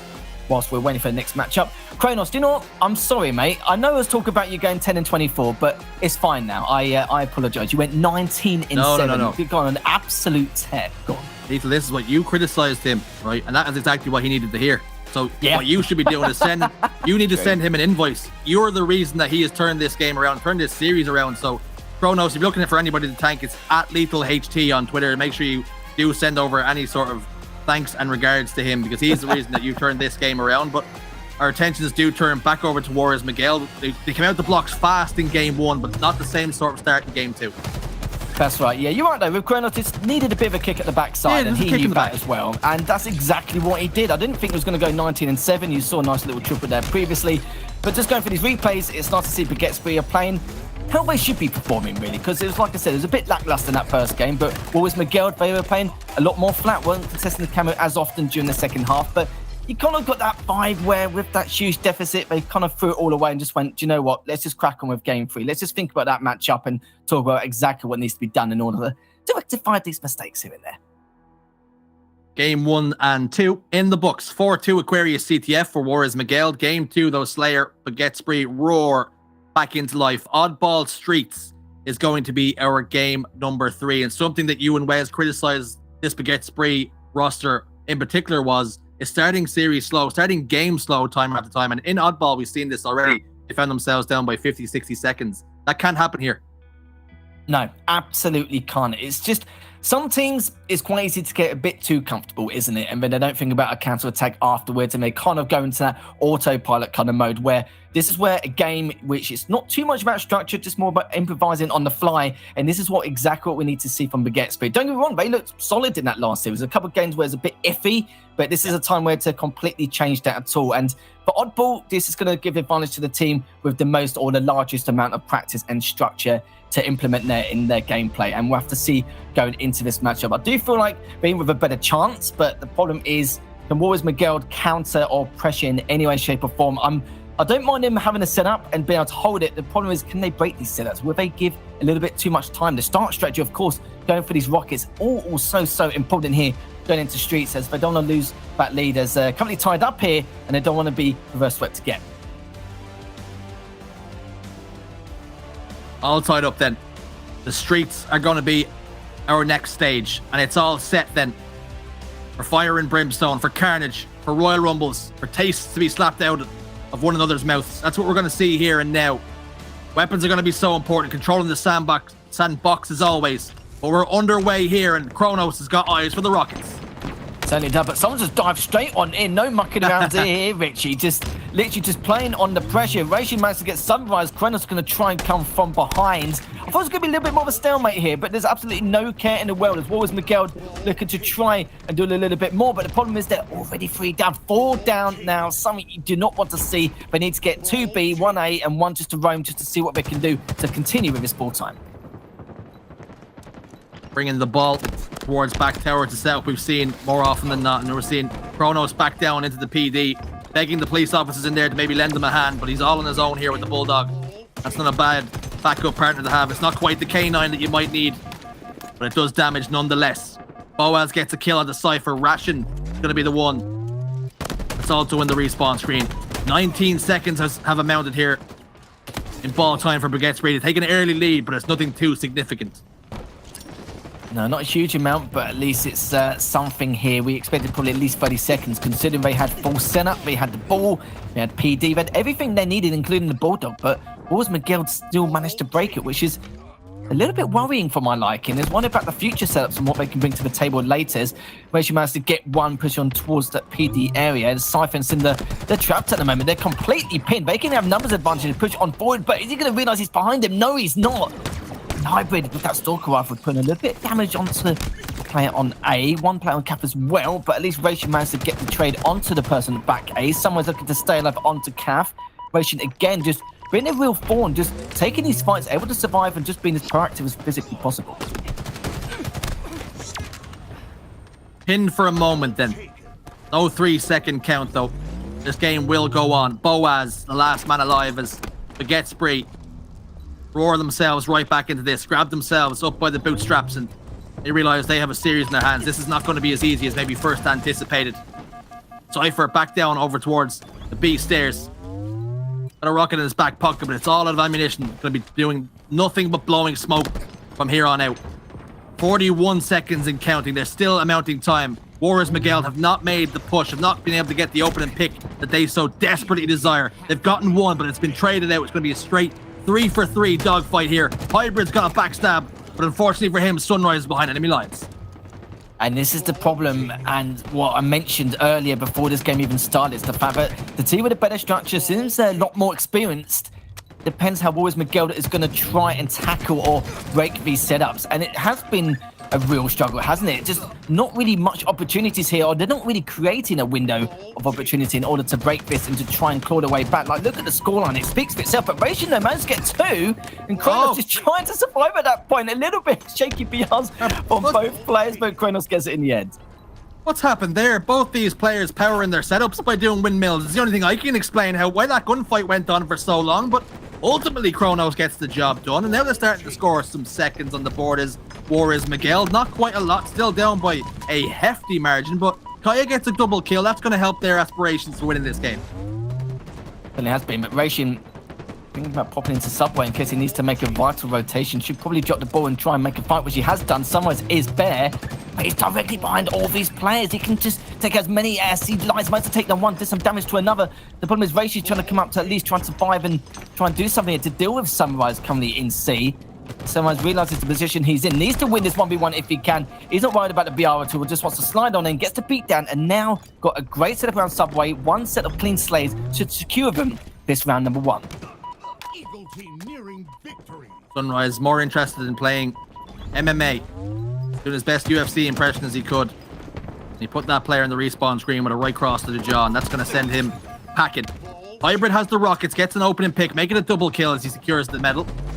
Ball in big trouble now as he tries to rotate out towards top C. B stairs is going to be the point of contention now. Hybrid handles business there too. 96 seconds to 25. Has to be perfect, Halo. If Baguette Spree get their hands on this ball once more, it could spell curtains for round 1. Certainly could. It looks like 2 players already down now for Warriors Miguel, but we're just making sure there's no realm of possibility here. And there is again. Sunrise.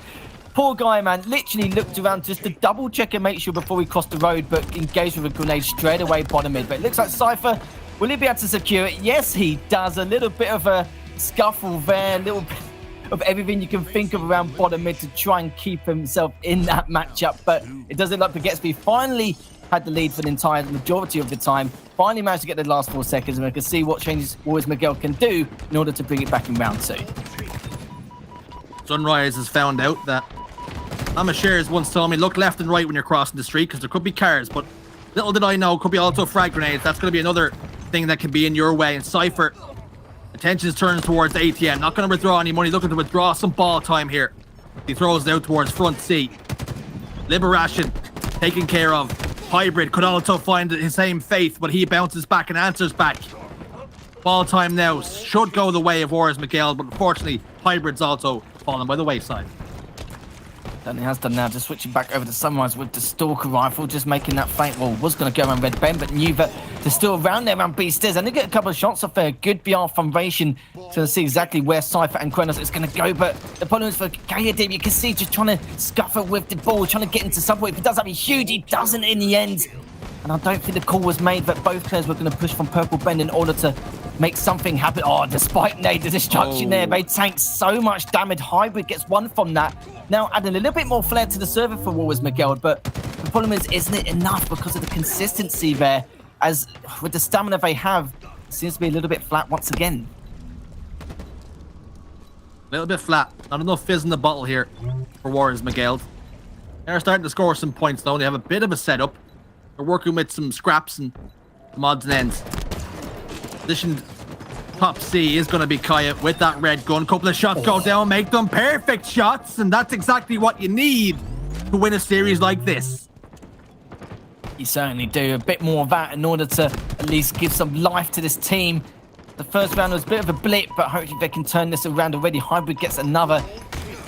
Maybe ball time counts here, but to absolutely typical. That's what we must be thinking there as you pick up the ball. But of course, Baguette were given an angle. Rockets in favor of Hybrid here, but it gets cleaned up straight away as Kronos is going to have to take him down. Huge kill there.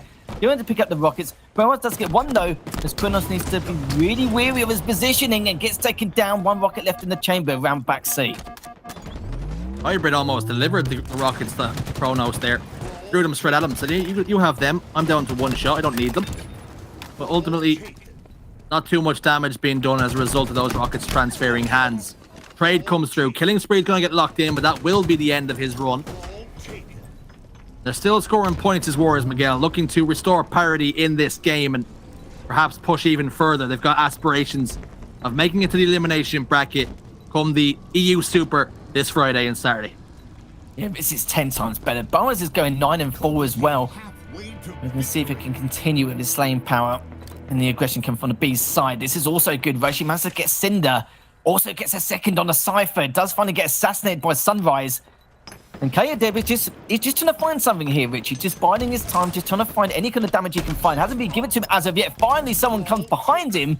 It's a bad little scuffle, but now having to back away. Does have the Bulldog and Stalk in hand. Can't really complain then with that little combo. Just a matter of using it to good use. And just keep an eye on that spike nade section on the stairs. Will he be able to get him? Yes, he does. Beautiful stuff there from him. 2 down though. Make it 3 as well as Miguel. Finally, their setup has been broken.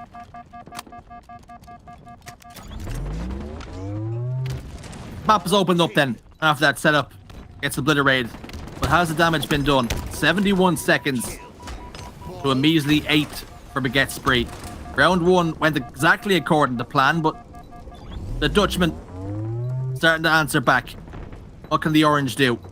Master Boaz, last man alive. Has to wait for the rest of his team. Rocket's about to spawn up, and we see Kronos has aspirations of grabbing his hands on them, securing that for his team, and he has done just that here. It fires one towards B stairs, fires the next one towards the floor. Not the best output for Rockets, but he got some damage out of them. Yeah, it's not something you really want to see now as Boaz is taking the ball straight on in.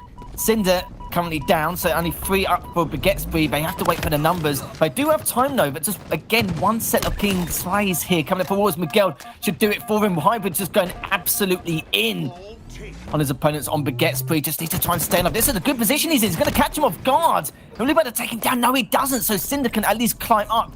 Hide on that dumpster side, but in the end, it's good. Boaz managed to get the trade. That was an important trade. If he didn't get it, then it would be in for a tough ride here. Just 12 more seconds.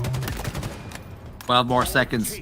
Ration drops the ball, heads up play, racks up some more score for his team, milking the ball this entire time and just out of the lines of sight of anybody that can try and contest them. And he should close out this round, and does. Rounds now 1-1, series 1-1. It's in the balance. It certainly is. There was no indicator of his comeback coming in, especially from what we saw round 1. But what was Miguel were like, no, we know we need to massively step this up. We can't just let them consistently think they can walk all over us, and they're doing a much better job compared to the first one. There's a lot more pressure, suffocating their opponents, pinning them around that cap and purple side, which they did time and time again to keep as much ball control as physically possible in order to keep that subway in check. But now though, Kayadev just literally flanking all the way around. Good try there. Managed to take down Kronos in the meantime whilst trading out the Rocket player. Ration, of course, gets another one with the Bulldog. Not really a surprise there. We're having a Bulldog in hand. We've seen it for the majority of this. And Sunrise also takes down one.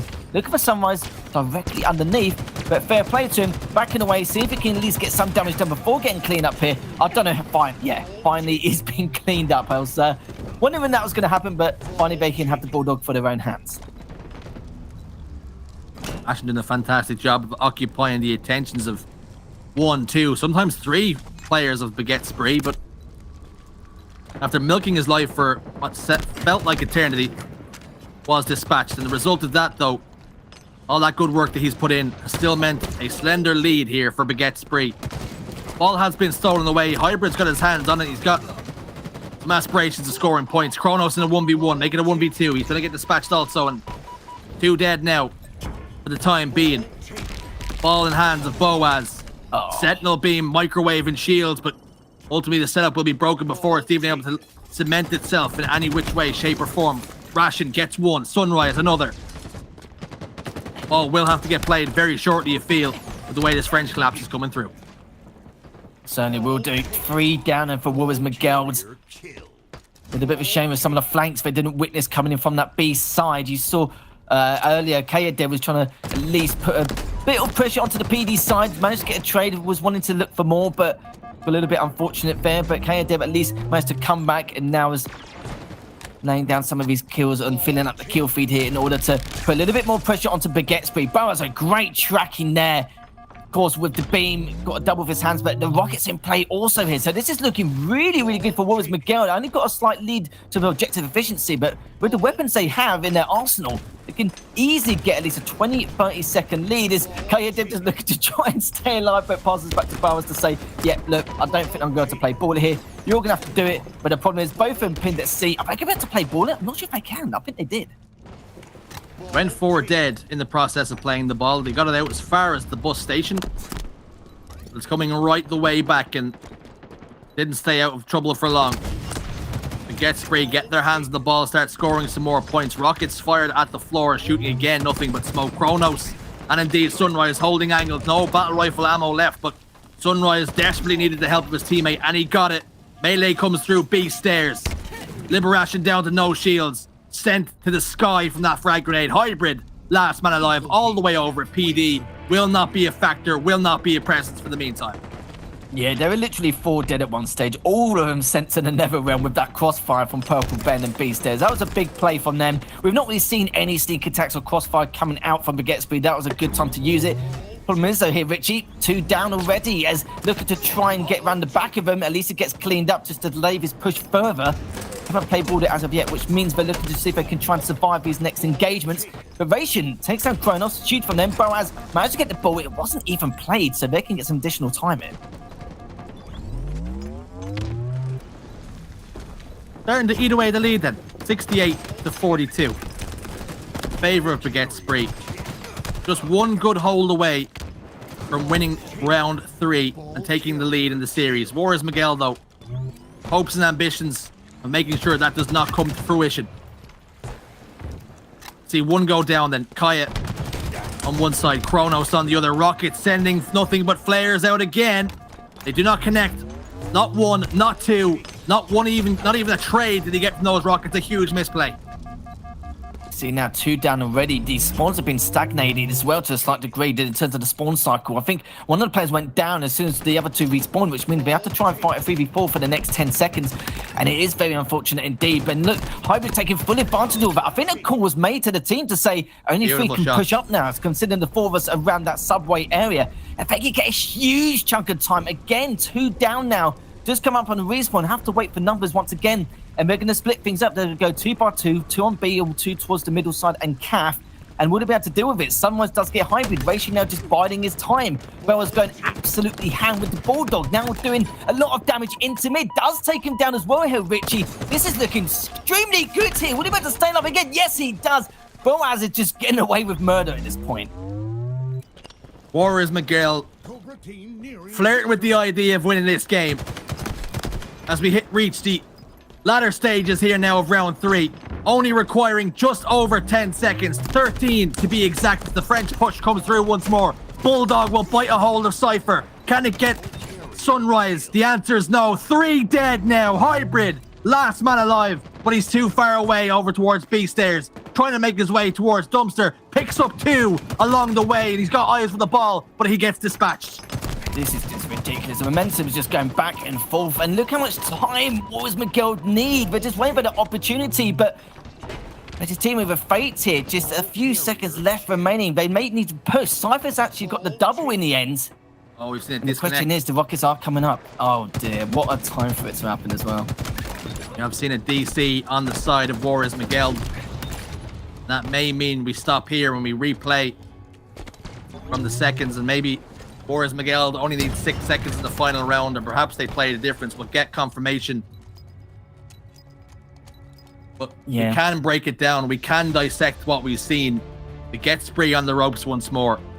The latter stages of that round, you've seen the likes of Kaya, but in particular Hybrid coming up huge. Boaz on that garbage side, getting that double kill. The writing was on the wall there for Baguette Spree. That disconnect could be huge for them, just keeping their tournament hopes alive. Boaz just went mental, didn't he, with that Bulldog over the last few kills in that last minute. But that was the spark they needed in order to try and create something. And the fact that one of them clearly could tell that during that spawn cycle, I think Sunrise or someone else actually was taken down whilst the other two respawned. They knew that Bagetsby, they either wait for the next 10-15 seconds and let them have a ball, or just risk that 3v4 push. They risked it, and look what happened. They had to literally just wait on all fours again and wait for their fourth player to come all the way back, or at least try and delay the push possible. And it wasn't even just once or twice. They had 3 clean slays, and that was huge from them. And I think with this disconnect, of course, it does mean that it does make that momentum shift for the guys of Warriors Miguel, knowing that they could have ended that right there and then. Yeah, it did. It's particularly the baguette spree towards the end, the pushes that they were making, it reeked of desperation. And we know why. They were within seconds of losing the round, but the slays weren't going their way. And every single time, Warriors Miguel had the answers. Yeah, they certainly did. There was a lot of counterattacks I didn't expect. I think with the first round especially, it was more like a clear indicator of what we could see, or a recipe for what we could witness going into it. The first round, we assumed that this could be going heavily in favour of Bagetsby with the structure they had, but it's nice to see Warriors Miguel go, no, not having any of it. Something we did see in particular was the use of the rocket launcher. We've seen them being used, not being used rather effectively, particularly on a couple of occasions for the guys on Baguette Spree. They had all the ingredients they needed to put some scores on the board, but the player with the rockets failing to find the players that he needed to.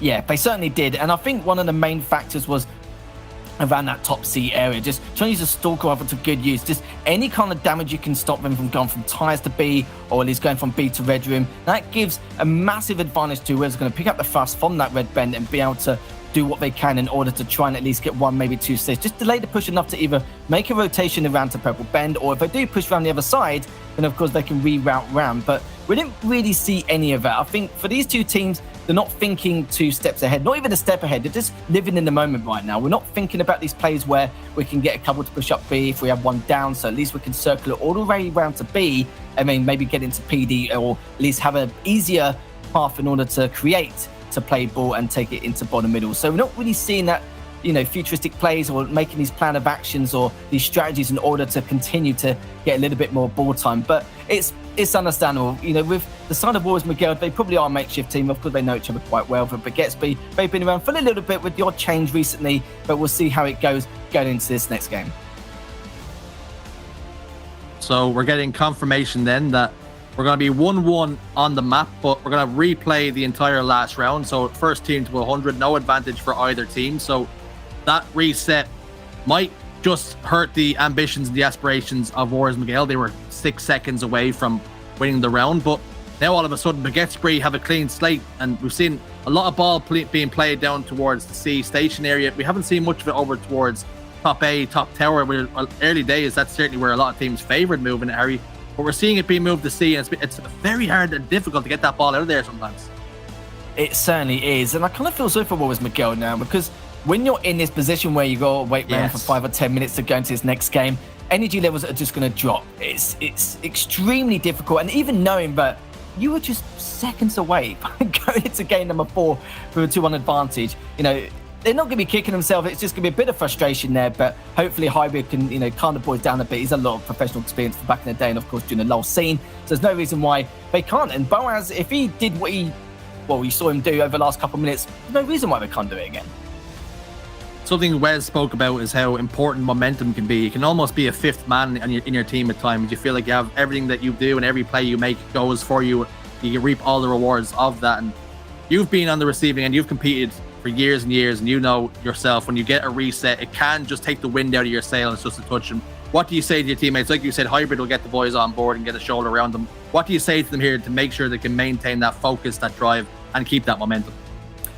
If it was me, I would literally tell them just to forget about it. Just ignore exactly what happened. Just reset, go into the next matchup. But I think just to propel that a little bit further, I should say, right, with what we were playing against, we know the positions they take with the start strategies. There seems to be the team that just repeats the same start strategy again and again. Yeah. So maybe just correct some mistakes, maybe make some changes in terms of where you want to go and where you want to position yourself, and just take it from there. They can see they're more than capable, especially the slaying power they had, to bring this back, take them down. They know that they're in the negative in terms of the Bagetsby coming from that winners bracket, knowing that they were definitely the favourites to take that. And it's now the time to take advantage of that. I know it's for a place in elimination bracket round 1, but at least you can make it to EU Super knowing that you've put on a great season, put on a great showing. But yeah, but just these little changes need to make here and there, because this is technically the 4th round going into it. They've seen the same start strategy again and again, and those rockets are so vital to get those first 20 or 30 seconds on the board. The unofficial round 4 is what we're going into, and I just got in my ear that we're having a new ruling that Where Is My Money only requires 74 seconds, so they maintain a slender advantage. The difference was 24 seconds. That's what they will have, so that's going to be good news for them. They have a slight foot in the door for this next game, so they can have that advantage. They have maybe the insurance policy that the early start and strat doesn't go their way, Harry, that they have the the lead to fall back on. Someone in War is Miguel definitely had a word and said, hold on a second. We did have a decent advantage. Yeah, let's just try and edge out a bit. It's like you guys can have, the full round, but we want the 26 seconds, which we had in terms of advantage. I don't know who it was. I could probably name a couple of names assuming that, but it makes sense. It's perfectly understandable. At least you'll give them that right in order to go through, because it only takes, that one slate at the beginning to go, cheers for the ball, I'll have that 4 seconds done and dusted, just end it from there. So, no, they're giving their opponents the chance to come back by having a full round, but at least they're getting their 26 seconds back in order to try and secure this win. And let's talk about from the perspective of Baguette Spree. You were down and out. They only required 6 more seconds and you would have lost that round. But now you find yourself in almost a complete free round, as it were. You can now look at the last game, last round, and say, listen, lads, let's just forget about that one. Let's go straight in here, teeth and fangs and claws and all the good stuff, and come out on top in this next round. And if we win here, that nobody will remember how we won as long as we do win. Yeah. It doesn't matter one way or another, just to try and qualify and make it here. It's going to be so important for Hybrid and the boys to try and make a name for themselves. As whenever it begets Spree, a lot of the French players, especially in the European community, will recognise these names, hoping to try and make it into the elimination bracket round 1 of the EU Super. Viewers join us still in this best of 5. Determine exactly who's going to be able to take this next game. But no more delays, no more talk from me and Richie here. We know you guys are getting bored of it already, as we're going to be sticking now with Hybrid to see what he's going to be up to now with his shenanigans and his POV. Reminder then, a 24-second advantage to War Is Miguel. The ball has been scooped up, picked up, secured by Baguette Spree. Has been dropped for the moment. A couple of kills will go in War Is Miguel's favour. Cypher in big trouble of losing his life in the process here, and does so. Kronos spins one grenade above the stairs, slides out, gets taken down, but not before dragging someone along for the ride with him. We've seen that ball sliding ever so slightly down towards Tram, but now we might see the ball getting thrown. Like we said, we haven't seen much of a tower setup. We could be about to see that here. Oh, I'm loving the energy in the players coming up for War Is Miguel. You can see they're not really too phased with what happened earlier on. Now Hybrid already looking very good in terms of the slaying department, looking to go 5-1. Will he get traded? I don't think he will in the end. 4 perfect shots ring out across the streets. The Dutchman connects, does not miss, and finds another kill as well. And big plays like that are exactly what you need in a series that's so closely contested as this one here. Ball set up towards back tower. Hybrid locks in another one with the help of a teammate. But all the things are going right for him here. One grenade connects with Cinder, killing spree locked in, and Sunrise gets dispatched with a perfect 4. Hybrid's not messing around. 9 kills already. He's literally winning every single duel outright, and he shouldn't be. He's always a shot down against some of his opponents, and it just seems to just making it look easy at the moment. Currently 9-2. 2 players down already. It's going to be a 2v2 scenario, funny enough. Trying to use that AR to get a bit damage in beforehand, but not enough to get the 2 shots straight afterwards. As Hybrid still continuing to slay, still continuing to put the pressure on. Rockets up in 5 seconds. 2 of the players are down for Baguette Spree. They need that Rockets now as soon as physically possible. We need to prep early for it before the likes of Baguette Spree make a counter. Hybrid, fella, I love your attitude. You have 11 kills when your teammate only had 1 this entire round. And you've decided, I'm murdering everything in sight. I'm also going to pick up the ball and do it all. Drop that ball to a teammate. You're cooking right now, fella. He certainly is indeed. And again, another player down. Cinder looking to put a bit of aggression onto that purple Ben side. Out in the open nose. If they want to get pinched, they could do. Look at that Ration, just looking to see what he can find. Realising one behind Bulldog, but also behind Calf. As Cinder's trying to be a little bit more methodical here with his approach. Boaz does miss his shot, which means that, of course, Kronos going to dive straight on in to see if he can clean that up, which he does. Hybrid trying to stay alive around B stairs, currently going 12 and 4 with a bit of objective, as you rightly mentioned earlier, Richie, looking very good. But the problem is the fact that Wars Miguel looking to try and get a bit more time, but Cinder now has the ball in Subway. Bulldog will evacuate and evict Subway, then Boaz will put his hands on the ball, start scoring some more points for his team, passes it off, recognizes that he's perhaps the player that can be most effective in defense here, comes out front door, clears out his garden, but ultimately the French take him down. Hybrid last man alive again, it doesn't matter, he just gets another bloody kill. Stop it, Hybrid. And he's got to get ready to play ball it as well. He's taken 2, but what he doesn't realise that 2 players have already pushed around that front side on Red Bend, which means they've been given a full setup by Boaz with a huge nade coming out there from him. That was the game changer for him especially, and Boaz has got the ball time as well. They could have had full setup here, Richie. Boaz extends that arm back, raises one hand, licks his lips, and puts his finger in the air to try and contemplate and correlate the air. Throws that grenade in, spins up, takes down 2, and opens up, blows this map wide open once more. War is Miguel, 49 seconds, not including the 24 seconds that they already have. They only need 25 seconds or so to win this round. They just need to be careful not to get too overly aggressive here. They're having a way over time. The adrenaline's clearly settling in. Inspiration takes down the rocket guy once again. They've been doing such a good job just contesting these rockets, baiting Baguette just to grab it first. They're falling for it every single time, but they've realised the way they were playing. They're adapting so well. Kronos waiting to come up on the respawn here.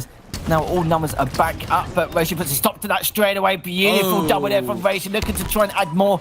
Not going to get a triple as of yet, but a bit more damage to give a helping hand. That will do it, definitely. As hopefully someone can train out the person on Red Bend. Were they able to? Yes, they do. Beautiful stuff and additional time. They only need 2 more seconds then, and it's all over.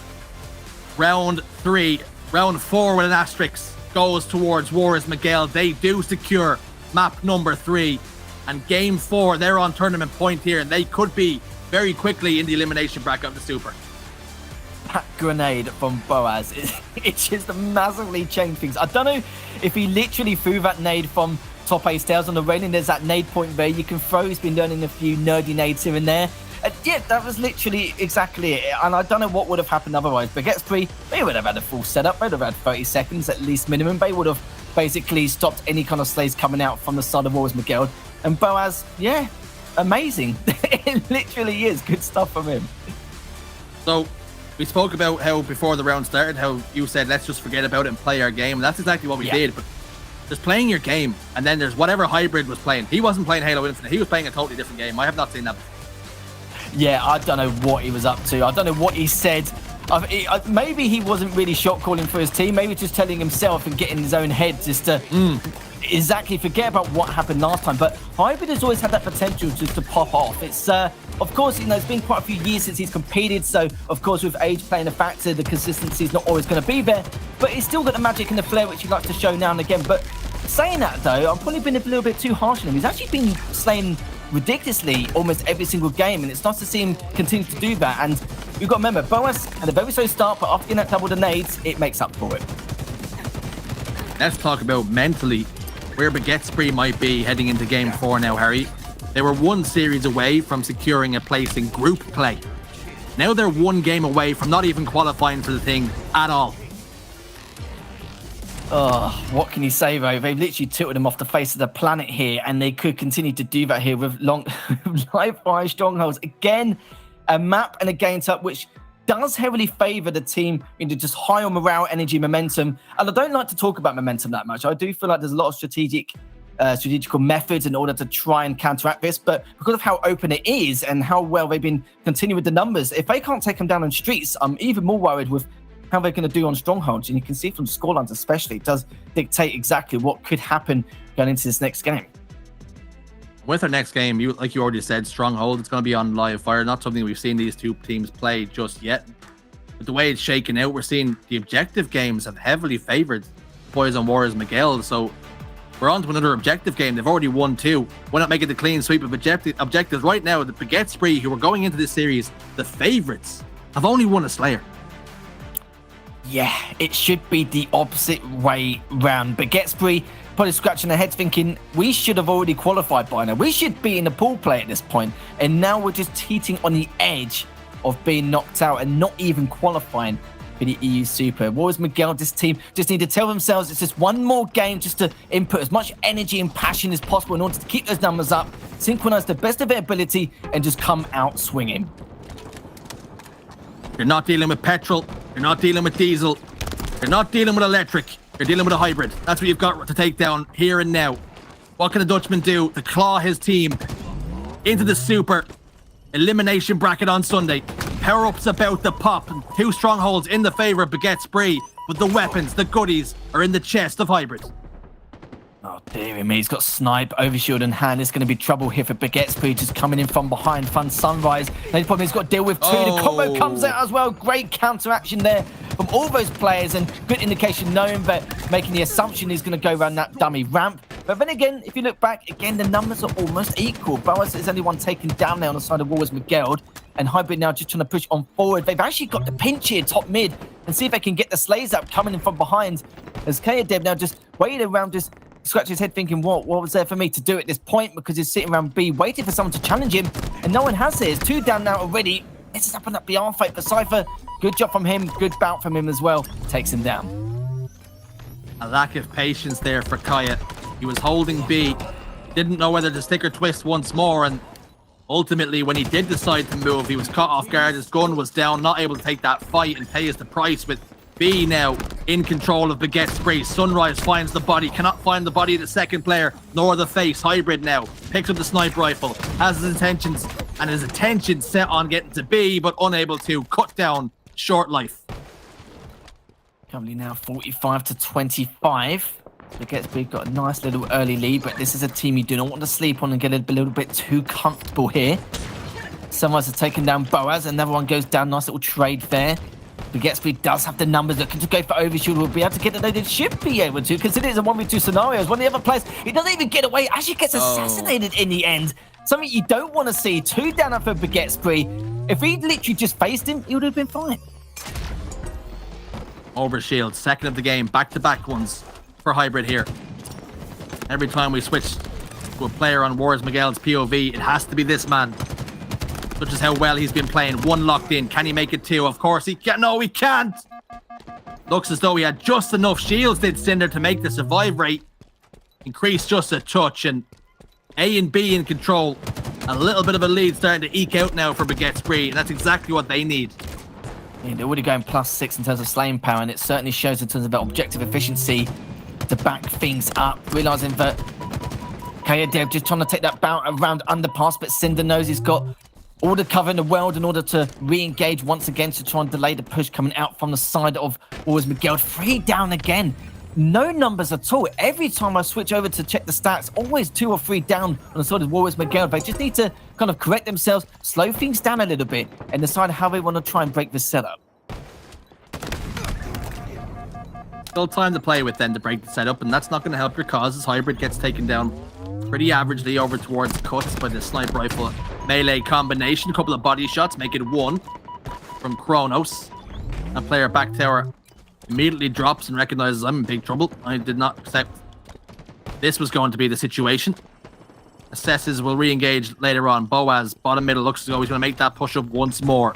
Kronos does not know where he's positioned. We'll now see C is starting to transition. And because of that, Boaz is in trouble, but somehow, some way gets the trade. A and C now in control of Warriors Miguel. It's looking much, much better. They did slow things down. They did work on what needs to be done and what needs to take priority rather than coming out swinging at all angles here. Someone's looking to stay up, doesn't get the beat down. That was a very good trade there coming up from Boaz. He definitely an opportunity for him not to be able to get away with that, but he certainly did. His Hybrid looking to get more. A nice little double, looking for the trip cap to try and keep it. But A has been given up here sadly, but at least they've got 2 to try and control, and the sticky as well as Hybrid just clearly not having a day off and just continuing to punish the side of Baguette Spree. B and C get taken control of in almost complete synchronization. Hybrid has the sniper rifle, and he can do anything like what he's been doing all series long with his battle rifle. Baguette Spree are in big, big trouble. Tries to land the body shot on the Kronos. So much pressure down top middle. All lines of sight lead to him. All roads lead to Hybrid right now. Whiffs that melee. Not going to get the job done, but teammates on hand. B and C still in control. not looking to apply pressure for the triple cap just yet, but it looks as though Baguette want to get a bit of peace on all of B. They can't even get out of garage. They're really struggling here. They're just focusing on B and nothing more, just all that tunnel vision. No one's even thinking about making a rotation to power up side and then getting C. They're just all going top middle, just getting completely taken apart. As Warriors McGill literally haven't given it to him on a plate, but somehow Warriors McGill were taking down 3 so far. Boaz, luckily for them, is able to stay alive around Nest. He needs to continue to stay alive. It's now Hybrid just coming straight away from underpass to take out another player on Sandbag. Cypher's taken down. Cinder, though, gets to trade onto Ration. 2 down for Baguette. Hybrid has a heat wave in hand. I'm getting a little bit worried here for Baguette. He needs not desperate these things now. Engagements are going against them time after time, desperating themselves into hills. No real plan of action. It's almost like it's all ad-lib. They're getting creative at times, but it's not coming out with the answers that they do require. Sniper Rifle's going to pop top middle. Heat wave. That man's hands. Hybrid once more. He's been lethal all series long. Looking to drag his Dutch team over the line here. Kronos over towards Dummies. There's not no hybrids there. You're going to get a full face of the Dutchman as well. He now descends on C, but clearing out back tower before he does so. We could be very shortly about to see a lead change after a dominant start from Baguette. This is absolutely ridiculous. Baguette were +6 in terms of the slaying department, now going -1 or 2, and Hybrid just continue to do work. Just all this magic, God knows where it came from, but as we've seen it since the very, very beginning, now he's just biding his time here, just playing it a little bit cautiously, waiting for Cinder to come on up, and I don't think he expected Hybrid just to be chilling there. Nice little killing spree to add to the tally, filling up this kill feed as Reishi managed to clean up straight afterwards here, and this is looking much, much better here from the sword of Warriors McGill.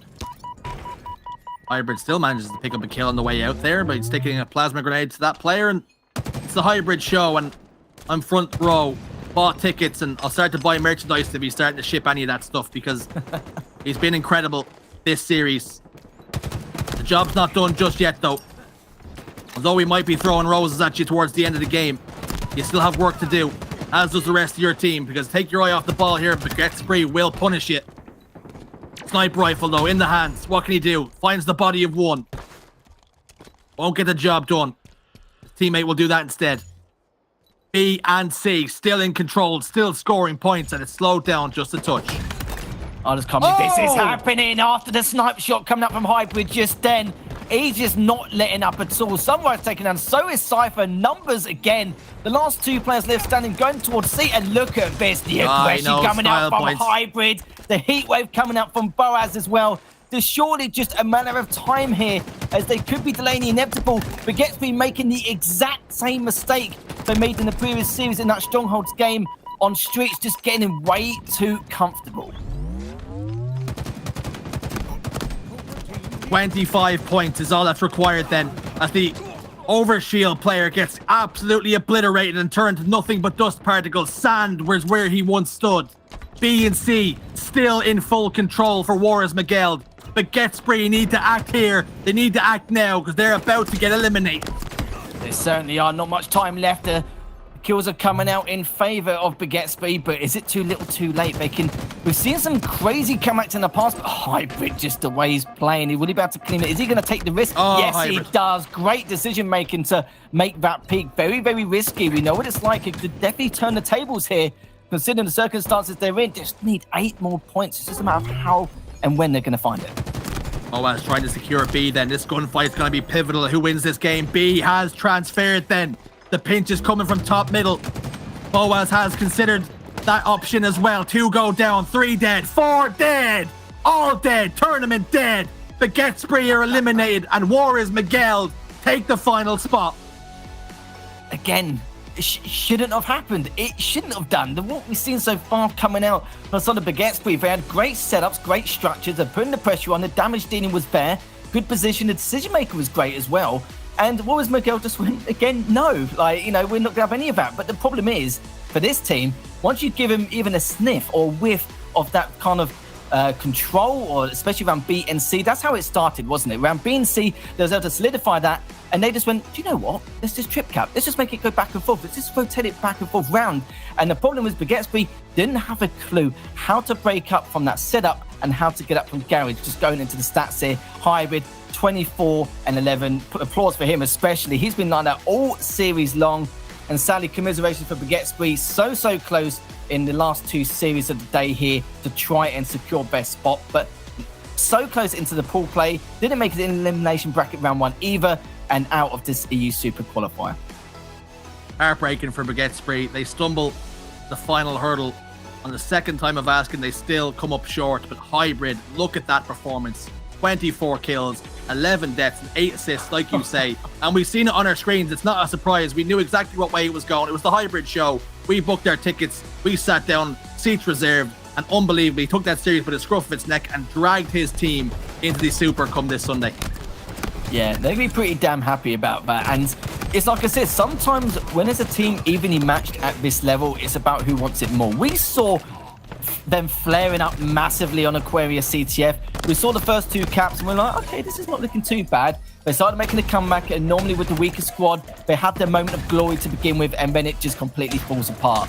But no, this has been a completely different story. It's not to see some signs of life here, then absolutely everywhere coming out from Warriors Miguel. They didn't care what kind of setup or structure Baguettes had on, even if it was ball on streets, which is probably what we were most worried about coming into this matchup here. And again, just turning things around on live fire strongholds, and a big margin as well. They was on 133 when, I don't know how many points that was Miguel done. It wasn't much at the time, and just barely gave him anything afterwards. Crazy stuff.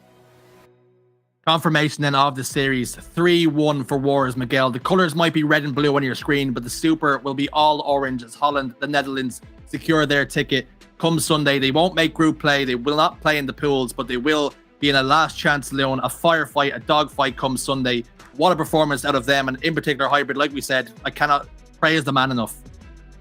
Yeah, I don't know what more to say, really. I think he knows he's done a good job anyway, so we don't have to worry about that so much. I'm sure he's giving himself a pat on the back in the background. And yeah, he can't complain. He's always been a strong player. It's not to see him back onto the scene. It's not to see him now in the EU Super. He will be starting elimination bracket round 1.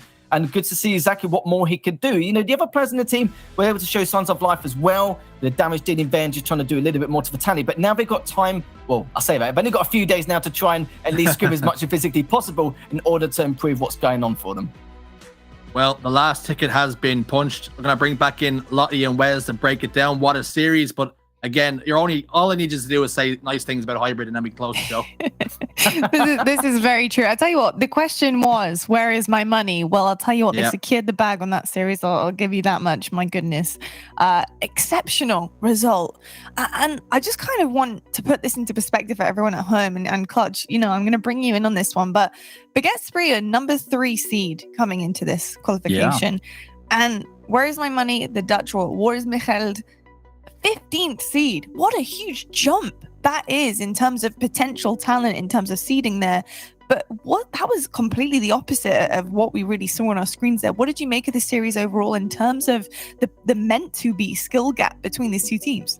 Yeah, it's March Madness, right? As far as the seeds are concerned, a 15 beating a 3 seed, that typically doesn't happen. But the big question for me coming into the day was to learn a lot about the amateur EU scene and like how deep is this pool and how highly contested are some of these teams going to be. Well, we just got our answer, right? The 15th seed coming in just made a statement by qualifying for this tournament. You think a guaranteed team going to the Super is no longer going to the Super in Baguettes, and that's a big statement made by Hybrid and the boys. It was a phenomenal performance from them, and I was truly impressed by the individual performance from Hybrid as well. I mean, Jersey and Harry, you guys did a great job of kind of boasting up how well he was playing. But I mean, if you show me that point of view and you remove all the names from it, I mean, I'm telling you, that's probably somebody on a top 6 North American team. Yeah, without a doubt. I think, you know, Hybrid just individually right there, you know, just absolutely lights out, and obviously a complete and utter show reel of talent on our screens, the snipe shots to everything that he was able to do. But I think the most important thing that he was able to do for his team was create massive openings throughout the series, and that is so important for the rest of his team to be able to capitalize on that within the team. So insane stuff across the board from the entire team, the entire squad. And where is my money? I'm pretty amazed, because I was not thinking it would go that kind of fashion, but I'm glad it did, because it was pretty impressive. Just while we close things out though, gents, Shazia, I want to quickly go to you. I want to talk about some of the teams that have qualified today, and I want to know, who really impressed you the most. Who was the team that you were like, oh, I'm happy that that other teams have made it, but my goodness, like I can't believe that these guys have done so well coming into this qualification. Well, I think someone that we didn't get to see on stream is actually rejected. They went to a game 5 to qualify. That's going to be Gambit, PE, Creepeasy, and Simply. So they went through the wars. They've done it the hard way, as they so often do. Sometimes when Gambit's involved, he likes to do things the hard way and not make it easy on himself. But congratulations to them for also securing their spot. They made group play, and I think I can't really say too much other than like Warriors Miguel. That's going to be a great performance from them, and they could be a real surprise package and a handful come Sunday.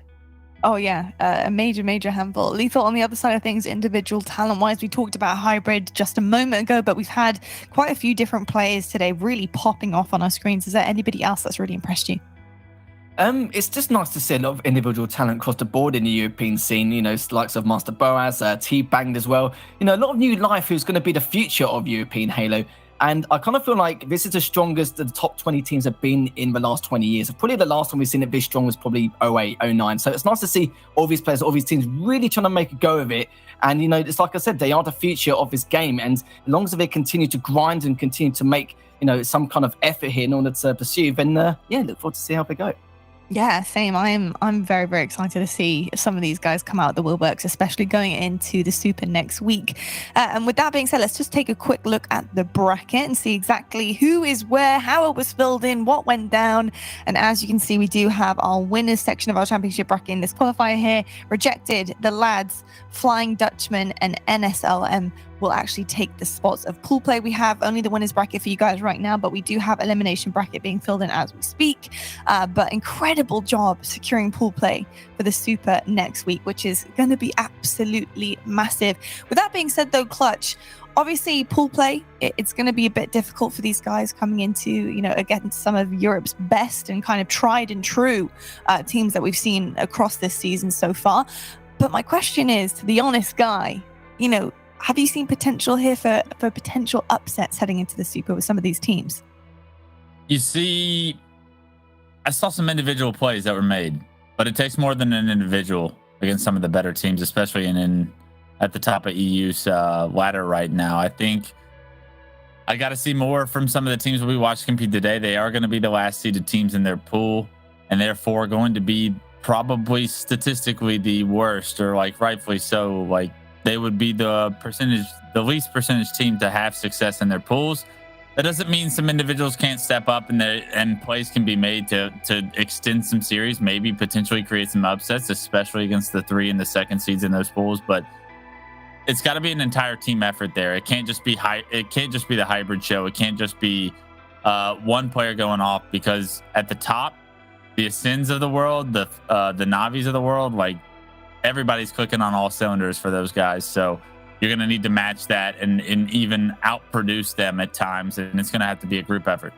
I couldn't agree more with you. And I think just with that point and adding on to it, it's really exciting that the teams who have ended up in pool play are the teams that have ended up in pool play, if that makes any sense. I mean, the fact that they're going to get to compete with some of the best in Europe straight off the mark and kind of figure out where they kind of sit in the pack, and then heading into the championship bracket is going to be everything. They're going to learn a bunch in pool play. So I'm really excited to see how they do, how they fare. And speaking of folks at home, just make sure you guys are aware that next week we do have the official EU Super. We have been building up to this European Super for weeks now. We've had so many different qualifiers. We've had so many teams basically clawing at it to get into this incredible tournament. So make sure you guys are tuning in. It's going to be next week on the 25th of March. Mark your calendars, set an alarm, whatever it has to be, to make sure you guys are there watching. It's going to be absolutely epic. And just to add to the fun, we're kind of having a talent land ourselves. We're all going to be in Sweden. We're going to be there live on the desk. It's going to be so exciting. The casting booth is going to be filled IRL, so it's going to be really awesome to have that kind of environment with the talent members too. So it's going to be a bunch of fun. I cannot wait for it. And boys, you got to get packing because a couple days and we're off. So with that being said, thank you so much for tuning into this epic EU Super Open. I hope you guys have had a ton of fun. I know I have. And make sure you guys are tuning in to support your favorite teams next week in the EU Super. So we'll catch you guys on the 25th of March.